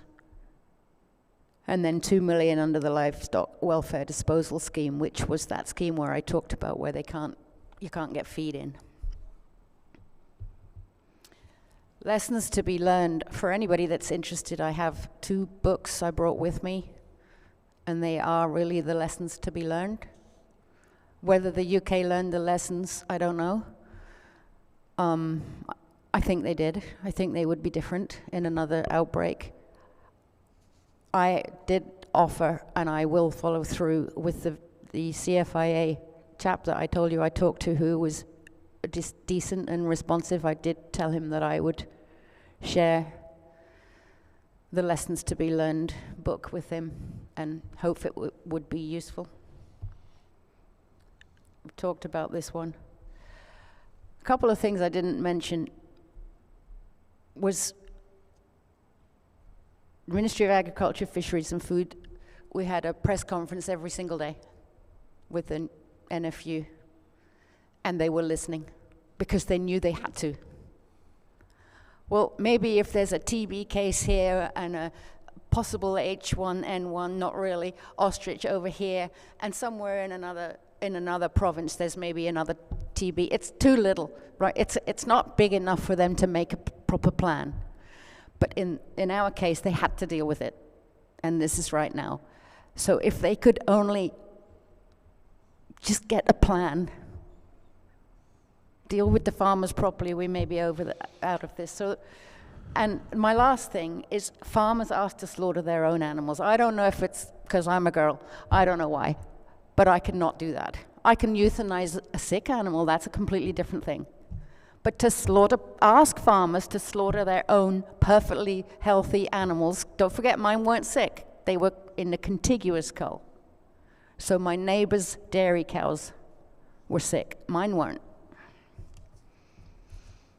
And I'm really sorry if I seem to be shouting, but sometimes I get a bit passionate about this. Yeah. So my last thing is when we came to Canada, so now I'm back in 2002, and I'm here with 2 young children.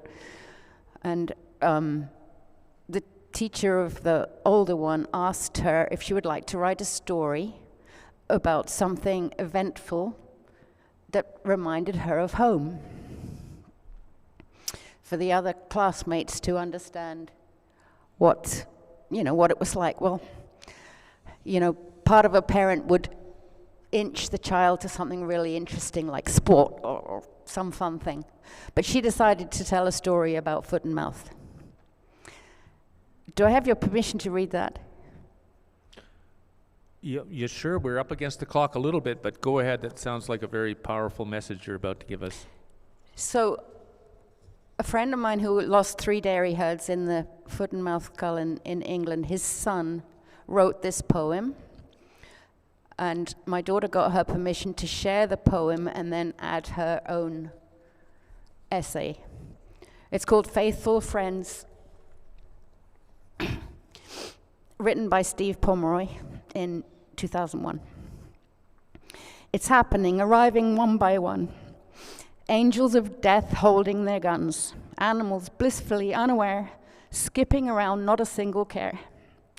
Sedation begins, they start to sleep, stumbling around and dragging their feet. Farmers weep as first shot is fired, murderers that the government hired. Trotting along in single file, destined to die on this growing pile. Faithful servants, betrayed and let down. Not just animals, great friends they have grown. Stepping through their friends, finding space to lie. Slowly they are gone, one by one they die. Angels are done, they quietly leave. Carnage, destruction, we are left to bereave. Now what will happen? Never the same. Left with their bodies blocking the lane. The smell of death is thick in the air, family and farmer full of despair. All over now and raw in our hearts. After a week the burning starts.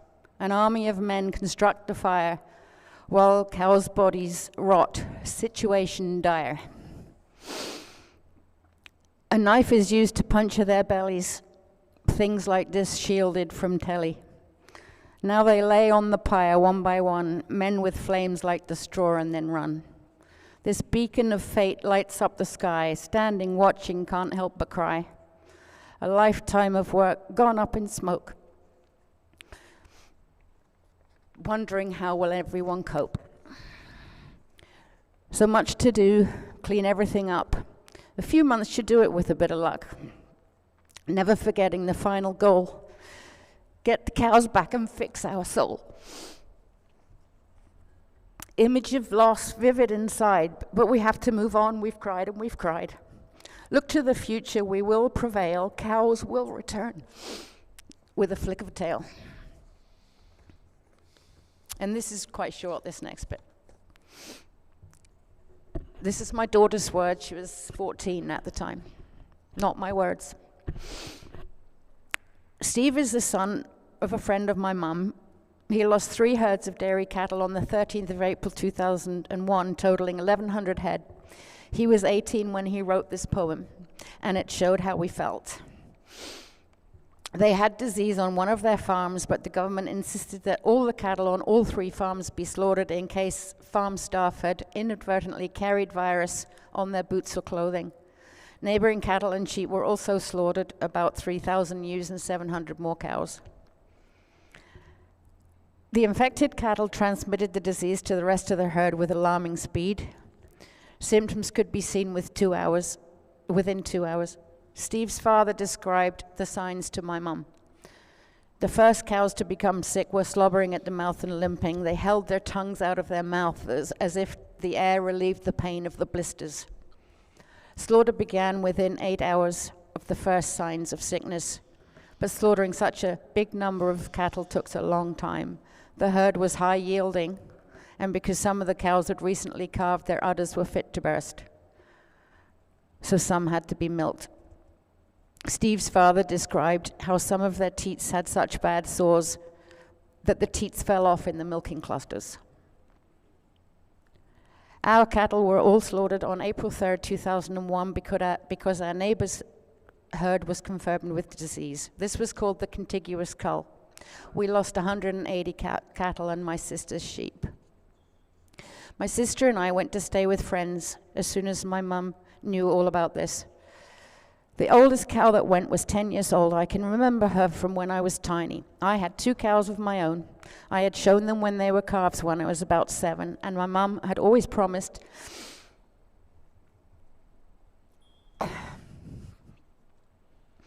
that they would stay on the farm until they died of old age. I'm sorry. Unfortunately, she could not keep that promise.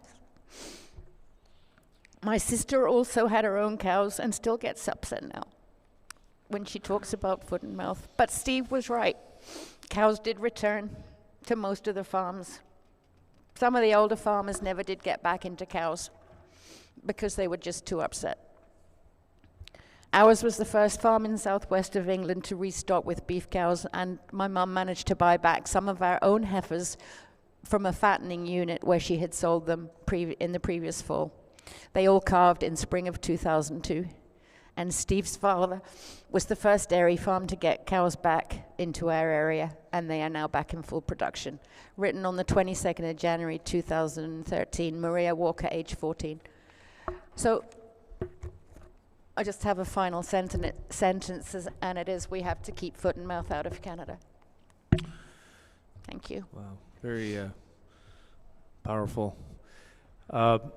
I've been asked to ask you, and you have touched on it, but, and I know it's difficult to talk about, but one of the things that I think I even remember reading about became quite well known, and I'm sure you'll have some thoughts to share, is it's obvious the huge human impact on the people involved with these farms to see what took place in 2001 in England.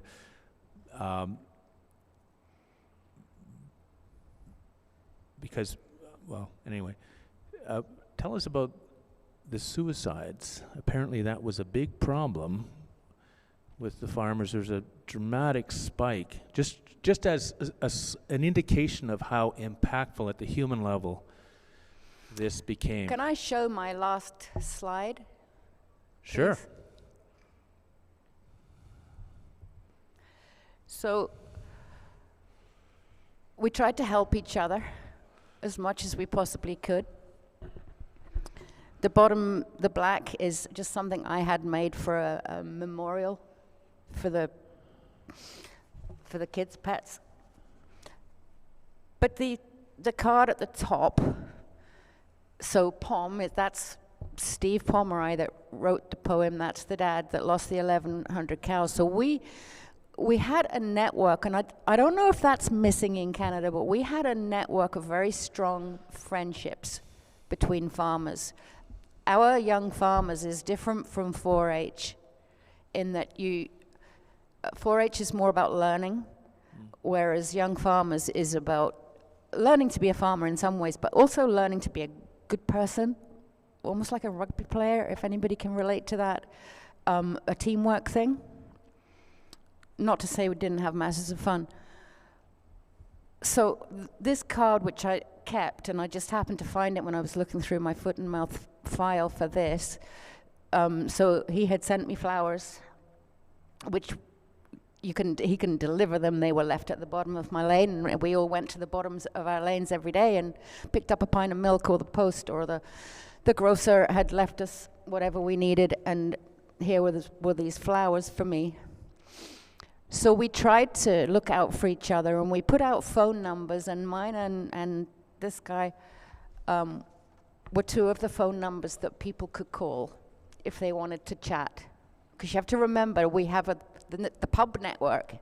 In normal situations, you'd go to the pub, but you couldn't, because everywhere's, you can't, in most cases, you can't leave your farm unless you have a permit. So we did what we could to help with I don't know if you called it depression. I suppose it was the depression, but it was it was the guilt that got people. And some fell through the cracks. They just could not live with what they lost. But we believe it's the guilt was because they had failed their animals.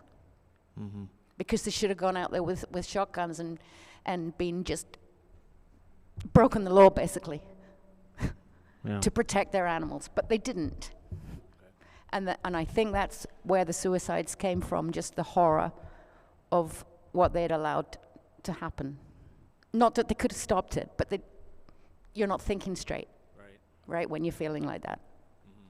Does that help a little bit? Yeah, I mean, that's fine for now, thanks. I know it was a serious problem. It became well recognized that the people had suffered that to that degree that we saw a dramatic spike, evidently, of suicides. Horrific. And not always old people either. No, you could be... Yeah. I'm a first-generation farmer. That was my life's work. Right. I was on those committees. I felt like I had a responsibility. But I was lonely too. But we had a network, but you just, everybody's slightly different, right? And so some people could not cope with it.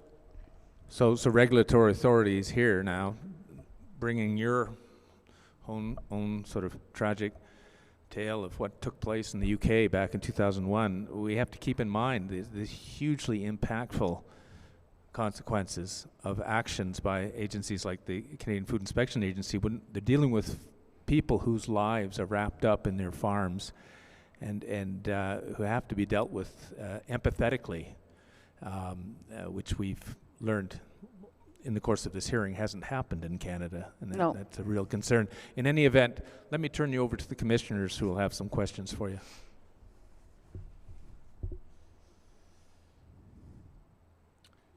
I see a bunch of shaking heads over there, which means I think we've covered things pretty well.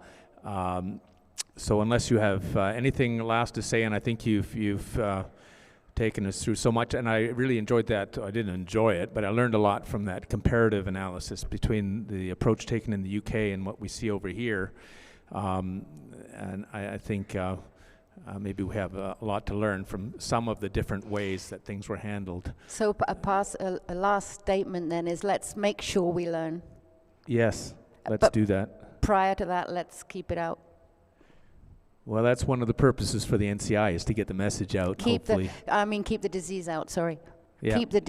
Keep infectious diseases out. Keep dirty meat out of this country. We can do it. No. It's not a huge job to get dogs at all airports and ports. Yes, very important. That's okay, well, thank you so much, Theresa, for being here today and for sharing this powerful evidence with us. on behalf of the NCI. We're very grateful, so thank you so much.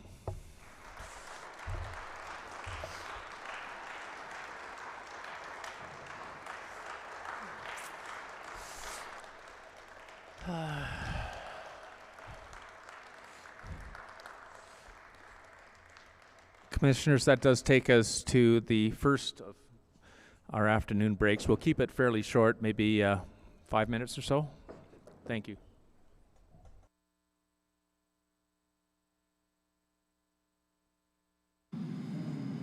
Ted Kuntz, Chairman of the Board for the National Citizens Inquiry. It's nice to have just an opportunity to sit down and chat with you. These inquiries are pretty busy days for you and for everybody involved.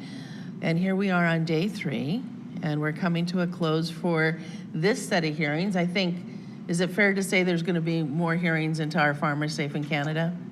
Yes, I think we've got more conversations to have for sure. We have been inundated with people asking when the next ones are going to be, and we'll be giving those announcements.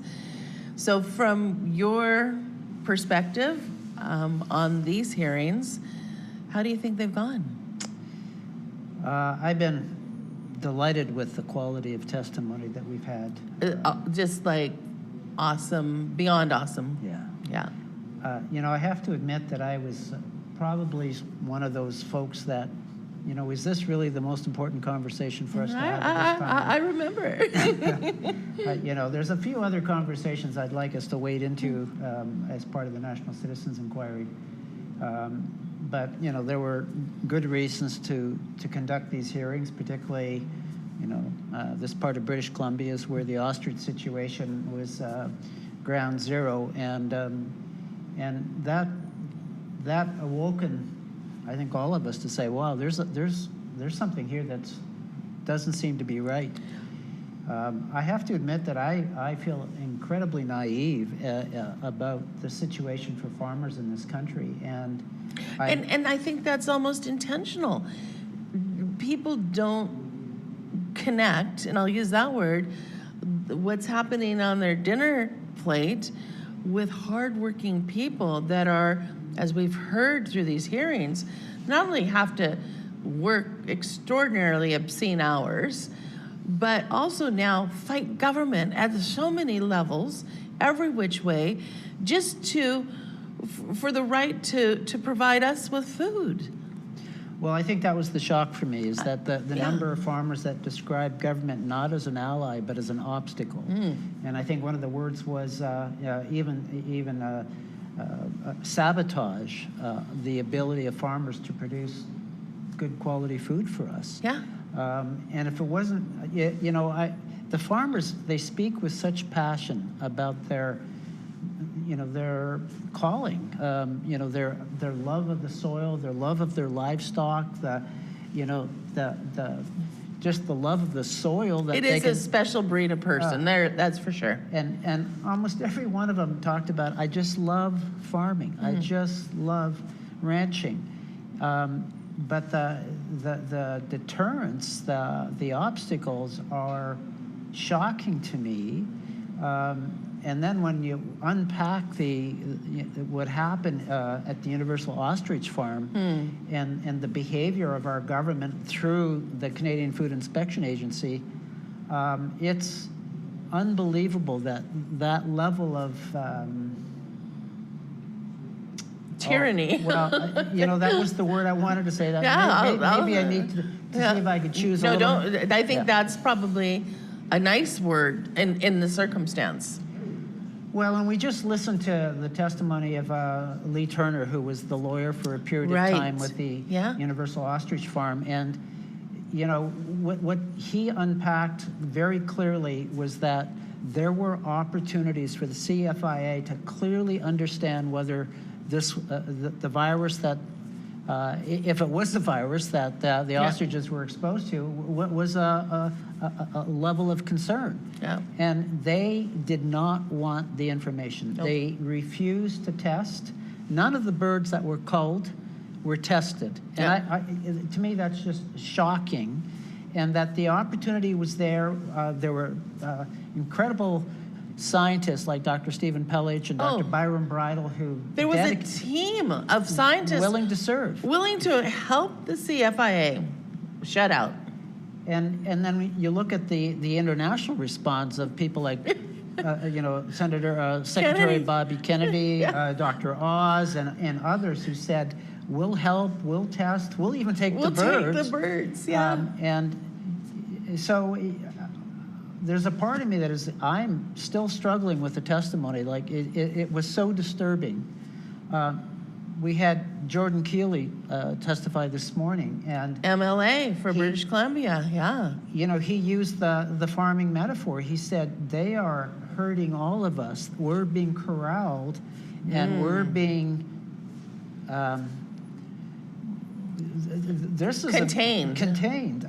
We're being controlled. Like this government appears to be no longer there to be of service. And we had Carrie Lynn Finley yesterday talk about how government used to be there to serve the people. Right. And now it's been inverted, and they are controlling the people in a way that is incredibly unsettling. Yeah. But I think when we talked about this, I think for Canadians, being engaged politically has never been high on their priority list, right? Things just motor along. COVID probably shook things up a little bit to say, hey, wait a minute, you know, the government does have this power. But now there seems to be this undercurrent, and a growing one, I think it's growing stronger, that there's something really amiss here. Something is happening. And what triggered me to make that statement is Jordan Keeley using the corralling. You know, when you go out on the range and you bring all those cows in, you know, you bring them in to a landscape area that you can start controlling the herd on, right? You have all your rangers or your ATVs, whatever you need to gather them up. But as you get closer to the slaughterhouse, I'll be very frank, you know, those fences are nice and wide to begin with. And as you come in, you know, they start getting narrower. And those animals are literally forced to go through into the stockyards where they will then be slaughtered, people. I think when you look at what's happening with all these government agencies, and certainly we've heard testimony after testimony about how these regulatory bodies now are taking power positions over people. They want to know where every single livestock is, every cow. They want to wear a UHF tag. You know, people, we're probably right about here now, right? And those corrals, if we go through there, will be forever closed behind us, right?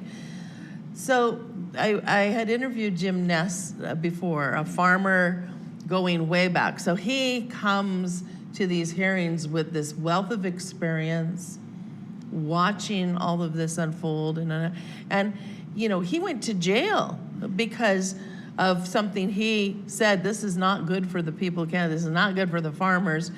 And he literally, on top of being a farmer, you know, went to jail for us. We need people to become informed and aware. One thing that I see happening here at these hearings is the wealth of information and education. You guys, you need to listen to these interviews. And I think from the National Citizens Inquiry, that's one of the most important things that it does. Every testimony will be put on the website. Yeah, I mean, that's what I've really come to appreciate again, because this is now day 41 of hearings that the NCI has conducted. Has there been 41 days of hearings now? I was calculating in my mind that there's over 3,000 hours of testimony that's been given under oath. And it's all on the website at the nationalcitizensinquiry.ca. But what really struck me is that we're having conversations here that don't exist anywhere else. That our media no longer provides a platform for that. You know, Jordan Keeley talked about how our legislatures now really effectively are theater. It's scripted. If you think that there's really legitimate debate going on, there's not. No. And so these kinds of conversations don't seem to be happening. And so the public has been deceived about, or uninformed, or misled. And I came to a deeper appreciation about how important the National Citizens Inquiry is. You know, the same thing happened to me, Ted, but through interviewing our volunteers. And that was a phenomenal experience for me to see not only the heart and dedication of the people that make sure that we can bring this massive production to various cities around Canada, but all of them talked about the fact that there is this public record available for anyone, that it doesn't have the ability to be propagandized, no political spin. It is what it is. It's from the heart and experience and understanding of the people that are giving their testimonies, the witnesses, and that this is such a gift to the nation. Could you imagine trying to explain the lunacy that we are existing in right now to somebody 50 years from now? Let's say we are able to turn things around and bring sanity and common sense and logic and good governance back to this nation. I don't think anybody, even with some creative imagination, could ever contemplate what we are experiencing in this day and age. Well, the world is unrecognizable. Yeah. If you had described this world to somebody 5 years ago, they would have thought that you'd lost your mind and need a a mental health diagnosis. It's unrecognizable where we're at. And I think we're in that chute that you described. Oh, I think so too. I think Jordan Keeley is bang on that one. We're pretty close to the end of the chute here. And that's why these conversations are so important. Because we're recognizing something that as citizens, as responsible parents and grandparents, about what we want to leave for our children and grandchildren. If we don't stand up and speak out and claim our authority, we're going to be pushed down the chute. And now, all right, let's talk a little bit about the National Citizens Inquiry process. So, from a board level, there's some discussion, there's public input into what hearings are going to happen. We'll use our Farmers Safe in Canada. This is the first hearing. Clearly, there's going to be at least. Welcome back, everybody. Our next witness is here. Drea, can you hear me okay? Yes, I can. Is your mic on? I don't know, is it? Oh, Yes. there we go. Go I think you've got it. Hang on. I think it is. Yes. Yep. Yes, we've got you. Great. Drea, could you please state your full name for the record and spell your last name? My name is Drea Humphrey, Humprey. Okay, and you swear to tell the truth, the whole truth, and nothing but the truth? I do. Okay, thank you. And what I'd like to do is give a very brief summary of who you are, what you're doing, what some of your background is, and I'll invite you at that point to expand or correct me on anything. And then we're going to get talking about primarily, and in the context of your greater role as an investigative journalist, the fact that you covered the Universal Ostrich Farm story, and you were on site there, and you made a ton of very interesting observations, and you broadcast to a considerable degree the events surrounding that whole ordeal. So we're going to get you to go into that in a minute. But basically, for the edification of the viewing audience and the commissioners, you are an investigative journalist, and you're the British Columbia Bureau Chief for Rebel News. And we maybe talk a little bit about Rebel News and the kinds of stories that you guys focus on. You conducted extensive on-site reporting at the Universal Ostrich Farms in Edgewood, BC. We've heard evidence from some witnesses previously about that. You're going to supplement that. You're going to provide your firsthand observations of what took place on the farm during that standoff, what's characterized as a standoff between the farmers and the federal authorities, including the CFIA and the RCMP. So we're going to hear from you on that, leading up to the destruction of hundreds of ostriches in November of 2024. You were, as a BC bureau chief for Rebel News and an investigative journalist who's covered a wide array of very controversial subjects, often having to do with instances of government overreach and the loss of certain fundamental freedoms. This seems to be the real focus to a large degree of Rebel News and of your efforts as a journalist. But interestingly, you have some background which I think equips you very well to understand the loss of civil liberties, the impact at a personal level involved with many of the stories that you cover, because you have a background before you became a journalist in the field of mental health and professional caring for vulnerable and at-risk teens and adults. So maybe just before we get into the ostrich farm, and then I want to get into your career at Rebel News and the kinds of stories you cover, which, like I say, deal with civil rights and instances of government overreach or perhaps overt misconduct by governments. I know you've covered a huge ton of stories of that nature.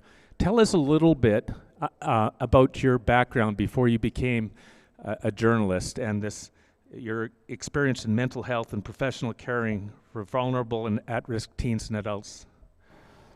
Well, first of all, thank you so much for having me, and special thanks to everyone who is working to put on this very important, very timely inquiry. This is a perfect example of what our leaders, what our agencies should be doing to help ensure that Canada is running the way it should, that things are transparent, and that we see accountability and change in the right direction. So it's an honor to be here and to speak to such an important topic, a topic that is so central to the well-being of society as farming is. It's an industry of ancient times and civilization. So my name is Drea Humphrey, as mentioned. I'm the BC Bureau Chief Reporter for Rebel News, and you said to start with my background in mental health, but I was actually thinking of starting in elementary, just real quickly. Believe it or not, I was a bit of a bully in elementary, and it wasn't for long. Living low income, having a stepfather who battled addiction wasn't easy, and I think I was lashing out that way, but that was elementary, and very quickly I learned it's not fun to be a bully, and it's much more fun instead to be a voice for those who are being bullied. And so around the beginning of high school, that's exactly who I became. I became that person where people who were getting beat up or teased, they kind of knew they could run to me, and I would do that. I would be their voice and kind of help them get out of sticky situations, or at the very least not get shoved into a locker again. And that didn't really change over in my career. I remember when I first got into the medical industry at the young age of 19 as an optician, and myself and some of the other ladies working there, we felt as though there was a situation of sexual harassment. And even though I'm 19, I had the women, my elders, if you will, coming up to me and everybody else and lobbying me to be the voice of everybody to go to the district manager and voice our concerns. And I did that. And then I got into mental health eventually, and that was a whole other level. At the core of giving voice to people who are voiceless is this ability to help with safety.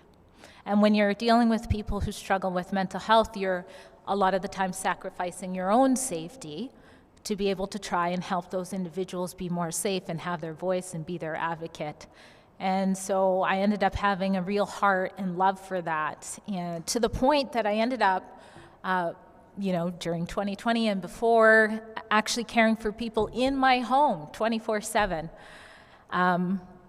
people that became like family despite some of the more risky issues that would happen. And it was actually the year of 2020 when I saw how the state, in the name of health and safety from a virus, could neglect the health and safety of some of our most vulnerable people, which were people struggling with mental health and co-occurring disorders, which means addictions and mental health.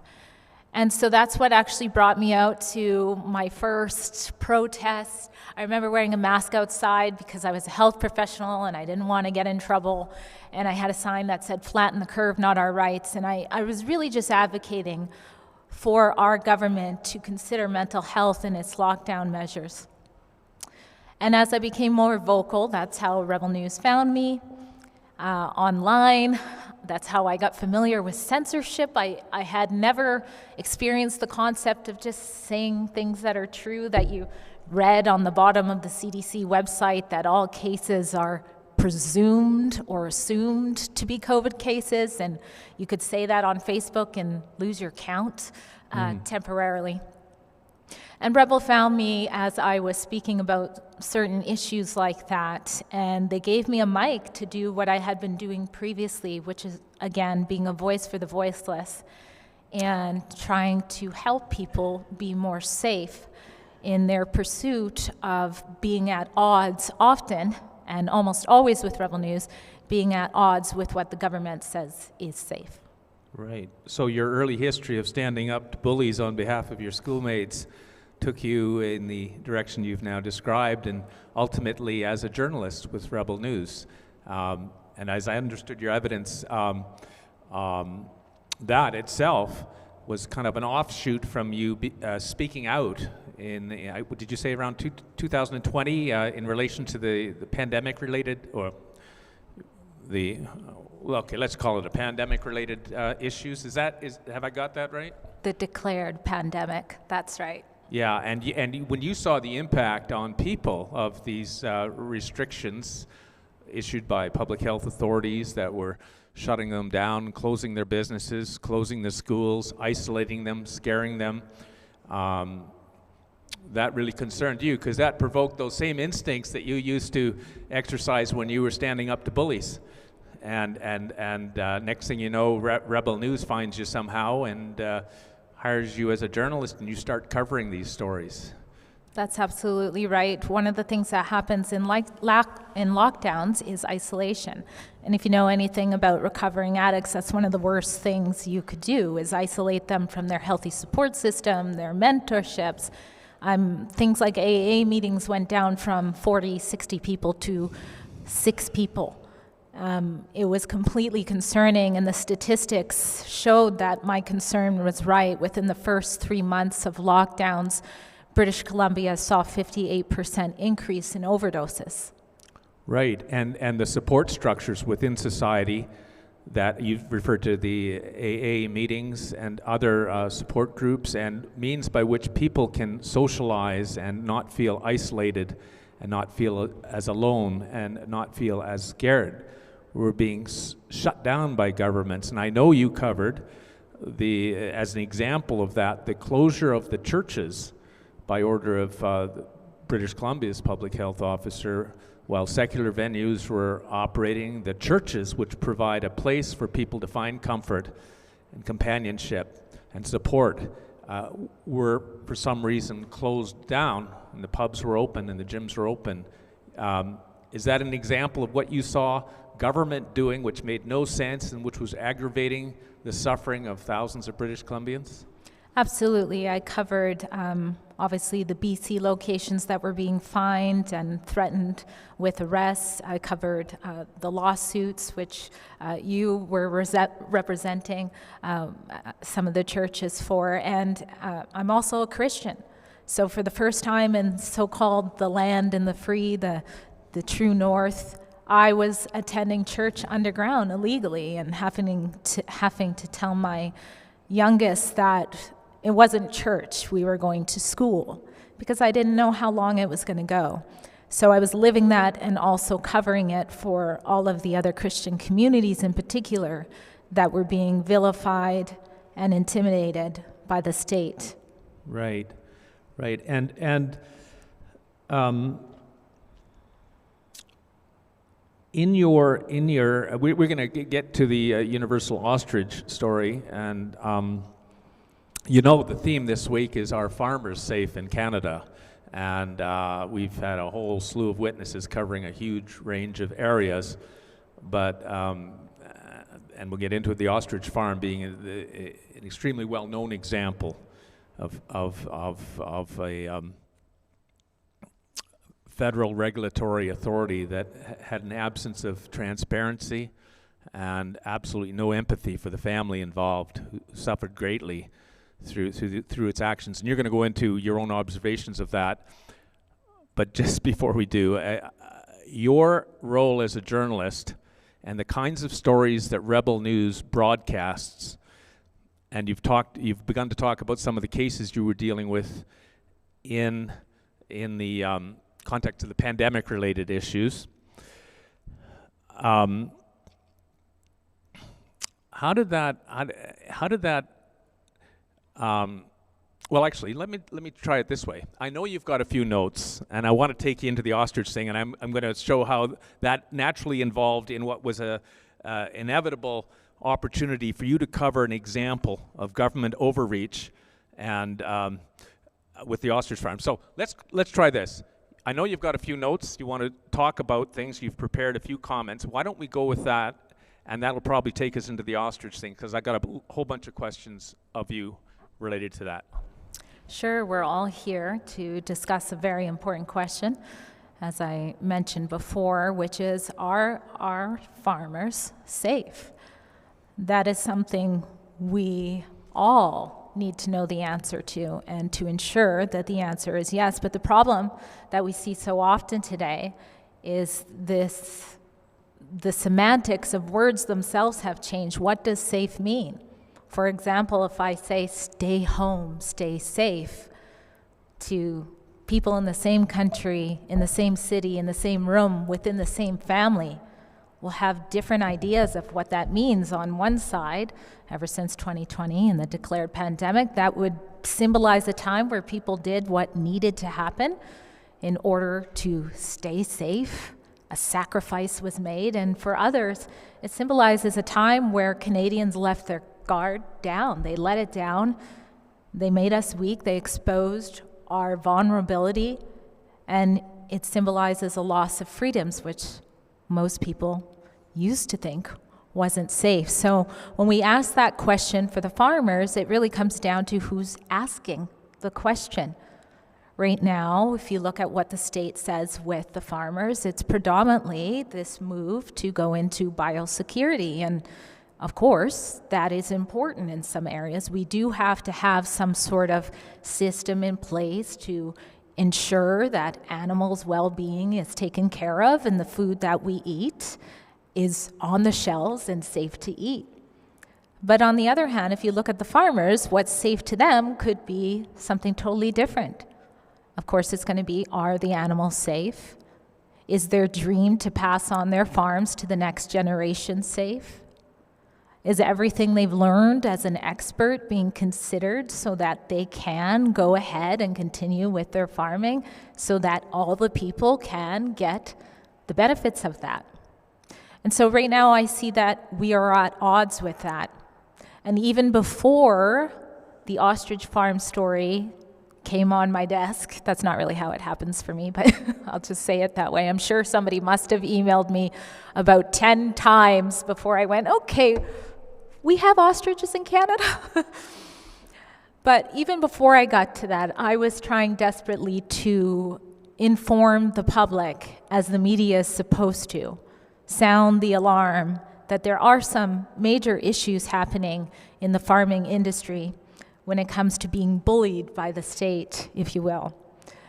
One example that many people probably don't even know about is the mink farming industry.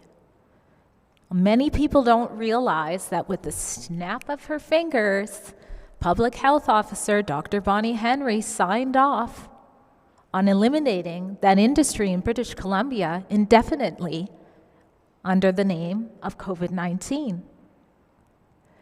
Generations of farmers were completely wiped out because the government showed up, said your minks have COVID, and that was it. And those farmers, God bless their souls, and they're hardworking, but they don't want to be in this public dispute. So every time I reached out to them, there was this fear that if they just did what seemed like the best way to handle it, go through the courts, which of course is important, but if they did that quietly, then maybe they'll win. Maybe the CFIA will change their mind. Maybe they'll get the support that they were promised. But here we are, 4 years later. That never happened. Over 4 years later. And they had to withdraw their case because who can afford to go up against the state? And when Dr. Bonnie Henry realized they've effectively shut that business down in the name of COVID-19 without any examples of it passing from the minks to the humans, what did she do? She laughed about it. There is footage of her laughing about destroying those livelihoods and boasting about it to Dr. Theresa Tam. It's very similar to what we saw with Prime Minister Mark Carney. Not saying anything about the ostrich farm issue. Despite all of the emails went there, his email just had a canned response, passing the public off to the Minister of Ag, to the Minister of Health. Nobody even knew if he knew about the ostriches, although we all assume because the world is watching. But what does he do after the birds are dead? After the livelihoods were stripped away? He makes a joke about it. That is what our farmers are against. And I would say that means that they're not safe. So when this story came to me, again, probably from the amazing people who are the squeakiest wheel in my emails, and I got over the fact that there were ostriches in British Columbia, I got connected with Katie Pisitny, who I'm sure everybody listening knows, the adult daughter of co-owner of Universal Ostrich Farms, that co-owner being Karen Esperson. And I interviewed her, and it was very obvious from that early on date that she was different. She was different, this farm was different than all of the other farmers that I had talked to. All of the other farmers going through similar situations with mass calls, repeated mass calls, and wanting to see change, but being terrified about speaking out. I could see the fire, the passion, and the belief that they were onto something here. Not only are these large prehistoric creatures, these beautiful birds who live so many years, who have names, different than poultry, they had just tapped into something that you would think the government would grasp onto. They had tapped into how important ostrich antibody and the research of that is and should be for the medical industry today, for protection against viruses. So this had all of the elements. It had the elements of freedom, of the little guy standing up to the state, of the government being heavy-handed and saying, no, I will not do more tests. And it also had what we've been told we had just shut down our economy for, we increased child suicidal ideation for, we destroyed businesses, families, created a two-tier society for. They claimed that the research they were involved in at one point came to neutralizing the COVID-19 virus by 98%. Now, I'm not a scientist, but I'm a journalist, and I can see a story when it's a story. So very early on, I decided I'm going to follow this one through. And I don't know, we've now done over 100 reports on this story alone on this file. So I don't know at what point this came up in the meeting. But as I'm doing these reports on the ostrich farm, management at some point goes, are we still talking about the ostriches? Because, you know, they hadn't dived into it so much because we're all busy. We're all busy. There is so much government overreach to spread around in Canada that we don't have time to watch each other's reports. I'm like, yes, it's crazy. Drea, can I ask you just a question on some of your comments? You had, before you heard from Katie about the ostrich farm, and I know you went up there to Edgewood, BC, and were on site for quite a while, on and off, I guess, covering the story. But you already had experience of others who had been subject to some treatment by the Canadian Food Inspection Agency, but who were afraid to speak out. And that's news. Of course, we've heard from other witnesses in this that a troubling aspect of this landscape is the fear that people feel if they are speaking out, because they know what can be done to them. And that's something, from the sounds of things, you were experiencing with other farmers who didn't want to go to battle with CFIA, who wanted to lay low and not go public. Am I right about that? The fear for farmers to speak out is extremely strong. In fact, we are still seeing this right now in my post-cull investigation of what took place in Edgewood. We are seeing farmers so happy that we're doing a documentary probing into the CFIA's handling of that situation and beyond. So supportive, yet so scared to tell their own story. I can't tell you how many times someone has canceled last second and just said, I'm so sorry, no matter what they've lost or what they believe they're about to lose. So that is definitely a big risk and another reason why farmers are not safe in Canada. Yeah, I mean, that's a story unto itself, is that people lose the ability to speak freely about these very important matters because they fear the consequences of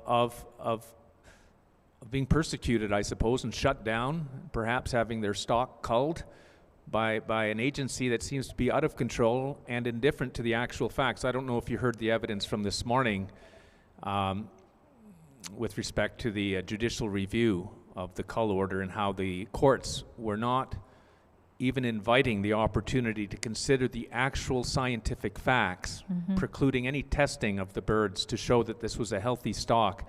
None of that mattered in the judicial review process, and it was remarkable to hear that evidence. So you have an agency that is indifferent to the facts, but is exercising this huge power with huge impact on families like you're about to describe, and the fact that people are afraid to speak out. I mean, that must, so when you heard from Katie, and who was prepared to speak out, whose family was prepared to stand up to these bullies, because that's your ancient calling, to defend people against bullies. Here you are, heading up to Edgewood in pursuit of that same objective, to stand up against bullies, or at least expose the fact that these folks are doing that. Am I connecting these dots relatively well? I don't know. I'm trying to suggest, I guess, that the first part of the story is the fear of farmers to speak out. And that's a real problem for society, because these are the guys who produce our food. And if they can't take on the regulatory authorities openly without fear of being persecuted, to me, that's a real story. That's huge. And then you found these folks up country with the ostriches that you're now going to get into, who did do battle, and you covered that. I don't know if I'm taking up too much of your time, but to me, that's a flow of related. Just shows how your own participation up at the ostrich farm evolved. Exactly. If they were willing to tell their story, I was going to make sure as many people as possible heard that story, for the reasons that I just said about how farmers are silenced. And I continued by covering the law cases that it sounds like you guys heard testimony to today, the ins and outs of that, and it very quickly became clear that policy is overriding science, logic, reasoning, and to what extent is that? And it also became very clear that the CFIA is, as it stands, untouchable, in my opinion. And so the concern that you could have these healthy, viable ostriches that clearly became obviously healthy the longer they lived. And no matter what reasoning happened, you could do nothing to get them tested. It seemed absolutely absurd. And so I ended up going to the farm, I believe 6 different times for days at a time, and living and becoming a part of what was there. And that was a whole other level of reporting, because you got to see firsthand how not just the farmers and their resilience, as farmers usually have, and I would argue probably ostrich farmers, maybe even a bit more, because ostriches are not the easiest to farm. But I got to see how the people were coming together over this issue and how it was a nonpartisan issue. That was a little bit different than the things that I would cover, because everything is so politicized in the media, especially now. It's less about who is right, who is wrong, what's the risk and what isn't, and really where are the people politically aligned. We live in Canada where over 95% of the media is funded, in part at least, very handsomely by the state. And why does that matter? Well, who bites the hand that feeds them? When's the last time you aired your boss's dirty laundry? Not that I have as relevant dirty laundry to air, but I'm just saying, people don't do that. So when you have 95% of the country's media either getting direct grants, funding, or also through advertisements that are paid by the government, that's another huge income stream. That is the lens of information we're receiving, and information is what's needed to know whether or not you or an industry is safe. And so as I came down there, I got my boots on the ground, I got to know the farmers themselves, the farmers, the supporters who are in the kitchen, in the tent, cleaning porta potties. I mean, it was a huge operation, and I hope my reports were able to show what put in to help these farmers get their message out with their resilience. And then, of course, there were wins, there were losses. And during a time where the whole media is telling everybody, as we were, to a certain extent, if you will, that we're in a trade war, all of a sudden, this fight has gone beyond the courts to an international potential trade deal surrounded by the science. This was when Prime Minister Mark Carney was not getting us a deal, still like today, with the United States. And somehow, some way, this rural farm in the middle of nowhere with ostriches has the eye and the attention of the top medical officials in the United States saying, hold up, we see opportunity here. We want to work with you. We'll help you test the birds. We'll take the birds. We're not afraid of the birds. And you know what the state did? Nothing. They didn't even say anything. When Ezra Levant from Rebel News was able to question the top ministry for the CFIA, the top minister, he got in line and asked his question, and she just stared like a deer in the headlights. It was so awkward. I don't know if you guys saw it, but you have to see it. Mm-hmm. He literally asked, isn't it time, wouldn't it be a good idea to have a friend across the border considering everything's going up? Like, why not just let the ostriches live and let the science live on? And she just stared.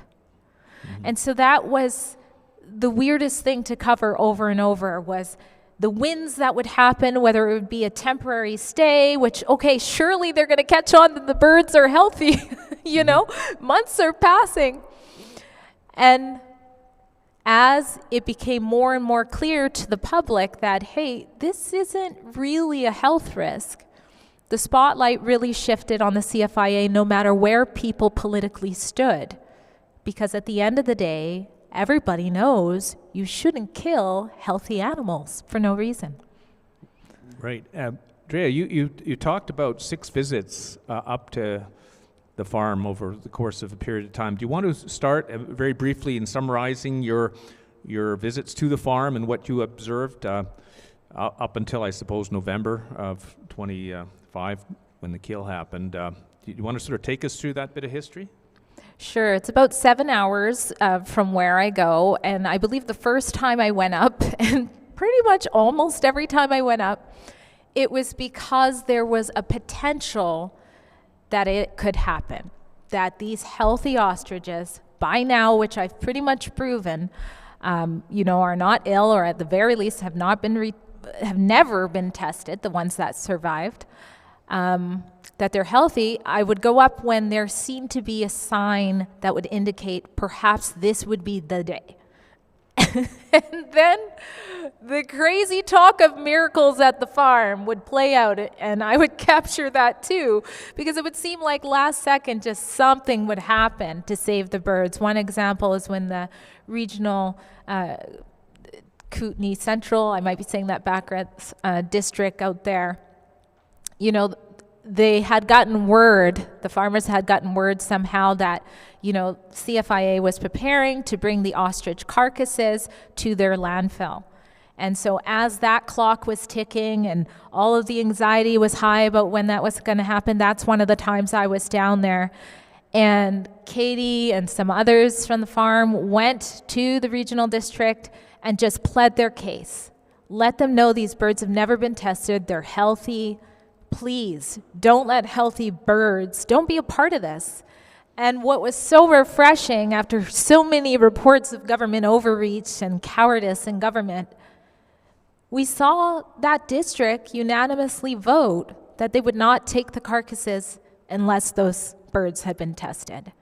And so being right there, that was one of my favorite moments in media, having the camera ready inside the small farm kitchen with some supporters, and Karen was watching on the laptop what was happening with Katie and catching that in real time for the public to see, that emotional moment of they're going to live another day, and maybe we can actually do that. There were several moments like that were captured. And I'm getting teary-eyed thinking about it, because you would have this hope that at some point the state is just going to do the right thing. Yeah. And they didn't.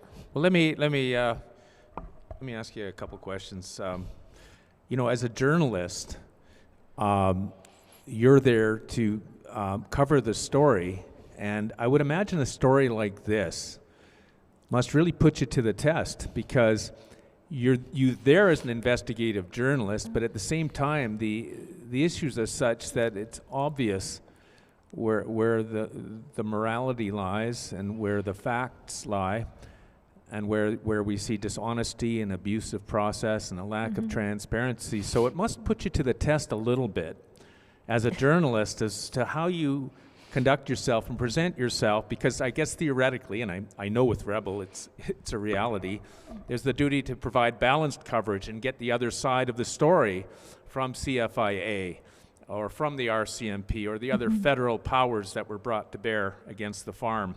So I know you tried to do that. You tried to get an explanation from Ottawa or the ministerial staff or the RCMP. You were digging in those directions, and at the same time exposing the plight of the family, which was a tremendously compelling story on a human level. Tell us about that. Did you feel that you were kind of challenged, because as a journalist there is this trying to avoid becoming part of the story and just covering it? Was that difficult for you? It's just a little bit difficult, just a little bit. Well, first I'll start by, again, saying over 100 reports, and not a single response to any of my inquiries were ever answered by the CFIA, ever answered by any of the two main ministers involved. The RCMP has responded to my inquiries, but that says a lot right there. Rebel News is the largest by reach independent media outlet in the country. And we can't get the government to answer on such a huge issue. But on the other hand, having your boots on the ground is an advantage, because many times I was doing live streams where people were literally just seeing what's happening in real time. And there is no more way to be accurate and unbiased than literally just showing what's happening on the ground. Mm-hmm. And that's something, that the mainstream media drops the ball on often. But as far as weighing being human, yeah, and not just human, being a mom, a homeschool mom, it was hard sometimes. In fact, many people don't realize that sometimes my youngest, whose special needs, had to be on the farm with me in order for me to be there and do that story. And so I had to have my camper van, and sometimes my mom was up there to help me with that too, who's disabled as well. So there was help in that area, but really I wouldn't have been able to do the coverage that I did do if at times my family wasn't on the farm with me. I might have created a little bit of a villain with my son because he was also there on the dreaded day of November 6th, and he knows those birds were healthy too. But the beautiful thing about Rebel News and being an independent journalist is being free. I'm free to cover the stories I want to cover, and I don't get told, oh, you got to do it this way or that way. And my bias isn't hidden. And what I mean by that is before we trusted the mainstream media to be neutral, to not be picking sides, and that's not what we're getting with 95% of the media. We get the facade of that, but in reality, they are omitting so much, and they say that propaganda doesn't lie to the people. It convinces people to lie to themselves, and that's what they did with the ostrich farm at large. How many times did they lead with the fact, it's a fact, that 69 birds died? But they never ever explained, well, 69 out of how many? And since that is a small portion of deaths, that indicates that this wasn't the dangerous avian influenza virus that you've made it out to be to cull them. So they would lead with things like that and not talk about how the birds themselves that are alive had not been tested. But I kind of lost track of where I was going there. Let me just, it's interesting, you say as a media outlet that isn't funded right by the state, you have the independence and therefore the freedom to cover stories that are counter-narrative on many of these areas. Right, and I remember where I was going, it was about the bias thing. So people who trust the legacy media believe they are getting unbiased media. And the difference with Rebel News is our bias is to bring the public the side of the story that the media is either underreporting or misrepresenting. Right. That's our bias, and that's what we do. And I'm just saying your evidence on that is very similar to what we heard from Jordan Keeley earlier this morning, because as an independent MLA, and he referred to Tara Armstrong and Dallas Brody as well, is having the freedom now to speak out on these very contentious matters. Absolutely. Because they're not being muzzled. They've got that freedom, and it's like Rebel Media. You've got that freedom because you're not dependent on government money. Mm-hmm. And so you had the freedom to cover this story. Oh, just before I go further, and I'm going to ask you to continue with your observations at the farm and so forth, but did you notice other media, covering this in any sort of balanced way? And let me preface that by saying, so much of what you guys cover doesn't even appear to make the radar screen on the mainstream press. Neufeld's criticism of Soji going back now 6 or 7 years, and we've all seen what's happened to him. The lockdown litigation, the actions against Bonnie Henry, all of which was covered by Rebel and a few other independent outlets, but largely ignored by the mainstream press. How did the mainstream press cover, if at all, what was happening at the ostrich farm? Well, I will say in many cases I thought, surprisingly, that the CBC's coverage was pretty fair. Okay. I was happy to see that. I won't say which journalists because I don't want to get them in trouble, but one example, when the farm supporters were sort of preparing for the CFIA to come, there was a mainstream media journalist who intentionally didn't show that there was going to be some blockaging happening. And I also saw some journalists with tears in their eyes at moments just like myself. So there was a lot of that, and I think it's because it was a nonpartisan issue and there was so much support for it. Where I really saw a concerning shift overall was the last time the farm was granted the stay. So just to backpedal a little bit, our coverage, Rebel News, part of my coverage was actually publishing in advance that the CFIA was going to descend on that farm when it descended.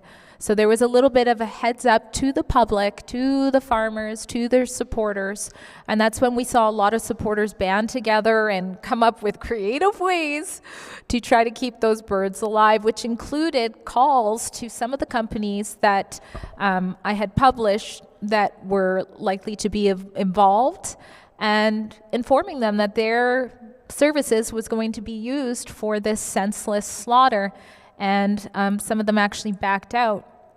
And so that was one of the other miracle things, because that contributed to the time of the CFIA actually descending on the farm. And I now know, thanks to our post-call, I don't like saying call, but our post-call investigation, that at least close to 300 officers being deployed to the farm. That led to there being more time for their counsel at the time, Omar Sheikh, to go ahead and get that last stay. So now you had the standoff that we were talking about, where you have the CFIA actually physically there, you have RCMP officers galore actually there, seizure of property, and they can't kill the birds. And that is when I saw a complete shift in the media. To me, it really looked like something had changed, and it was, you better not put these farmers in any good fashion at all. And I was just happy to be there to show what was going on from the ground. That's very interesting, that at some point the message got through to some of these others to just stop their coverage, from what I understand you're saying. And that's very troubling. You've referred to this as a nonpartisan issue, as opposed to some of the other stuff that the media never covered, but which was covered a great deal by Rebel Media. And just so, I mean, we have the issues, and I'll just use the examples of the pandemic-related lockdowns and restrictions and prosecutions, which were covered by Rebel, and the close down of the churches being a notable example of that. There's a whole Soji thing and the Neufeld thing, and we saw what this ridiculous tribunal recently did to him, all of which was covered fully by Rebel, and all of which was almost completely ignored by the mainstream. So when you contrast this as not being a partisan issue, and those others, by partisan I mean ideologically charged or politicized, or narratives that are protected by governments, that's where we see the mainstream media doing nothing, but we see Rebel making a great effort to expose what's going on.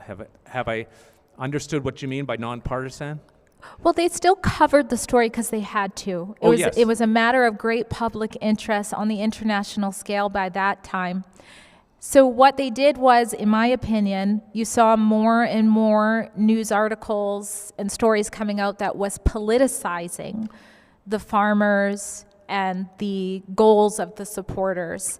One example would be what I would call straight up propaganda, and that was the so-called comedy skit that CBC put out, where they spent time, as these farmers are devastated over what's been happening. I mean, they've been arrested. How are they going to survive? What's going to happen next? They're literally, our top state-funded news is actually mocking them and the plight. It's sick. Right. And so my coverage shifted a bit too, to try to bring the other side to that story. So I had to, interview Katie, and we just sat there and debunked, we got her side of that story out, as the rest of society is being told to just laugh at that issue. You know that thing that's happening with the ostriches? Just laugh it off. Right. It's not serious. But when you got right up to the time of the cull itself, you're saying that the legacy media backed off and didn't cover that event, or did I understand you right on that? No, I believe they covered it as well. Of course, they not really boots on the ground coverage showing you what is happening. There was also restrictions that were put on from the state about what you could and couldn't do, and where you could or couldn't fly drones and things like that. But power to the people, we were going to show it. Right. And we found a way to show what happened. Okay. I'm going to get you to complete your evidence about what you observed up there and anything else you want to add. But one thing I want to ask you about, you as a journalist were making efforts to get some sort of answers to your questions posed of federal officials with CFI and the Minister of Agriculture. And I know Rebel media has a history of being ignored and shut out of the ability that other media are given to access officials. I know there's a history of that, but can you explain like some of the efforts you made to get answers from federal officials, and which I understand were ignored? Can you give us examples of some of the efforts you made? Well, I gave the example of Ezra Levant questioning Minister Marjorie Mickle, I believe is how you say the name, and being completely ignored. Of course, online I did many media inquiries over and over and over and was completely ignored. But I haven't let it go, and that's why we are doing an investigative documentary into this. That documentary has led us to Ottawa. It's led us to the headquarters of the CFIA. It's led us across the border over to our friends in the United States. And it's really getting to the bottom as much as we can about why this took place and the way it did. Just before I forget to ask you this, what's the status of that investigatory documentary at this point? Well, it's not wrapped up. Actually, this is part of it right now. Great. But you can keep up to date at it at ostrichfarmdocumentary.com. And do you expect it to be online at some point or published somewhere? Or? Yes, because the whole point of Rebel News and what we do isn't to sign some fat contract with somewhere else. It's so that the people can see what's happening in our country. Sure. Okay, Drea, is there anything else you want to talk about in terms of your observation of what was taking place at the farm, or any other bits of this history before I turn you over to the commissioners here? Well, I think that the Ostrich farm and what happened there, when you look at a grassroots battle, a pursuit of truth, logic, and reasoning, is a great testimony to where we are at with the farming industry right now. When family farmers can have their property seized, both their birds and their land, including their neighbor's land, and they can't even get animals tested. They can't even get an answer to whether or not their animals, their livelihood, the future of their families, farming generation capabilities are actually ill. We have to ask ourselves, is the state acting in the best interests of our public health or not? And that's why the question of, are the farmers safe, is so important, as is this inquiry. Thank you for that, Drea. At this point, I think the commissioners have some questions of you. Vincent? Thank you, Drea. A question I have for you is the National Citizens Inquiry has been hearing over the last few years worth of testimony on repeated occasions the extent at which propaganda is a huge problem in this country. Since you work for a media organization, is there anything on the radar at some point for Rebel Media to do an expose or documentary on propaganda and how it's used against citizens? Wow, that's a great idea. I can bring it to the table. But I will say we've done many reports exposing this issue. Even myself personally, I was defamed by the CBC's lead political correspondent, Rosie Barton. She flat out lied about me, a little independent journalist, during the most viewed, during the debate commentary. And so I did a whole rebuttal on that. And so that's to the degree of propaganda we're dealing with, where they can flat out lie and not be held accountable in any way. So I do think it would make a good film. Thank you. Drea, you had indicated that you had requested a response from CFIA, a response from the federal and provincial minister, and you hadn't received anything, but you did indicate that you had received a response from the RCMP. Are you able to share with us what that response was? Yes, I actually reached out to the RCMP on multiple occasions for multiple different reasons, both physically on the farm.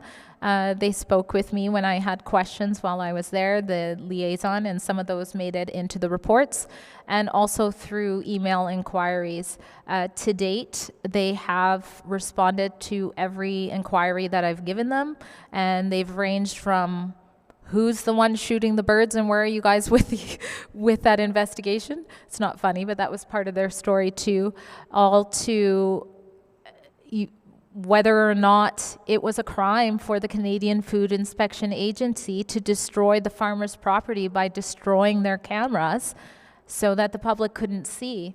And so, of course, some questions they don't answer directly. Sometimes they refer you to statements that they've already put up.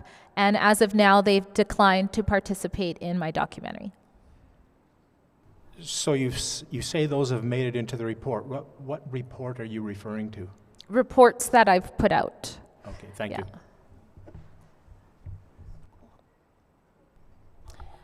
Thank you, Drea, for a remarkable report. Thank you. I watched you through this whole endeavor. Canada should be ashamed. That's my personal feeling. For the last 3 days, we've heard of elk being slaughtered, chickens, turkeys, culling of all kinds of animals in Canada. Will that be included in the documentary, or is it totally on the ostrich farm? Our documentary does reach beyond the ostrich farm, and it does highlight some of the other injustices that have been happening and normalized under the ruling of the CFIA. Absolutely. Okay, thank you. You okay? See, I want to just understand that last exchange you've had. The documentary is going beyond the ostrich farm to the conduct of the CFIA in general, and we heard you give some evidence about what it had been doing to other farmers and their fear of speaking out, and presumably this all ties into that. This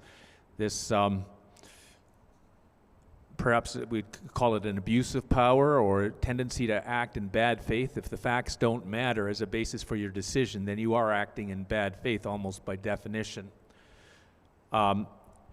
You say that your efforts to get somebody to speak on behalf of the Canadian Food Inspection Agency to explain some of what has caught your attention have been unsuccessful. Am I right that they've been told to not speak to you? I don't know exactly what they've been told. What have you been told? Nothing from them directly. I have reported on some of the coverage and tips I've received from whistleblowers, but aside from that, nothing.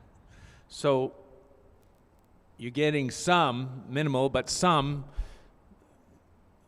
information as to what's going on in there, but they're unwilling. This is a federal agency funded by the taxpayer with tremendous powers, and you're saying there's nobody up there willing to speak with you on the record about these matters at issue that affect farmers across the country. There's absolutely nobody there willing to speak to you about this for your documentary?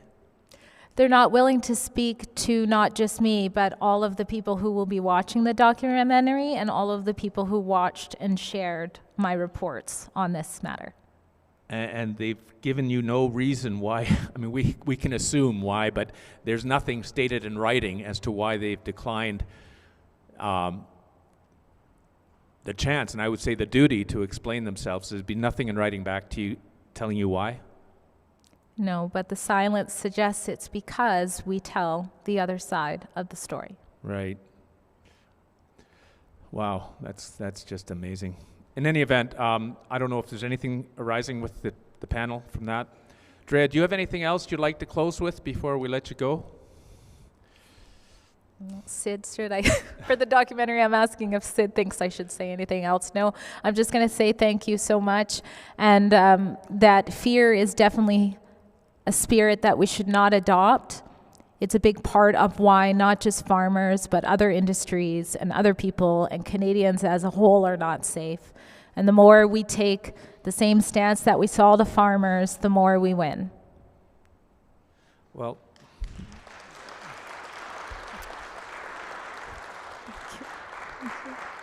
yeah. Sid, you gotta get my standing ovation, Sid. Thank you, guys.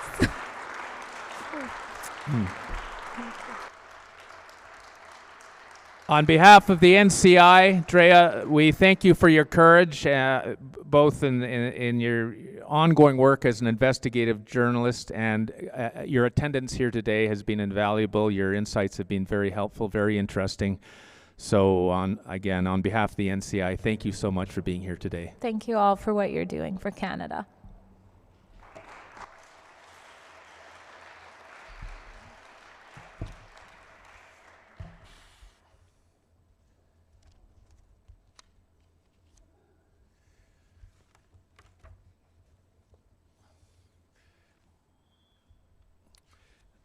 Commissioners, we do have another witness on deck. I believe she's here in person.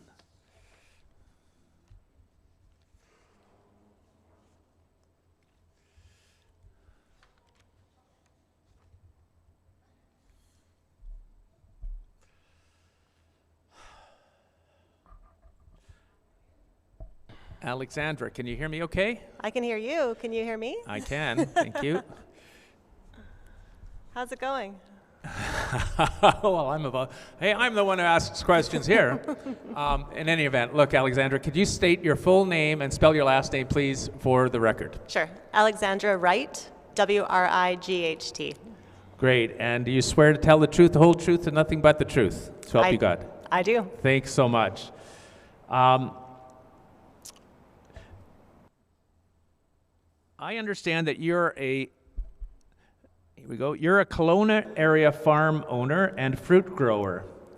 You have about a 20-acre farm in Kelowna since about 2014. You've operated a vegetable farm stand and now farms apples and cherries. Have I got that right? You do. Great. You have direct experience dealing with the Agricultural Land Commission, municipal processes, land use disputes affecting agricultural property, and I understand you're going to be talking to us about your lived experiences as a local producer navigating an increasingly troublesome bureaucracy. We've heard about that from other witnesses, and you're going to share your experiences with us on that. So with that general background, I understand you have some exhibits that you've provided to us. I don't know if we're going to be putting those on the screen during your testimony. There we go. I think we've got some.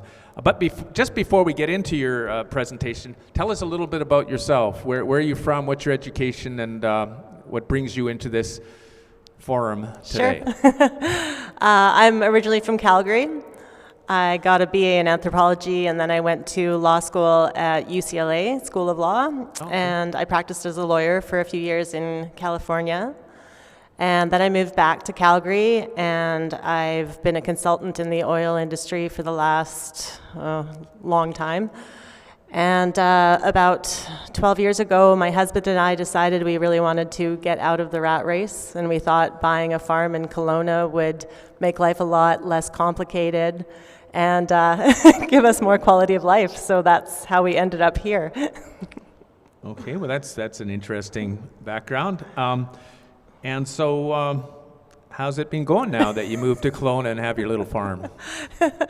Nobody warned me about the bureaucracy.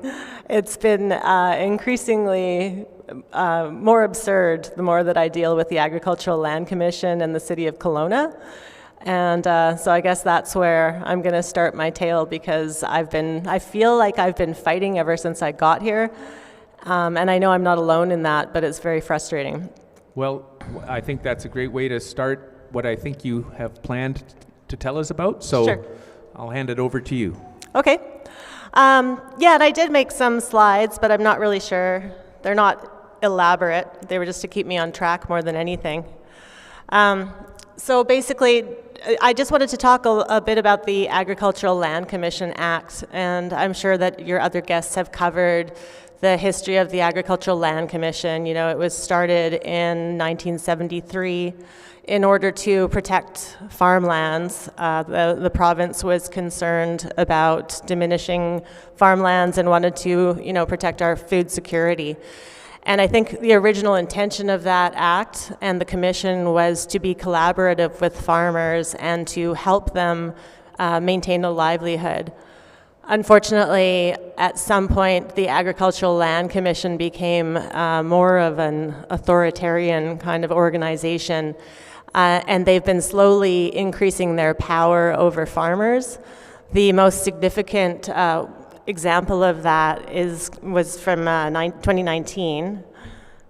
First of all, I'll just explain that when the Agricultural Land Commission Act conflicts with local zoning, the Agricultural Land Commission Act supersedes it. So it's tricky because obviously when you buy a house, you think that you are going to be in compliance with local regulations.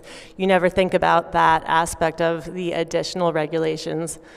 So back in 2019, the Agricultural Land Commission decided that they wanted to have more power, ostensibly because they were worried about people buying farmland and then building massive mansions on them out in Langley and Surrey.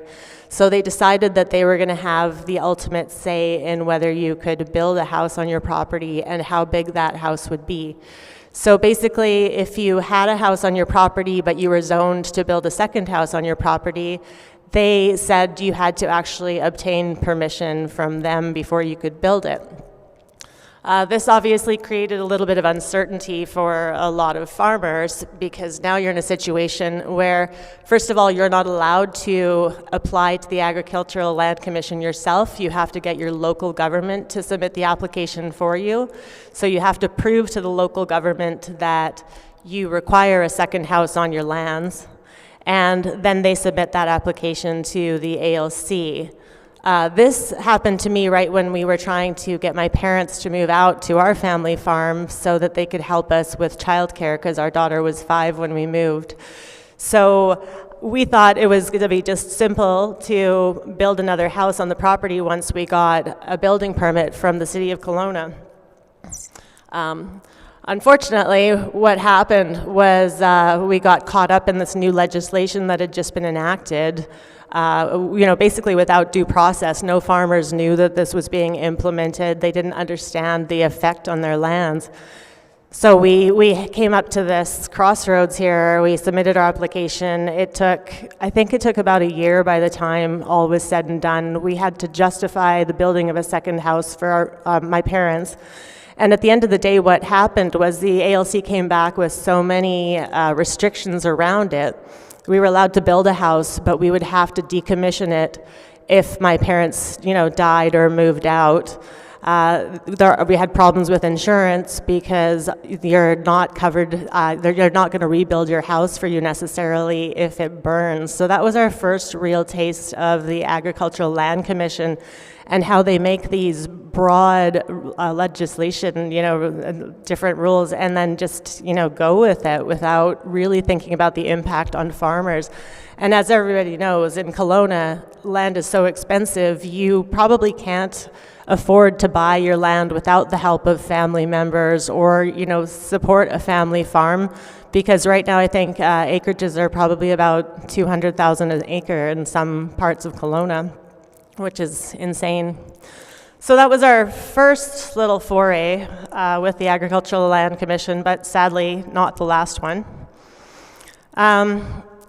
What has been happening in Kelowna over the past decades, and I think on the coast as well, is that contractors are realizing that farmland is actually much more valuable if you just dump fill on it. and the Agricultural Land Commission doesn't actually enforce their dumping legislation. So what happened was about 4 years after we moved onto our property, our neighbor who has farmland decided it was more lucrative to lease that farmland to a trucking company. And the trucking company started to dump fill and gravel and boulders and drywall and all sorts of lovely debris. There's a picture of that on the screen. So at that point, I was kind of confused, so we started calling up the Agricultural Land Commission and asking, what are the laws? Does this company have, authorization? And we were told, no, they don't. We'll send out an inspector. The inspector came, nothing happened. In the meantime, the noise from these machines, the heavy equipment, the rock shredder right next door, and basically he was building a giant ski hill next door to us. So it was bizarre. And that's when I started corresponding with the ALC and sending them emails and asking them why they weren't enforcing their bylaws. And they said, well, they didn't have the resources. And that's been going on for the better part of a decade at this point. So that was the first time I really kind of questioned, if you're here to protect the farmers and the farmland, then why aren't you protecting the farmland next door to me? Why are you allowing a commercial operator who's making more money dumping fill on the land that, rather than protecting the farmers who are actually trying to sell their vegetables and live off the land? So that was kind of my second experience. That one is sadly not resolved, but I live in hope. And then finally, well, actually two more, sorry. The other reason we got out of running a vegetable farm stand was that there are so many restrictions around farming and selling your produce. When we moved to Kelowna, we had this vision of growing all of our organic vegetables and then starting a little cafe on site or a restaurant. Unfortunately, the ALC won't let you do that. They'll let you do that if you're a winery, but they won't let you do that if you're just a vegetable farmer. And in terms of processing your food on site, you can only process and sell things if you grow more than 50% of what you're selling. And then they're making rules around hosting events. Obviously, as a farmer, some years your crops don't produce anything at all. I'm a cherry farmer, so 2 and 3 years ago, we made absolutely no money.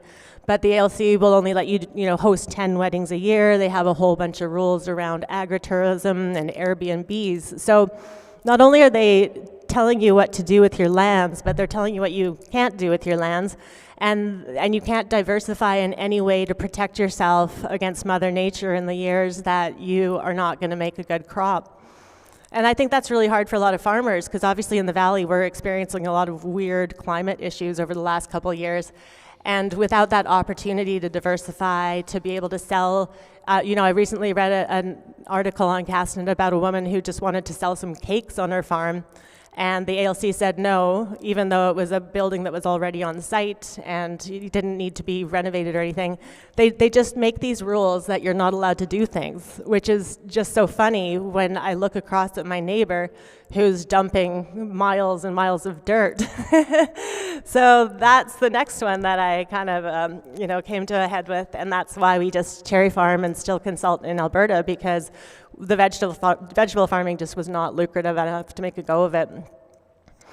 And then finally, the latest issue that I've had with them is, well, and this is larger than just the ALC, it's the City of Kelowna as well, is over this situation where the City of Kelowna keeps on taking lands out of the ALR, and they're allowed to do that. Big developers are allowed to take land out of the ALR, they're allowed to do that, but little farmers who are bearing the brunt of all these decisions are not allowed to do anything with their lands. And so what's happening with Kelowna Springs Golf Course is that it was ALR land a long time ago, and then in 1988, the ALR said that farmers could convert their lands to golf clubs or golf courses, but only specifically for that purpose and no other purpose. So this course, which is on a wetland and a floodplain right next to my house, was converted to a golf course, and now the developer has come along and purchased the lands and wants to turn it into industrial. which is obviously environmentally crazy to build on a floodplain. We all know what's going to happen because the soil is going to be compressed under the 46 acres that are going to be developed. Very likely my lands will be flooded. Very likely Mill Creek, which is the water source for Kelowna, will be compromised in integrity. But it seems that the big developers in town are succeeding in getting these exclusions as part of this deal. The city of Kelowna is also going to trade some land with them on the highway that they excluded from the ALR specifically for their bus depot. So there just seems to be a lot of stuff going on behind the scenes where we have all these rules that are made to protect farmers, but as soon as there's a financial incentive for somebody, the rules go out the window. And I think that's kind of where I want to leave that. Like that's just my experience. It's been a very frustrating decade of emails and phone calls. I can imagine, yeah.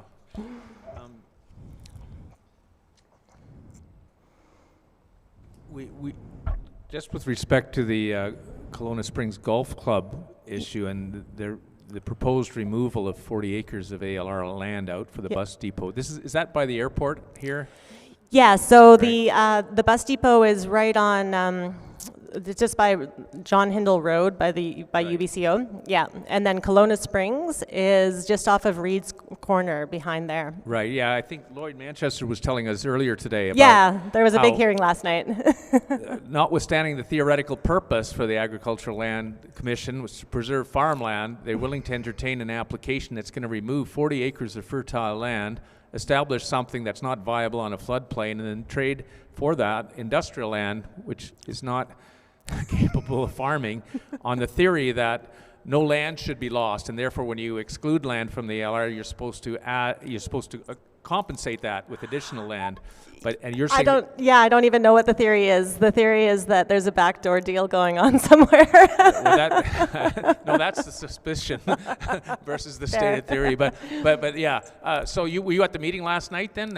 I was, yes, yeah. I was one of the organizers for that. And also, just as an aside, so this is the second time this developer has made this application. We fought it in 2023 and we succeeded because our current mayor actually ran on a platform of protecting this golf course. But what happened is, obviously we were back last night. As part of this development, after the last application was rejected, the developer went and bought 60 more acres in the ALR just down the road from the golf course. And he's submitted an application to build a 7.4 acre commercial road on the agricultural lands.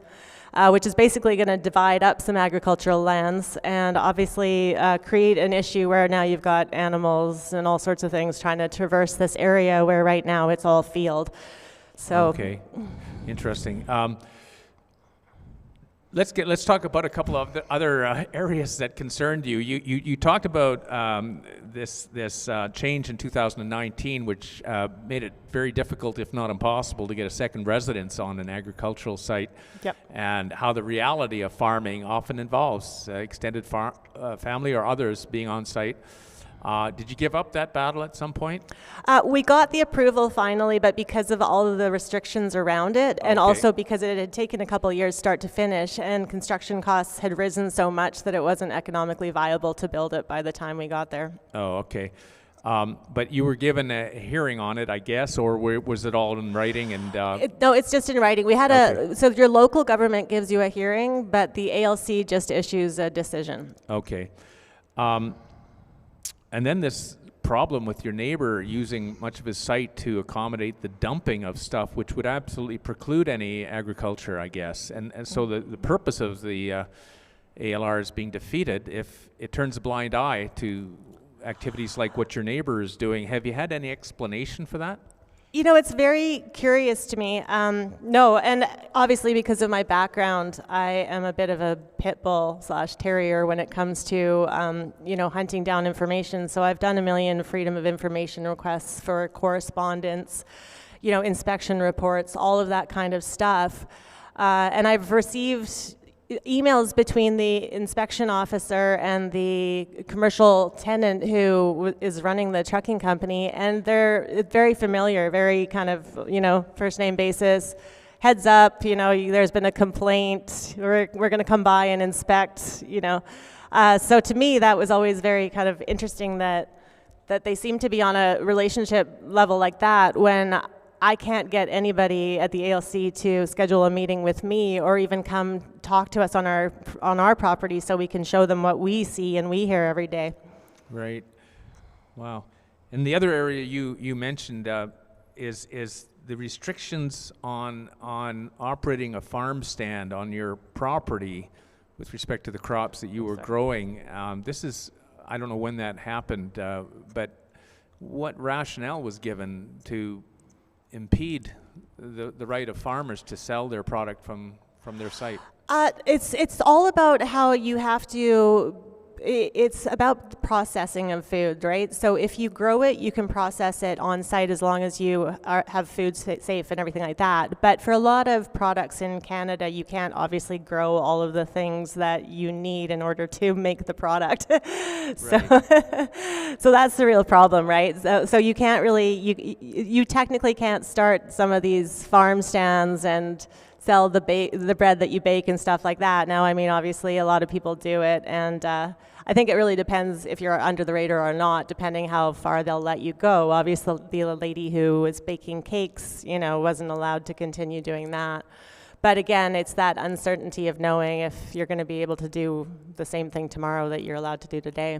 Right, but you see that as an example of this sort of growing bureaucratic burden on the small scale farmer.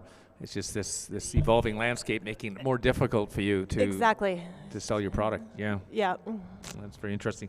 Look, I'm going to have maybe the commissioners ask you a few questions at this point, if I might. Vincent, Krista, Buddy. Well, apparently that they're fine with what you've. Oh, we've got Krista with her hand up. Have you given up on your dream? Yes. Yeah, no, we're going to list our property this year. I've given up fighting against all of these regulations, and the problem is with the ALC, they've basically just stopped talking to me now. So, I've requested, I've tried to escalate it up to the Minister of Agriculture. I've asked for a meeting with Ms. Popham, and basically everybody just ignores you. So there's nowhere to go, and there's no independent kind of person who's going to help you out. There's the ombudsperson's department, obviously, but they're in a vortex where you don't have an email address to email them. You've got to submit your online complaint and then see if they contact you. So there's no person who's going to help you here. Where are you moving? I don't know. We'll see if I can sell my place. Thank you. Krista, are you finished? Is that it? Just one quick question. You raised it up to the Minister of Agriculture. When you say you raised it up, what is it? So I've been communicating with the CEO of the ALC for the last couple of years about this situation. So with the dumping, the ALC, the backstory that I didn't get into is the ALC actually heard a non-conforming usage application from this operator who requested approval to keep on dumping for the next 6 years. And so the ALC took a couple years to make a decision and came back with a decision that said, we'll give you 3 years, you have to post a $50,000 bond, and you have to provide an operations plan. So at that point, my husband and I were actually really excited because we thought finally the wheels of justice are moving, albeit really slowly. Then the operator appealed, and there's an automatic appeal, and then they suspend everything. So that took about 11 months, almost a year. And they came back, and the ALC ruled that they were not going to, approve that appeal. So the original rules were back in place. So then I started asking the ALC, well, okay, so when do you shut down operations? When do you actually request this $50,000 letter of credit and all that? And basically, they didn't respond to that. Then they went and actually issued 2 stop work orders on the site, which had no effect. They were still dumping. And then they just went radio silent. So then finally, Mr. Sunder at the ALC said, well, the operator promises he's going to leave on February 13th, 2026. So we're just going to let him do his thing and not enforce the order. To which I said, well, why did we bother going through this process of a non-conforming uses decision if you're not going to enforce the actual decision afterwards? And that hasn't ever been addressed sufficiently. February 13th came and passed, and nothing happened. Nobody's contacted me, and that's why I've been CCing the Minister of Agriculture now, requesting a meeting, because obviously the ALC's just decided I'm not worth conversing with at this point. Interesting. Oh, I'm sorry to hear that. Well, Alexandra, is there anything else, before we let you go here, is there anything else you want to share with us in terms of your struggle with your bureaucracies? No, I think the problem is this all started, I think we all saw it more during COVID. Mm-hmm. I think we all realized that the wheels of authoritarianism were just kind of starting to churn, and chug along. And I think that's really, we're in this weird mode of a lot of people are just in learned helplessness, where we're all just thinking we have no impact. And unfortunately, we don't have any impact because there's so few of us who are trying to make a difference. So I applaud you for this and trying to get people to rally and understand where we are and what's going to happen if we don't fight back. Mm-hmm. Very well put. Alexandra Wright, we are very grateful for your attendance here today and sharing your own experiences. We wish you all the best. If you do move from Kelowna somewhere else, wherever you go, we wish you all the best in that journey. So on behalf of the NCI, thank you very much for attending today. Thank you.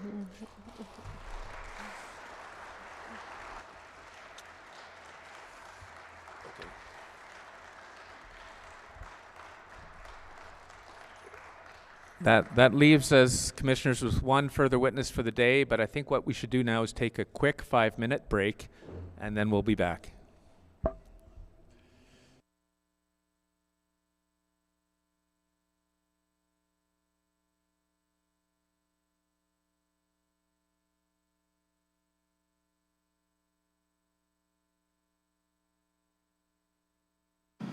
All right, so on our lineup of amazing volunteers here with the National Citizens Inquiry, we have Kendra McFarland. Kendra, hello. This is the first time I've met you, and you're helping here behind the camera. So now we've put you in front of the camera, and usually people behind the camera hate when we do this.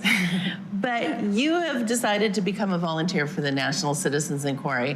Why are you doing this? Because my dad is a volunteer. Oh, so can I see the arm? How much twisting did it have to happen? And so far then, that's a really good, you got dragged into this then. Well, he's coming to town for this special event, and he lives a few provinces away. So that means a lot. He doesn't come very often. So for him to come to on a plane, let alone not just driving, to an event like this, that brings my attention. So I want to support him and his wife, and they're huge advocates of NCI. So I trust what they do. So I'm here to learn more, and they're my people anyways. I already feel that.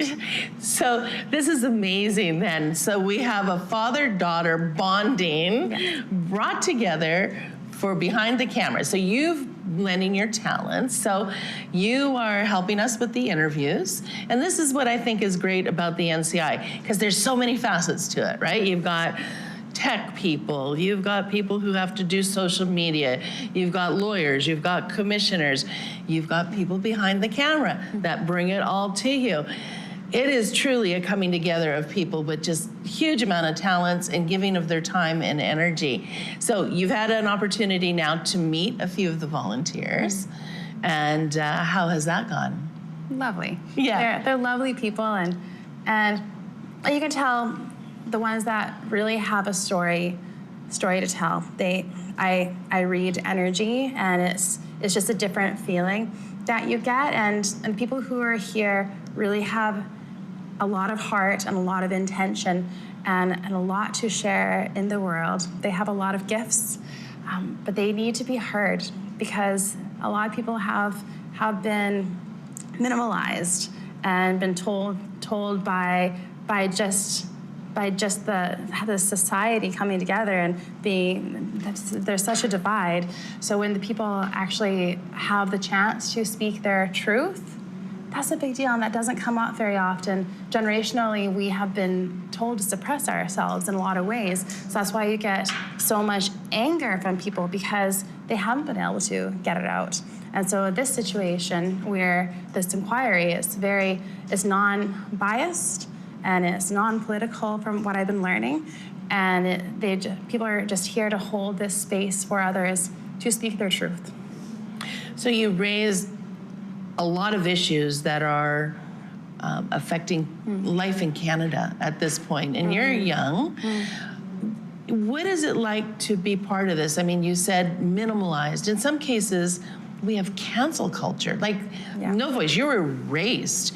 If you don't have a line of thought or speech that's consistent with the cultural bullies, I'll refer to that, you don't get to talk. You don't get to have an opportunity to engage in what should be a free and democratic society where freedom of expression / speech was once available to everybody. Where are we going to, and how are we going to get that back if we don't start speaking up or holding, platforms like the NCI? Is there any hope for Canada in your eyes? Of course there's hope.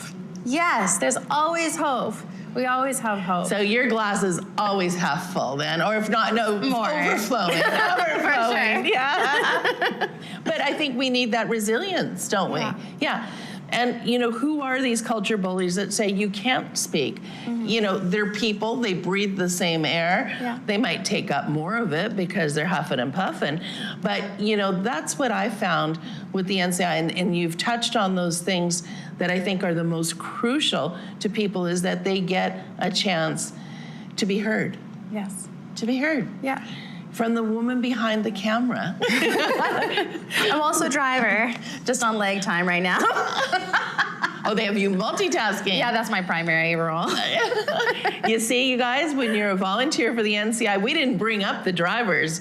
So on top of that long list of things that I talked, and the cooks. And so good. I mean, it's this group of people that just give of their time and their energy, and they bring this amazing positive attitude to what we're doing too. So Kendra, we just thank you so much for being here, for driving our people around, driving cameras, all those kinds of things. And I hope next time we need to recruit somebody, we'll call your dad first. Is that how we should do it? Tell me Call me directly. Okay, we can call you directly now. Yes. Yeah, I know what you're talking about now. Thanks, Dad. So when you go out for dinner with your dad, yes, do you talk about the things that happen at the NCI now? So, obviously I hit something. Yeah. So my dad, he informs me of what's going on with the world from the perspectives that my foundation cares about, that my family cares about. So I live in this happy little bubbly, happy rose-colored glasses yeah. intentionally. Yeah. And then I do hear of the other things. And then there's Dad. So I feel like there's a beautiful balance, like understanding what is going on and not bringing it into your own self. It's like I see it and I recognize it, and we have people that are highlighting it, which is really important. We need to do that. Yep. Like Sarah from the Resistance, yeah. right? We need people like her. Yeah. And then we also need people who are focusing on the positive too. So everybody's focusing on the positive as well. The rose-colored glasses really works for me, and then my dad tells me what's going on. Yeah. I had a sister like you. Yeah. Don't you understand? But here you are. Now you actually are doing something about it. You're not just pretending everything's great, right? Oh, and I'll still always be myself. There you go. The happy, high energy. We would never allow that not to be. Yes. Kendra McFarland, thank you so much. You. Another NCI volunteer with a very twisted arm from her father. Thanks for having Dad. me. I better interview your dad now. Bye, everybody. Okay, so continuing on with introducing our volunteers, we have Darlene Johnson. Now, Darlene, we're here, beautiful day in Kelowna, British Columbia, at the National Citizens Inquiry hearings into Are Farmers Safe in Canada? And you, along with a group of amazing people, have joined forces as our volunteer team to help make these hearings a success. So right out of the gate, thank you for your time and commitment to making the NCI a success. My pleasure, Carrie. It's very important. Now, tell us, in a strong voice, why are you a volunteer for the NCI? Because this is really critical for every Canadian to understand that without farmers, we don't have food and we don't have a future. We've seen that on bumper stickers everywhere, but it's true. And if it's on a bumper sticker, it's got to be true. Number one criteria. Exactly. Actually, you know what? Those bumper stickers with those kinds of sayings, you have a very good point there. So everybody get an NCI bumper sticker. Yes. Do we have bumper stickers? I think we do. We do have stickers, yes. Yeah, downstairs so there we go. on the merch table. And I grew up on a farm, and I know firsthand what it takes. It's a long time ago. But I remember my folks just working so hard. They didn't have pensions. They didn't have government handouts. They didn't have any assurances of where the money was coming from, except from their own hard work. And so for me, that makes this really important. Yeah. People, we talked about that with a couple of the other interviews that we did, is that there seems to be a disconnect between the average Canadian. I won't say all Canadians because I think some have a pretty good idea, but the grocery store convenience seems to have now created sort of this blockade of understanding, how much work went in to get that steak or dig that potato or that green salad that you're having. And these farmers, these wonderful farmers, and it's a certain kind of person, isn't it, that would dedicate their life, rain, snow, sleep, freezing temperatures, dirty work, to be out at typical hours that most people have never seen for the majority of their life, like 4 o'clock in the morning. That's right. To make sure that there's food on Canadian tables. Yeah. So how do we bridge that gap then? Is it something that the government should be doing more of, appreciating farmers? Because one of the things that I've looked at as we've looked at the summaries of testimony that is happening here at these hearings is that there seems to be so much problems, so many problems, obstacles, bureaucracies that are deterring people from farming. If we continue down this path, we're going to be in serious trouble here in Canada. Exactly. Well, who's creating those problems? It's government. So they need to get out of the way.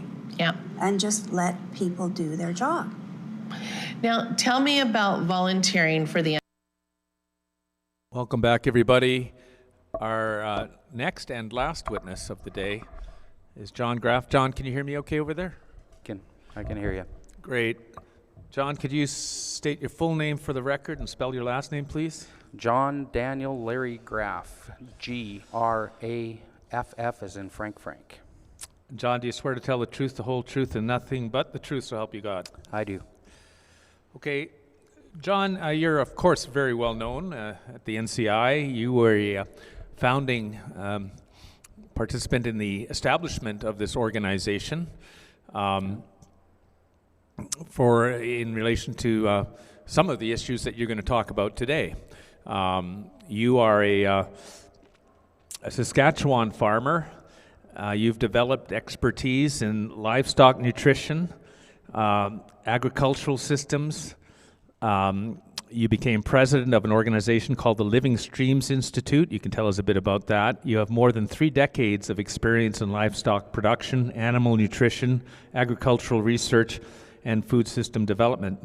You've studied nutrition and agricultural engineering. You've received advanced training from an outfit called Albion Laboratories. You can tell us about that too, if it's sort of fits in with your evidence. You've worked as a livestock nutrition consultant since the mid-90s, and you've advised hundreds of farms and ranches across North America, being involved in beef, dairy, sheep, goats, swine, horses, cervids, fish, and other livestock species. You've served as an educator at a number of institutions where you taught courses in cattle nutrition, and cow and calf management, ranch management, feedlot production. These institutions, we're talking about Olds College and Medicine Hat College, Montana State University, Washington State University, where you've given lectures and been invited to speak and share your expertise in those venues.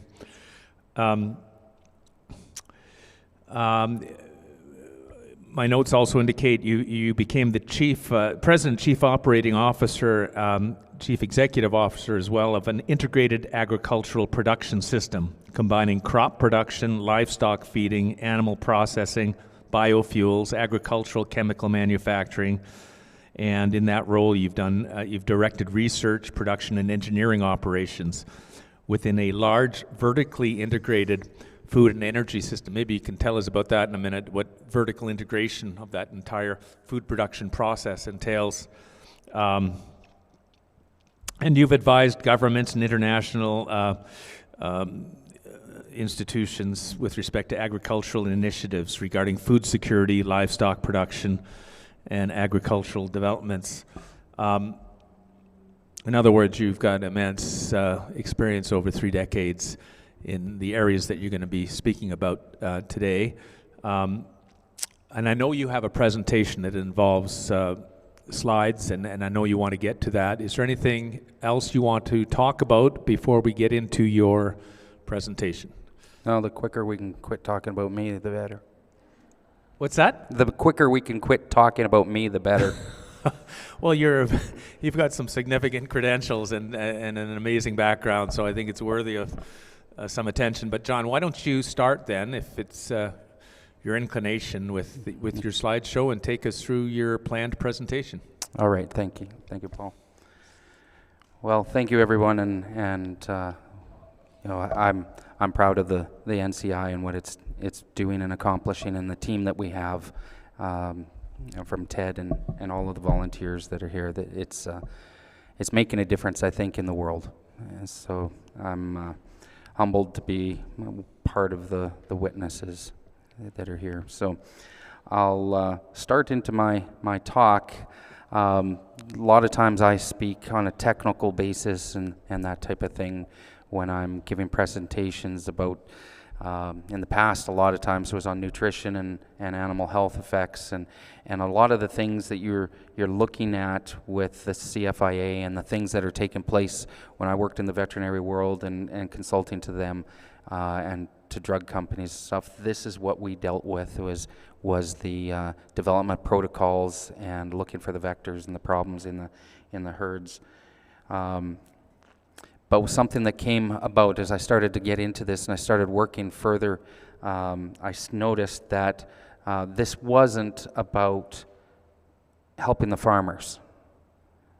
What the systems being put in place, although each little piece could be discussed and talked about from a beneficial standpoint to the farmer, and I could argue it from that standpoint. And when I was in that world more, I would work on those beneficial aspects.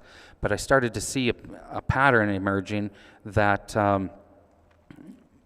showed that we were not working for the benefit of the farmer, but rather to control the people. And as a consultant, I worked with large companies. I would advise them.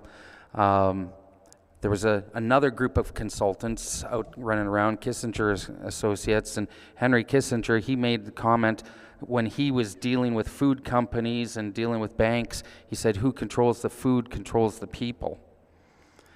And so that became a motto to some of these big farm organizations and processors who want to actually, their goal isn't to feed the people, it's to control them. He also said, and it should concern us when he is advising banks and companies and other organizations, governments, that the world population needs to be decreased by 50%. This is his words. He advises many corporations, or did advise many corporations. And he also said the elderly are useless eaters. And from that, we start to see that there, as he's advising them and looking at the economics of running countries, the economics of running economies, there's a mindset that's emerging that should concern us. So I want to look at what we see going on around us and at what they are planning, and try to wrap all of that up into one thing. So I've established a little flow chart here that goes through all the other little pieces of it. First part I'm going to look at is identifying a potential animal health crisis. And this is something that we've seen time and again. And the aspects here of this establishment of a health crisis, we have to realize that all of our organizations, and I'm not sure if people understand, some of the people that we've asked to come and present here are producer organizations. And a producer organization, it has various aspects to it, but they represent the producers and are to try help the industry. So you'll have a cattlemen's association, you have an egg group, you have a dairy commission, you have all these different, there's grain commissions, there's all these different things.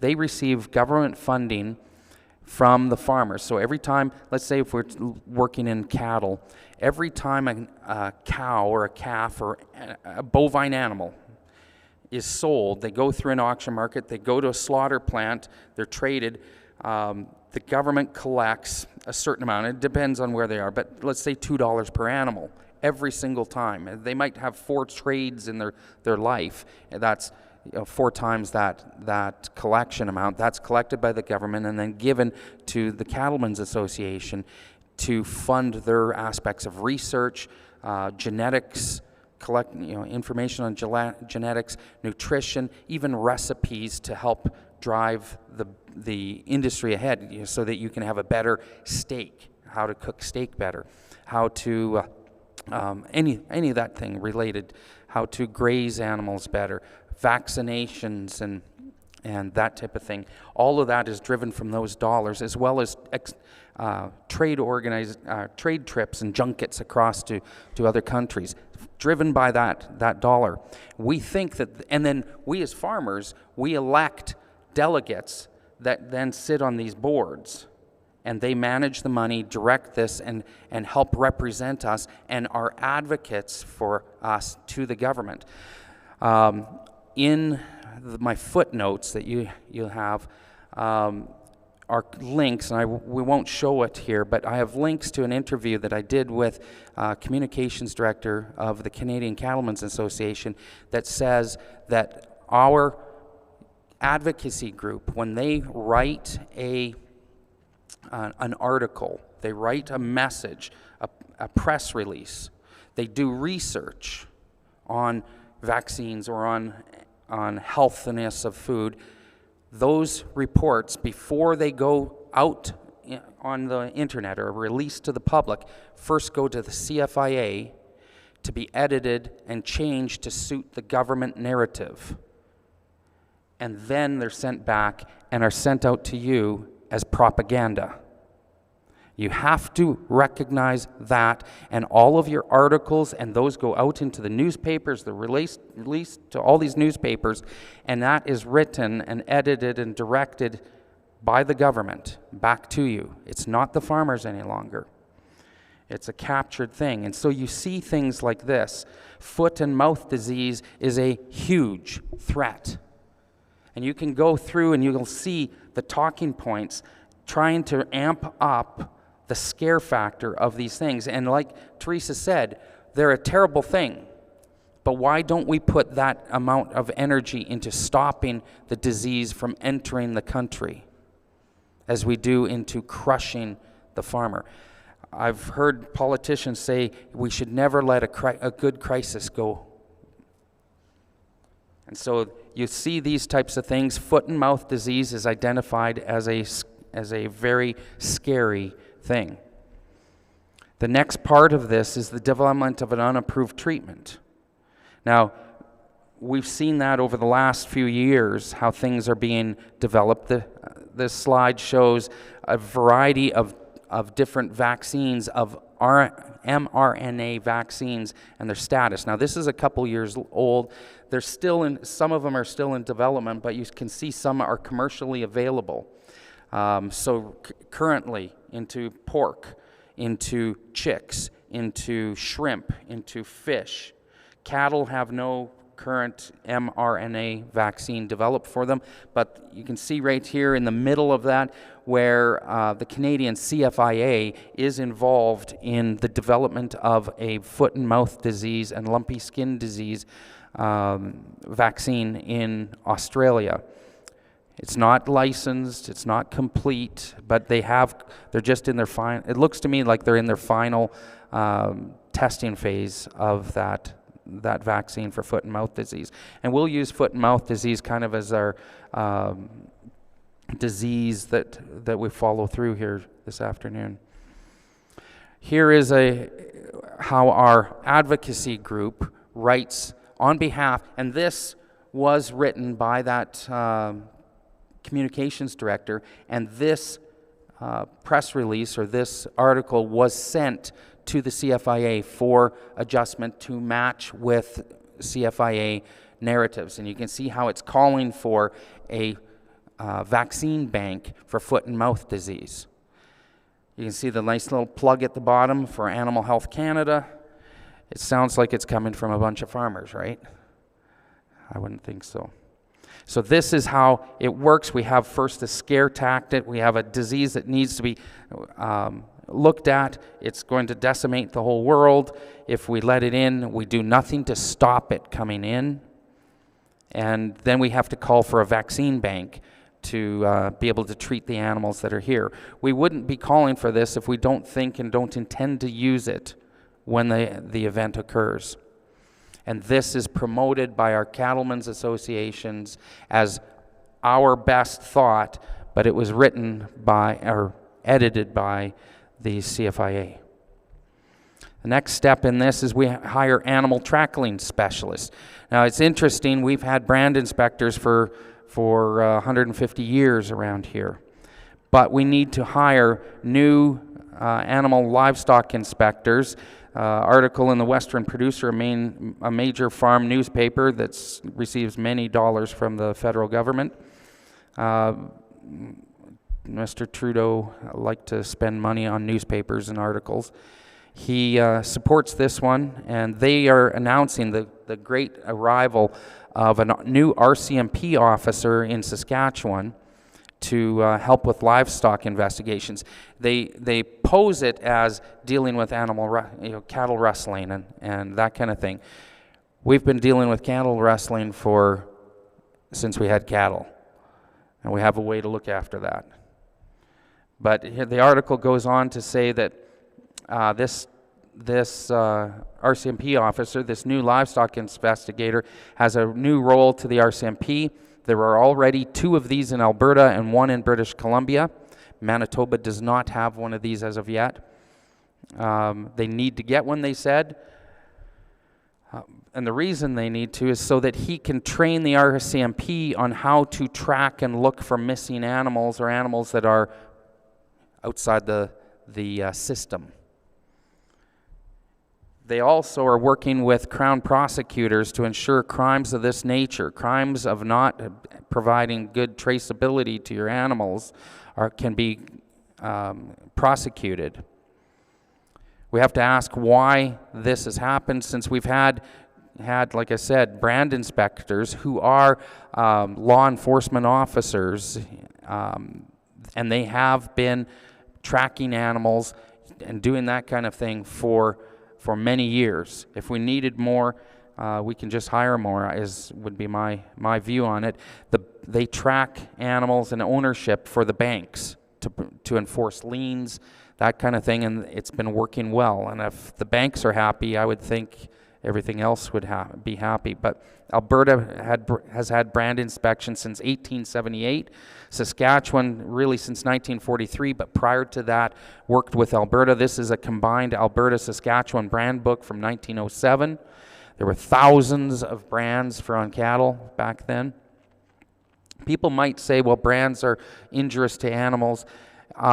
To some, not to all. There is a genetic subtype that as we stop using brands, we lose the selection pressure to expand that into our cattle herds, which we should have because it helps in a lot of other areas.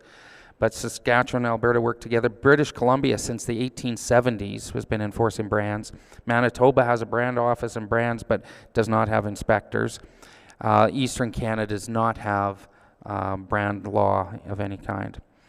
It's interesting to note all of those things when you start to look at the push to increase traceability, because these things have worked to track diseased animals within 48 hours all over the country, no matter where they are, and none get lost.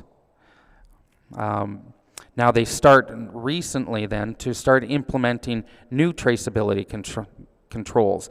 Started in 2000, right around the time of Y2K. We started with the health of animals regulations, and it just started the plan. It was an easy to chew first step. And so we all said, that sounds like a good idea. We'll go with that. It's not a big deal. It might help us with tracking down some animals. 2006, national traceability requirement was announced. Just kept moving on in slow little steps.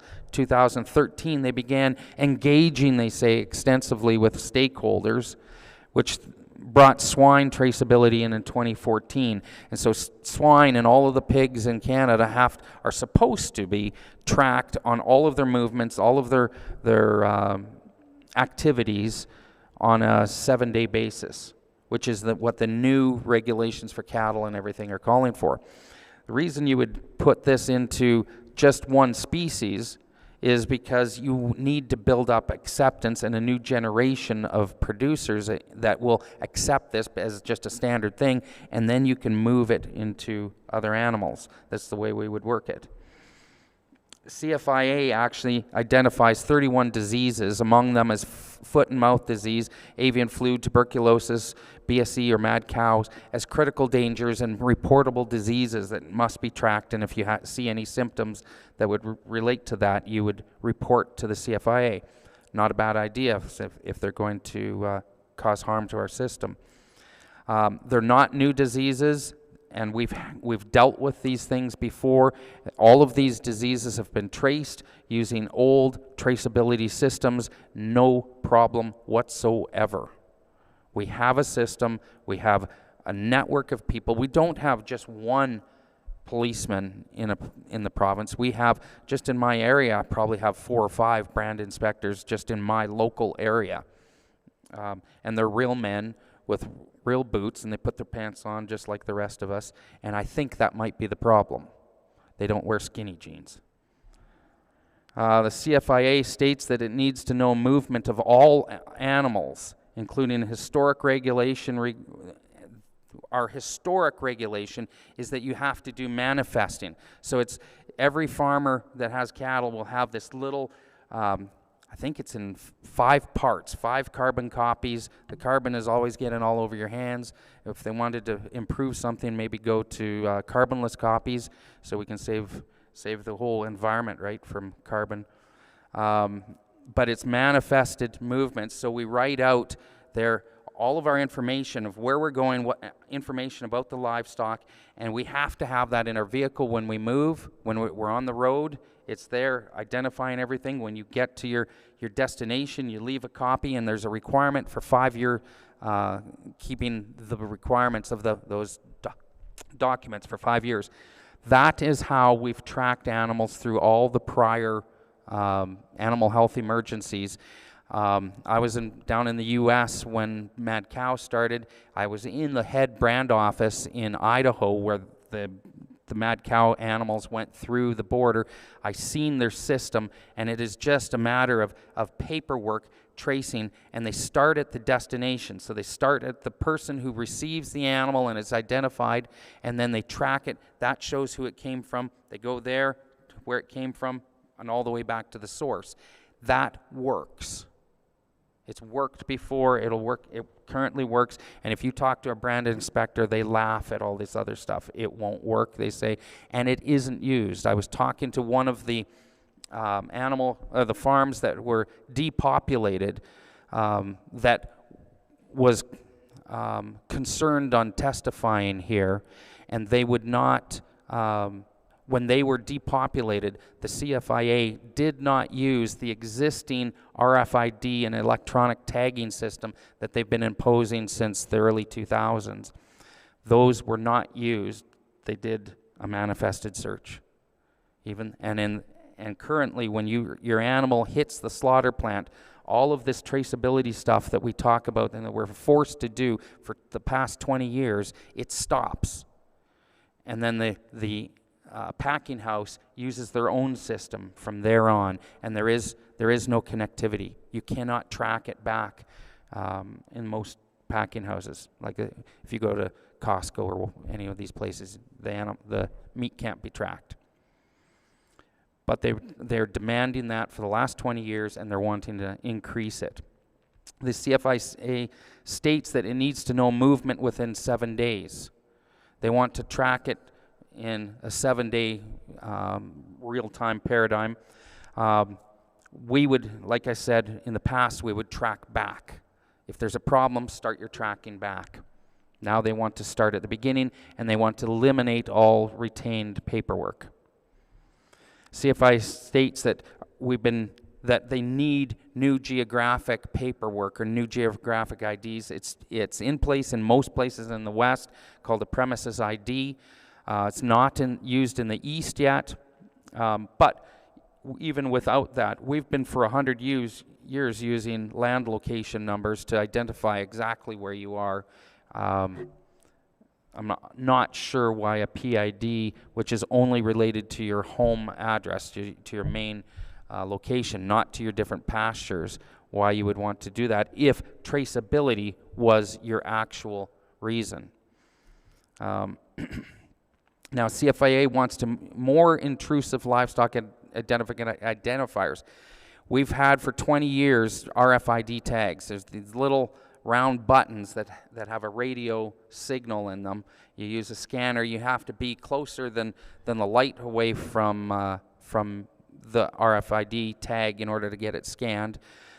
They are wanting and that's one of my concerns, probably my main concern in the regulation, is this little line where they want to open it up for more efficient and effective identifiers. That means UHF, and if you look through the Canadian Cattlemen's Association, they're promoting the development of UHF tags. I wonder where they get that idea from. But the UHF tags can be read from an airplane or from a satellite of where your animals would be. So real time, without you identifying anything, and then if they ever want to come find your animals, you don't even have to be around. They know. The proposed regulations are burdensome. The only people that can really handle these would be a feedlot with a lot of animals, and they currently already use a lot of these technologies just in their operations to track the animals within the feedlot. But for cattlemen and people out in the pastures, it's going to be a nightmare. They have to use a computer to put these things in, and a lot of the cowboys and stuff don't like these computer machines. That's 17% of all farmers don't even have internet, so I'm not sure what they're going to do. And they still run flip phones. This is from the Gazette. It is the regulations that have been proposed. They have not presented the second reading or the second installment in the Gazette. My concern comes here in part 2. Part 1 is they're adding cervids, they're adding goats to the aspect, but part 2 has existing traceability requirements are modified by introducing movement reporting requirements for all ruminants shortening the reporting time requirements for cattle, bison, and sheep, introducing requirements for the identification of the premises, and where it moves from being a provincial mandated thing to a federal mandated requirement for premises identification.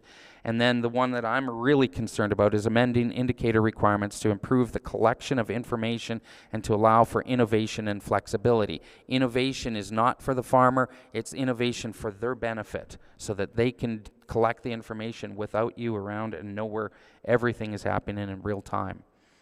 And then update the regulations to increase agility and efficiency by, again, modernizing the requirements for the use of approved indicators. That's, you see how they come in twice. They want that. It's a big deal to them. They list it twice. And then repealing the record-keeping requirements, which is these manifests that you have to keep for 5 years right now that actually work. So once you get your traceability in place, you have a disease that you're getting everybody scared of.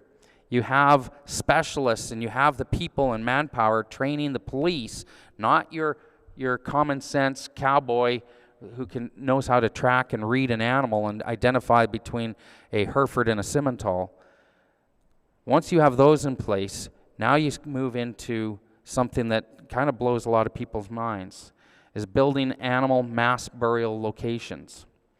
We became aware of this in Saskatchewan, where they issued contracts for the construction and the operation of 4 large-scale animal burial sites. We didn't know exactly what it is, but we looked into it a little more, did a little more investigating, and we found something that concerned us, but we couldn't really talk about it because we had no secondary backup to it. But that happened. We knew what we should be looking for, and so we were looking for that. And then the government made a misstep.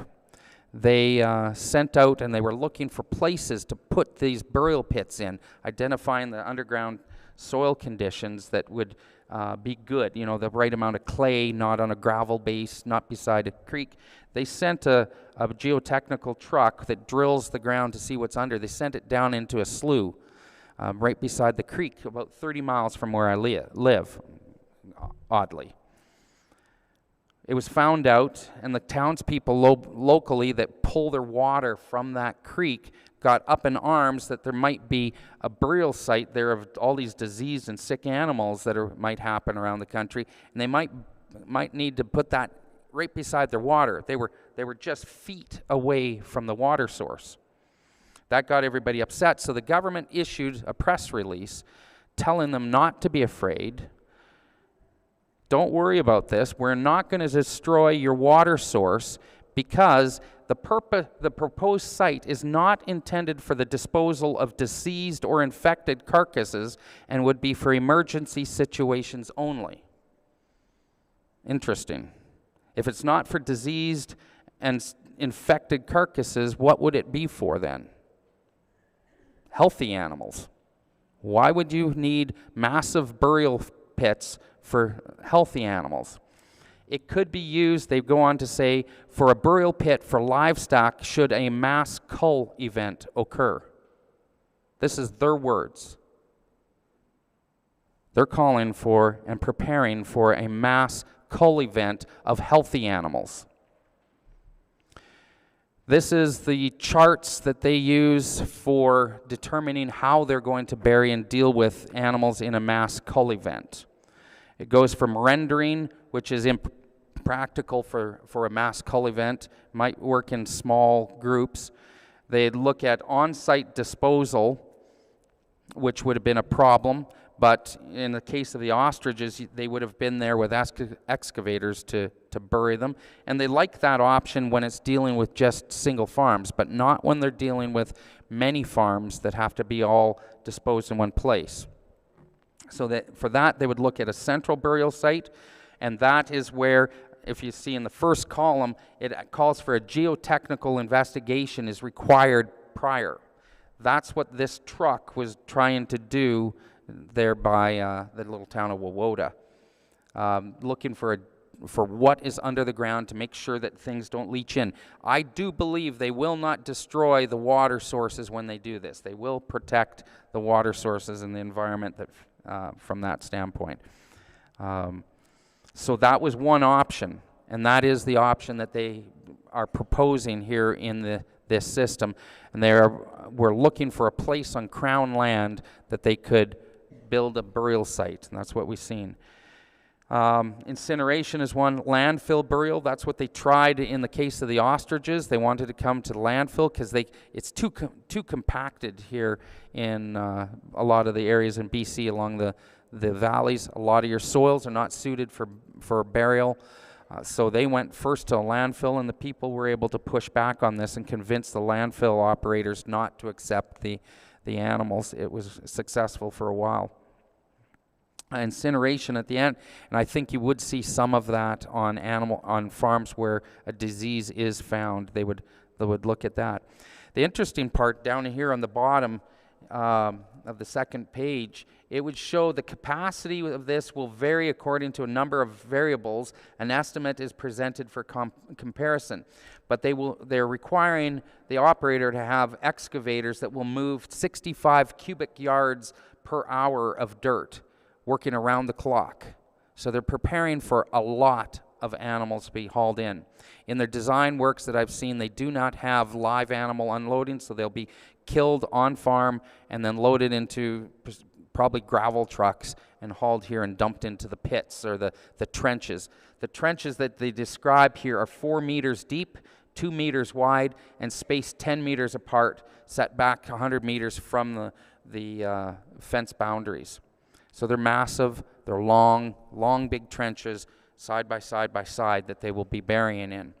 Now the capacity of these is described here as if we go to central location, look at the fourth column, you see 115,000 tons per quarter section of dead carcasses is what they will do. 115,000 tons. One full-grown cow is approximately half a ton. And if you're looking, these would be used for pigs, cattle, sheep, deer, goats. Those would be the primary animals that would be buried in these. And so it'll be a mixture of species, because in the case of foot and mouth disease, it affects all of those animals. If it was some of the other diseases in those 31, it may only affect one species. But in this case, it affects all cloven-hoofed animals.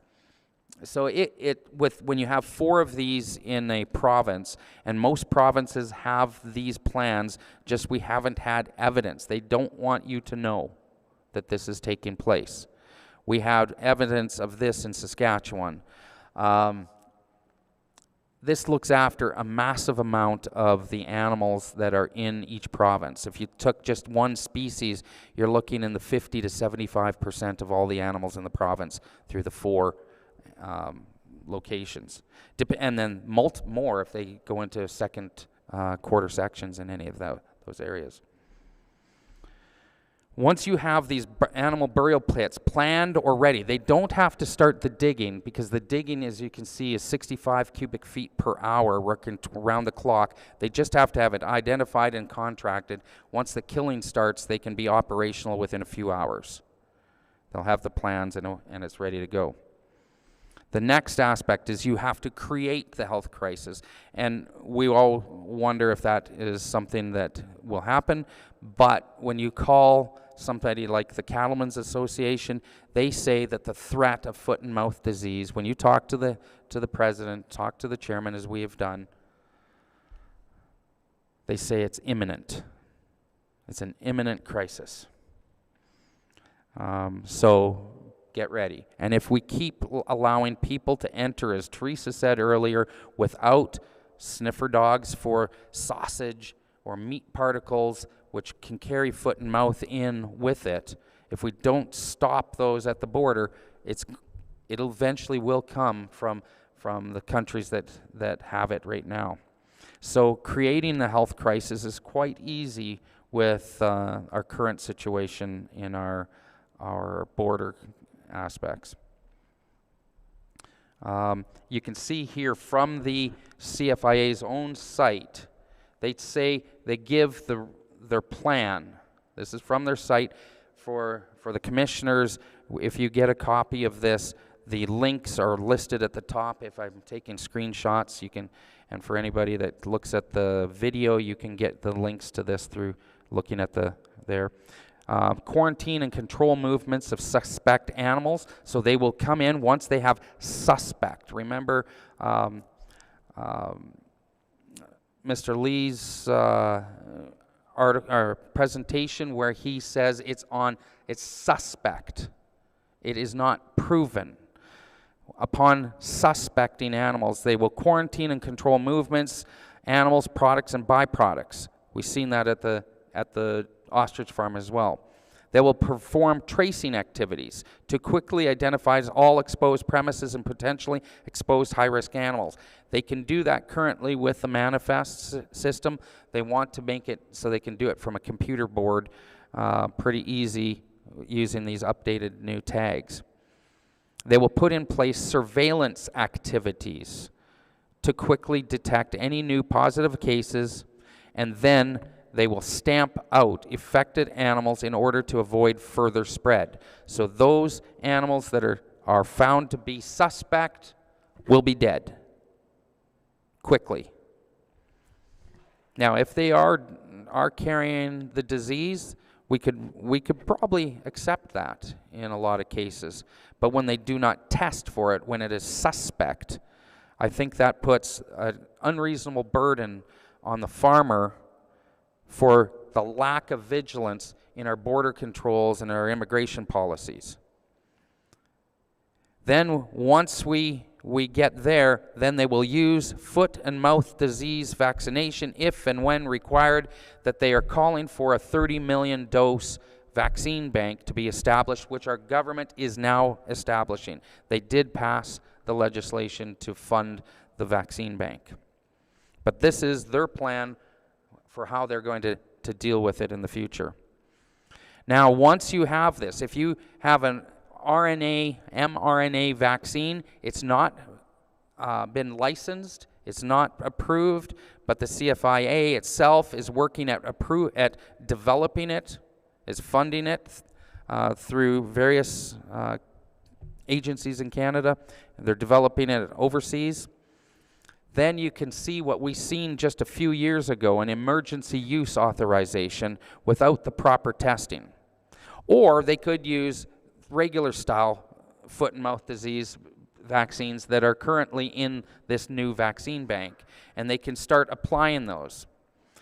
It's interesting that the whole purpose of this whole aspect is to protect our export markets, where Canada exports, in the case of beef, more than 50% of our beef is exported. We just don't have the population base for all of the animals that we've got. Our country is suited in a lot of places to animal production, so we have to rely on an export market.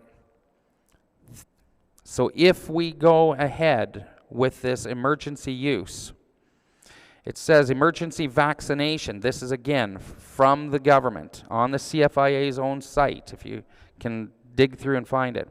The link is at the top. Emergency vaccination has to be a temporary measure, and then all of the vaccinated animals must either be slaughtered, which is commonly called vaccinate to kill strategy, or inventoried and subject to movement restrictions for the duration of their lives, which is commonly called vaccinate to live, where then everything is digitally ID'd and unable to travel and move. It sounds like another species that they've been talking about recently that was vaccinated in the recent past and now being digitally ID'd and restricted in movements, if you can think of a species that way. Once they put that in place, the animals that they've vaccinated, which like you've seen in Theresa's presentation, is a large area. What they are stating is that it is a quadrant of the province. So 1/4 of the province would get vaccinated where these animals are found to be sick. That's a lot of animals. They have a burial pit for each quadrant. But once they are not eligible for the food system, it says, and they recognize this, their purpose is to protect our export markets. Upon vaccination, it says, we would be unable to export certain commodities to our major trading partners since most industrialized countries, including the U.S., restrict imports from countries that practice foot and mouth disease vaccination, even if they can prove they do not have foot and mouth disease. It's almost impossible to prove once you've vaccinated that the animals do not have it because they are building antibodies for it. The same as if they had the disease, the same markers show up in the vaccinated animals. And so your testing procedures are thrown out. Every animal has to be considered sick. So they can't be exported. And with only 40-some million people in Canada, we do not have room for all of those animals in our food system. So then you must cull those healthy animals, and they're tracked so that they cannot be hidden by people who call their animals by name, or by people who can identify children's life steps through life by a certain animal that they led into a 4-H pen. Or, you know, our son was born on the day that cow calved, and that little heifer is the same age as our son. Those types of things we can't hide those animals any longer. So they have to be culled. We see that happening and how they are heartless in these situations, like talking to, as Theresa said, talking to a stone. This article in the Western Producer, and there's many articles you can look up, is one of the families that we were hoping would testify that have not been paid for their 2,000 head of cattle from last March. They killed the calves that should have been sold then. They killed the cows. Those cows have not been replaced because they haven't been paid, so they lost the calf crop that was going to calve last year that they would have sold last fall. They lost that calf crop, and now those cows still haven't been replaced, so the calf crop they would have now is non-existent for sale this fall. So 3 calf crops lost plus 2,000 animals. It's millions and millions of dollars that this family is just all of a sudden in suspense about, just animated suspense, having to keep operating with their insurance and their land payments and the machinery payments, all of those things. Where do they get living costs from? Because just maintaining the operation takes all of their time. What are they going to do? And the CFIA is negotiating a lower price than what they are telling us all. The CFIA says they pay from $4,500 to $10,000. That's not what they're offering the farmer. And they scare you that if you fight back, you will be charged with all of the costs. We won't pay you. And so you're supposed to shut up and take it. And most farmers, what they do is they shut up and they take it. And they suffer then for the rest of their life trying to get back from the money that they lost because the government decided to come in and kill untested suspect animals.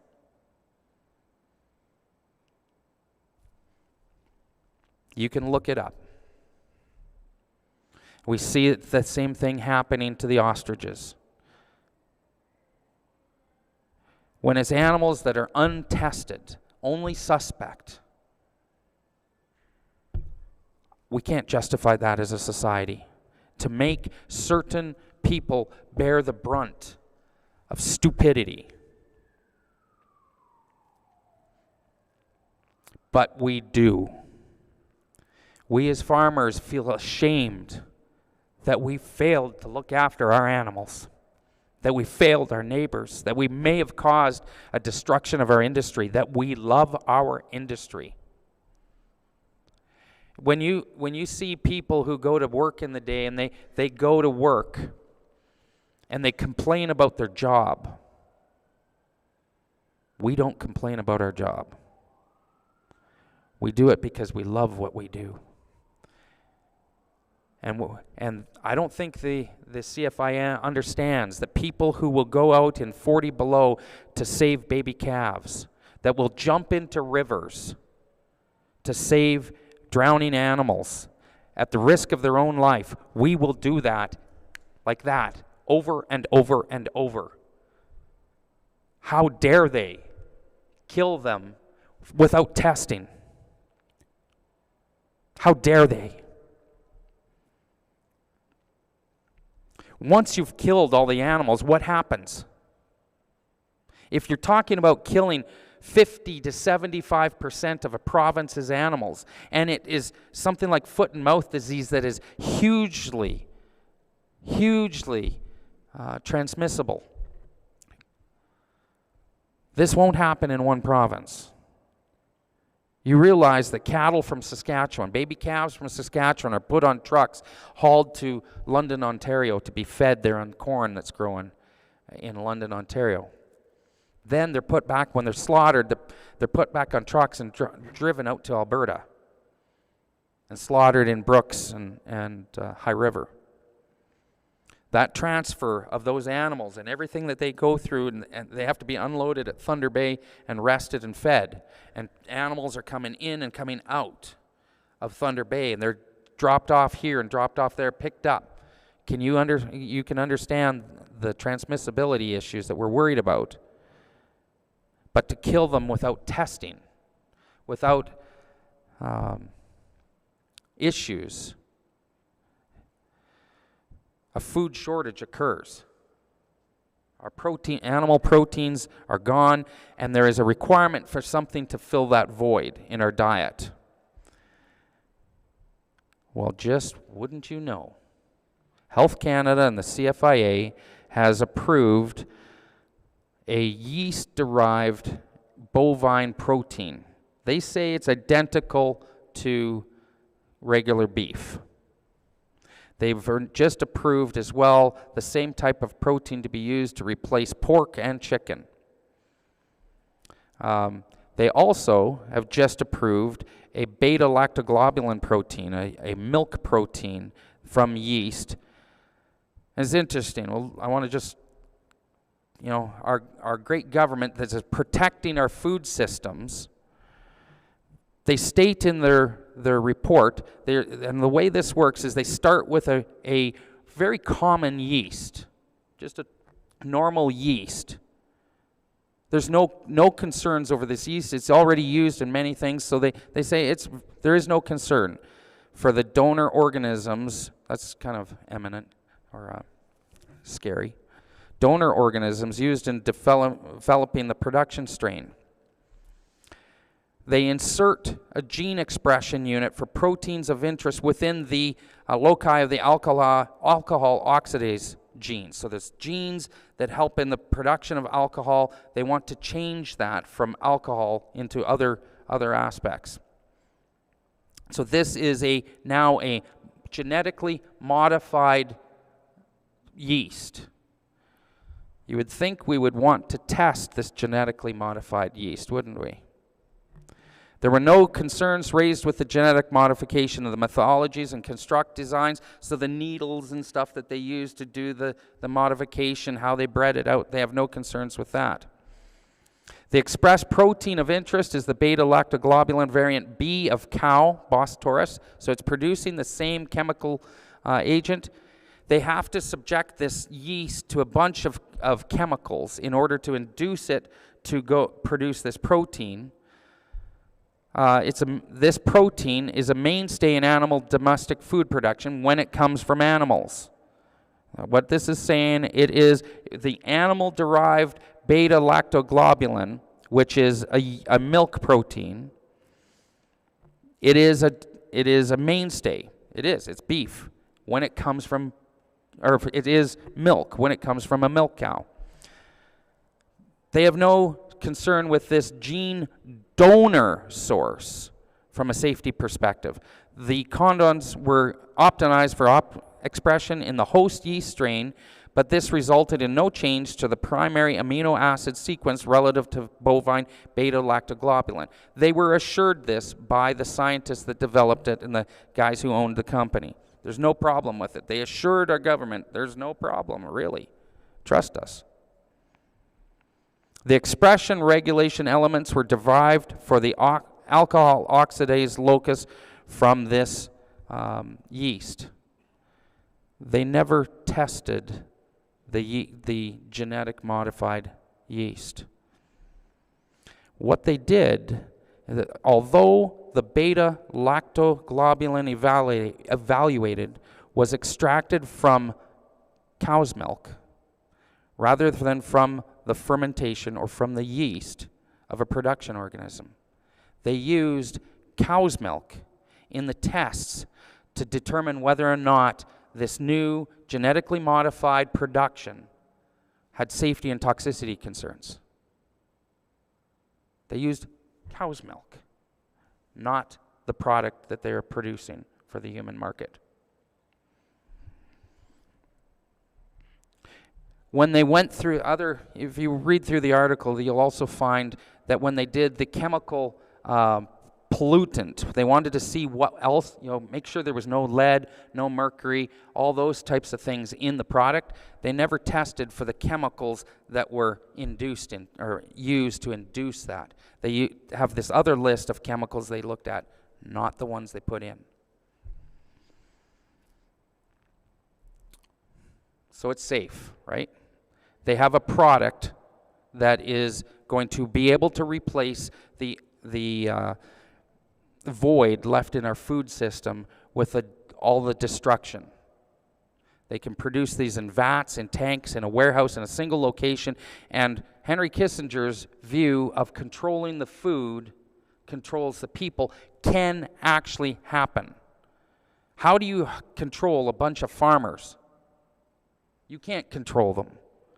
Let me tell you, you can't control me. Ted tries. But you can control a factory with some tanks. Massive tanks that this would be. And why would you want to do that? Because whoever does it will make a lot of money. A lot of money. And these companies, whether it's the simulated meat companies, they are owned by Bill Gates, Google, Tyson Foods, Asian investors, BlackRock, and Vanguard are the companies that own these simulated meat companies. The milk protein companies are owned by an Israeli group and various milk companies around the world who know these milk companies, these Tyson Foods, like you would think Tyson Foods is in the beef and pork business. Well, and chicken business. Well, they've been shutting down chicken plants and replacing them with cricket plants. It's been now almost 2 years, I think it is. There's a lot of money to be made by the people who are positioned and have helped encourage our government regulators to see things the way they see them. But how does that happen? The Canadian Food Inspection Agency, the Government of Canada, and Health Canada are involved with an organization called Gavi. It's the Vaccine Alliance. If you look at it, it says Canada and Gavi, through the Health Canada, are long-term partners. Canada has been a member of the Gavi board since its creation. The Gates Foundation is a founding partner of Gavi. And when you take a look at who owns big stakes, I guess that's kind of a pun, in this organizations, you can see the connection. Big money to be made here. And they've told us what the plan is. We can think, well, you're crazy. You're just some conspiracy theorist. And I'm like, no, I'm not a conspiracy theorist. I'm a coincidence theorist. It's just a coincidence, right? But there was a bill recently put to our federal government, Bill C-293, first reading in 2022, 2024 was the third reading. It passed and was moving toward becoming law, and then died because of the election. It was saved from that. But in it, it revealed to us the intentions and goals of our government. It says the Minister of Health must establish a pandemic prevention and preparedness plan. Must. The pandemic preparedness, and remember, the Ministry of Health is who oversees the CFIA. The pandemic preparedness and prevention plan must, after consultation with the Minister of Agriculture and Agri-Food, the Minister of Industry, and provincial governments, provide for measures to reduce the risks posed by antimicrobial resistance. When you look through what they're trying to do in all of the different pieces, they are talking about preparing for a world without antibiotics.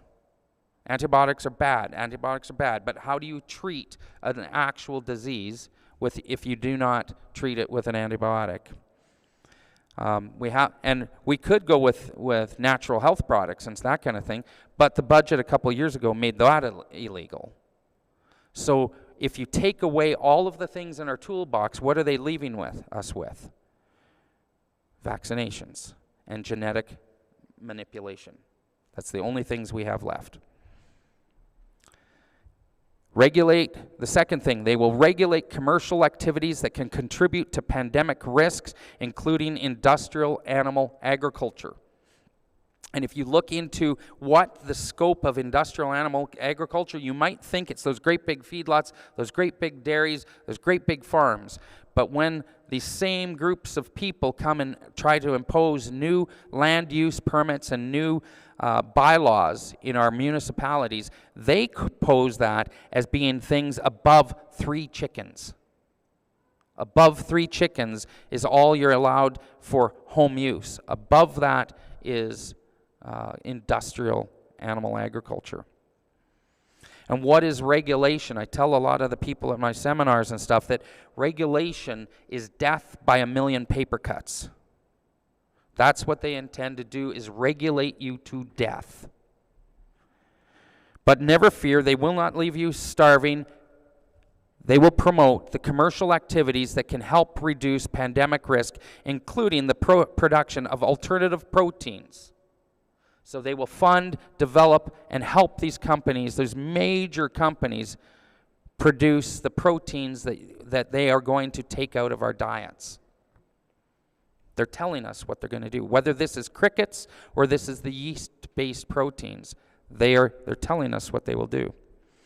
And the fourth thing is they will phase out commercial activities that disproportionately contribute to pandemic risk, including activities that involve high-risk species. So chicken barns, dairy barns, feedlots, anything where you have what they deem to be a high-risk species will be, in their words, phased out.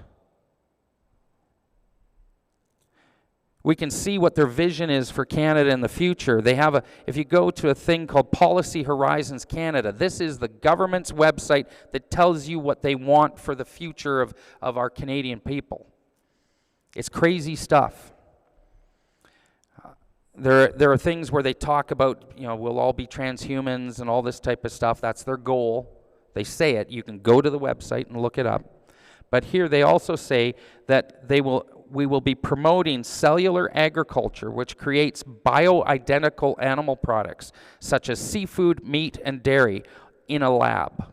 This is the goal of our Canadian government. This involves culturing animal cells in a bioreactor and growing them into fat and muscle tissue. That's lab-grown meats. It's not the yeast meats. It's different technologies. But they like to use these lab meats where they use stem cells that they take from dead cattle or whatever species. They kill a pregnant cow, for example. They kill 150 of them. Take the stem cells from 150 fetuses inside the dead dairy cow. They take that to the lab and they use that to grow 2 pounds of beef. That's smart. Now, they're going to get that more efficient. They're going to get that down from 150 to maybe they'll get it to where they only have to kill 30 cows to get 2 pounds. But that's what this is talking about. They talk about here 3D printing the meat. Lab-grown beef burgers are approaching cost parity with traditional burgers because have you been to your grocery store lately? You see how the price of beef has increased. Have you seen any feedlots with empty pens because there aren't cattle left? That's what they say, is that there is a lack of animals, the lowest number of cattle on record. Go find a feedlot that can't buy cattle. Go find a packing house that is shut down because there's no cattle. I challenge you. Go find one. Doesn't look very good, but there is ways around it. But don't think that just your meat is at risk.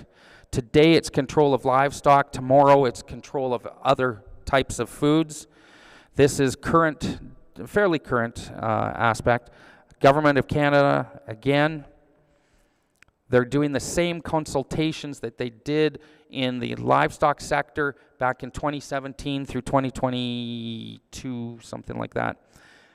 They're now doing that on grains to determine, in this case, the seed regulations so that they can control seed from a CFIA standpoint. They're coming for your food. There's ways. One of the things we in the NCI want to try establish are solutions and recommendations. How do we make recommendations? Some of this is common sense. Solutions, one, for the people. It's going to take people, consumers, farmers. The farmers need to go to their stock grower reps, to the organizations that are supposed to represent them. They need to put pressure on those boards to force government liaison people, those people that go between the board and have an incestuous relationship with political parties and our government. We need to stop and have them to quit and get out. They have to resign. There is no room for these people in our industry. When they let political direction dictate, political direction and greased palms direct the livelihood and the futures and the food that we eat. We need to educate our community. There's several campaigns going to write petitions. You have to sign. I'm trying to get a petition going. You can look it up. This is what we're looking at.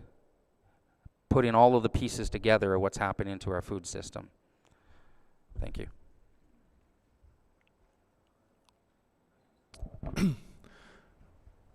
That's just a ton of information, John, and really well done in terms of connecting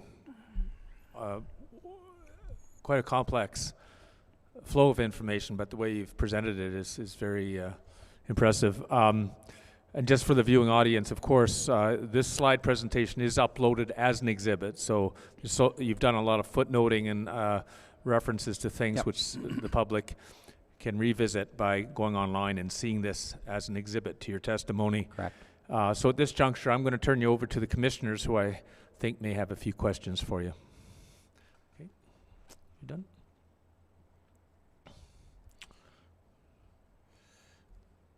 Okay, well, let me ask you a couple before we let you go, because we are up against the clock, so our timing is pretty good here. The synthesized food products, these yeast-based proteins that are created in labs, all intended presumably to replace the farm-based food production system that our country has had forever, and we all have learned to understand and appreciate. Is that happening in other countries as well? Can you share your thoughts on that? Yeah, it is, and you see the same thing going on in the U.S., in Europe. The yeast milk product is developed in Israel. And they have restaurants now that are all on this type of food. It's already common in the meats. The milk products have just hit like Canada right now, but it's been in other countries. It's a newer technology, but it is rolling out. Kentucky Fried Chicken and some of those have been, they're developing tenders, chicken tenders out of this. Yeah, a lot of the fast food restaurants are using a hamburger made from this. Okay, one of the slides you showed us involved an organization called Gavi, where you showed that, and the Government of Canada has claimed to be a partner in that on organization. The board of directors. And the Gates Foundation, another big player. With does Gavi stand for something? Is that an acronym for something? Yeah. Is it Global Association of Vaccine, something like that? Yeah. Okay, so are you aware, was that just done through orders in council and some sort of internal ministerial administrative channel, or has there ever been an active debate in the Parliament of Canada which would establish Canada as a partner in this organization with the Gates Foundation? I do not believe that it has been debated in Parliament, but I could have missed that. I mean, it seems to me an obvious thing if we live in a parliamentary democracy, and something as huge as being a partner with other interests in the evolution of our food industry towards the goals of Gavi. One would think that would be raised in Parliament and perhaps the legislative assemblies of the across the country, because obviously this is a huge change in the way we produce our food and so impactful on the agricultural sector. Do you have any thoughts on why this hasn't been launched into the public realm in a very visible fashion? Because it seems to me a huge concern. I would agree with you. It's a huge concern, and it's circumventing the people in every shape and form. But to do what you're proposing would interfere with profits on a lot of these big companies. So this is just another instance of regulatory capture driven by monetary interests, and where it seems the public input and even just the public awareness of what's going on, has been displaced by those other interests. I would guess so. I would like it. It sounds kind of funny, but I would hope that's actually the case, because otherwise we would be looking at probably describing this in mass murder or some other more nefarious aspects. You can't get into this realm of destroying food systems like this without questioning what the motive is. So I guess the safe assumption is that it's money-driven, and that way, not necessary perhaps to delve into speculation as to more... That's the easy thing to point to here. That's the easy thing to point to and deal with. Right. Well, John, we're right up against 6 o'clock almost. So if there's anything else you wish to add to finish off your evidence today and sort of sum it up or leave us with... any words of wisdom? Now's your chance, because we're going to be shutting down in a minute. Well, I hope that the people that hear this and take part in looking at the NCI's presentations or evidence that's been put forward now and in the future realize that if this really lands in their lap, the government is not going to look out for you when the squeaky wheel is these other corporations. It's up to the people to be able to stand up and to make their voices known and what they want. I hope and I pray that our governments will listen to the people, listen to what's been said here today over the last 3 days. It's the only way to keep us out of what's to come. Okay, John, thank you so much for your evidence today. But I also want to thank you for being so involved in this organization that has sounded the alarm on so many fronts and raised this very important topic. You're one of 5 directors whose collective wisdom has brought us here today to focus on the question of are farmers safe in Canada, and we're very grateful for the role that you've played in this organization, as well, of course, for the evidence that you've given us today. Well, thank you. We have a really good team. The board is just wonderful people, and the volunteers are what make it, and all of the donors out there. It's one of the only places you can see something like this: citizen-funded, citizen-led, independent investigations. Well, all of us are hugely grateful, so thanks so much, John. Well, thank you.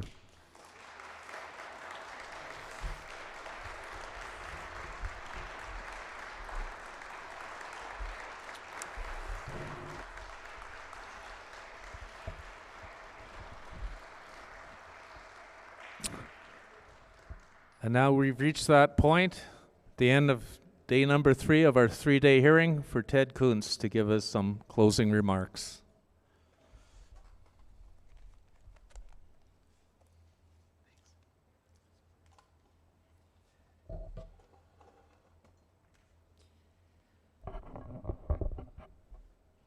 Well, I'm not sure what to say after hearing Mr. Graff's testimony.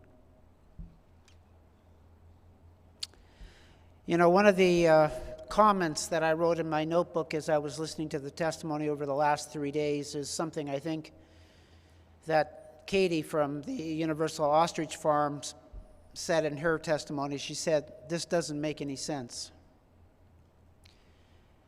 And it's a thought that's been running through my mind. How does all of the things that we've heard over the last 3 days make sense? And I think, unfortunately, Mr. Graff connected the dots so we understand how this all makes sense. And it's a pretty disturbing, dystopian vision for the future.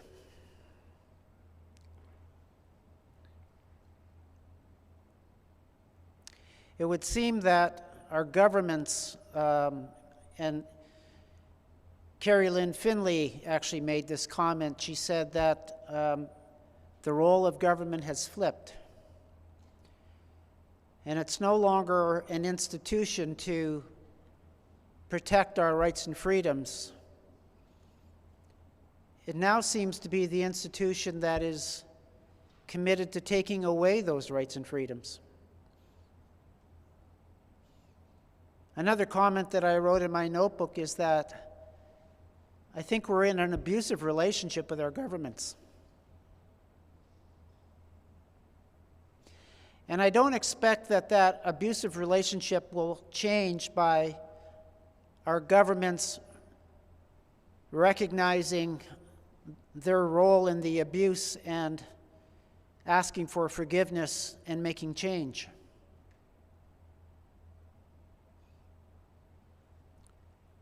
It would seem that if change is to happen, it's up to us. I learned things over the last 3 days that I had no knowledge of.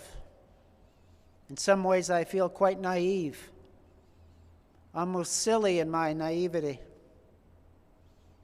And I suspect that many of you share that sense of naivety. But we've been given a gift over the last 3 days. We've been given information. We've had dots connected for us. We've had testimony of the direct experience of that abusive relationship. We've heard a few times now that our farmers have been coerced into silence. And so it explains why many of us have never heard of these challenges before. And it's not just the farmers that have been silenced. We saw during COVID that our doctors and nurses were silenced. And those that spoke out lost their licenses, their livelihoods. When the truckers became activated, they were silenced in punitive ways. I have no illusion that when we stand up and speak out, that we will also, too, experience the consequences of speaking out. But I think you will join me in recognizing that there is no future to silence. There is no future to just complying. One of the phrases that we've used throughout the 41 days of hearings conducted by the National Citizens Inquiry since 2023 is this our hill to die on? I'm unwilling to stand down.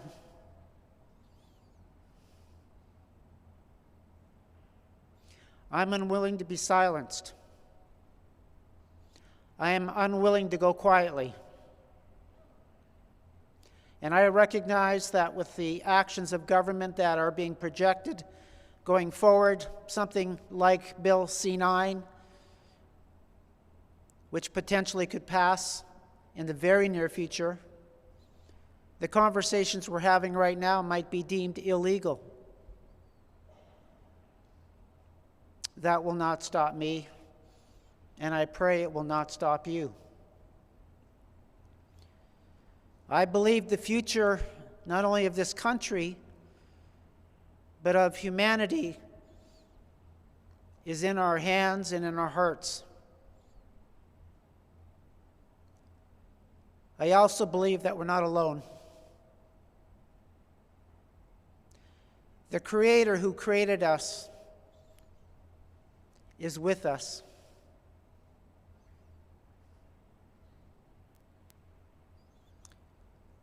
And with God on our side, anything is possible. We will continue these conversations and many more. And with your support, we will be here. This concludes our 3 days of hearings, but I can reassure you we will conduct more hearings on this topic. There is far too much information that we are just beginning to grasp, and there are other conversations that we will have via the National Citizens Inquiry. The information that we're learning needs to be shared with our neighbors, our family, our friends, our colleagues, if we are to change this abusive relationship. At this time, I just want to acknowledge all of those that made these hearings possible. This really is a community effort. We have dozens and dozens of volunteers that have contributed in many ways to make these hearings happen.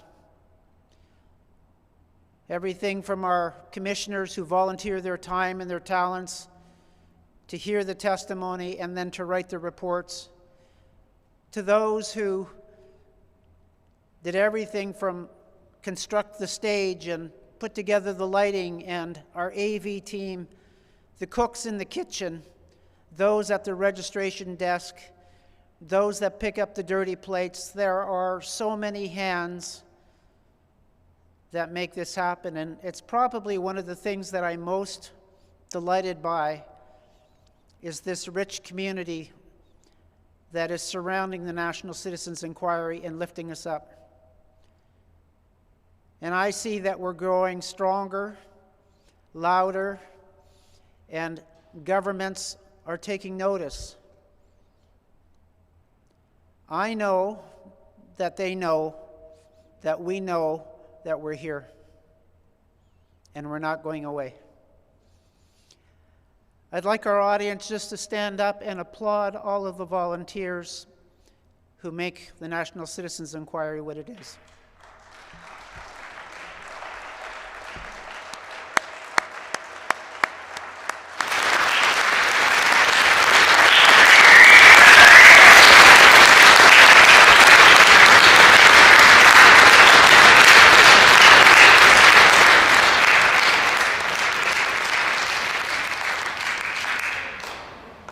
And I've said this before, and I'm going to repeat it again, that I believe that if this time in history is properly recorded, the National Citizens Inquiry will be a movement that will be shared with our children and our grandchildren for years to come.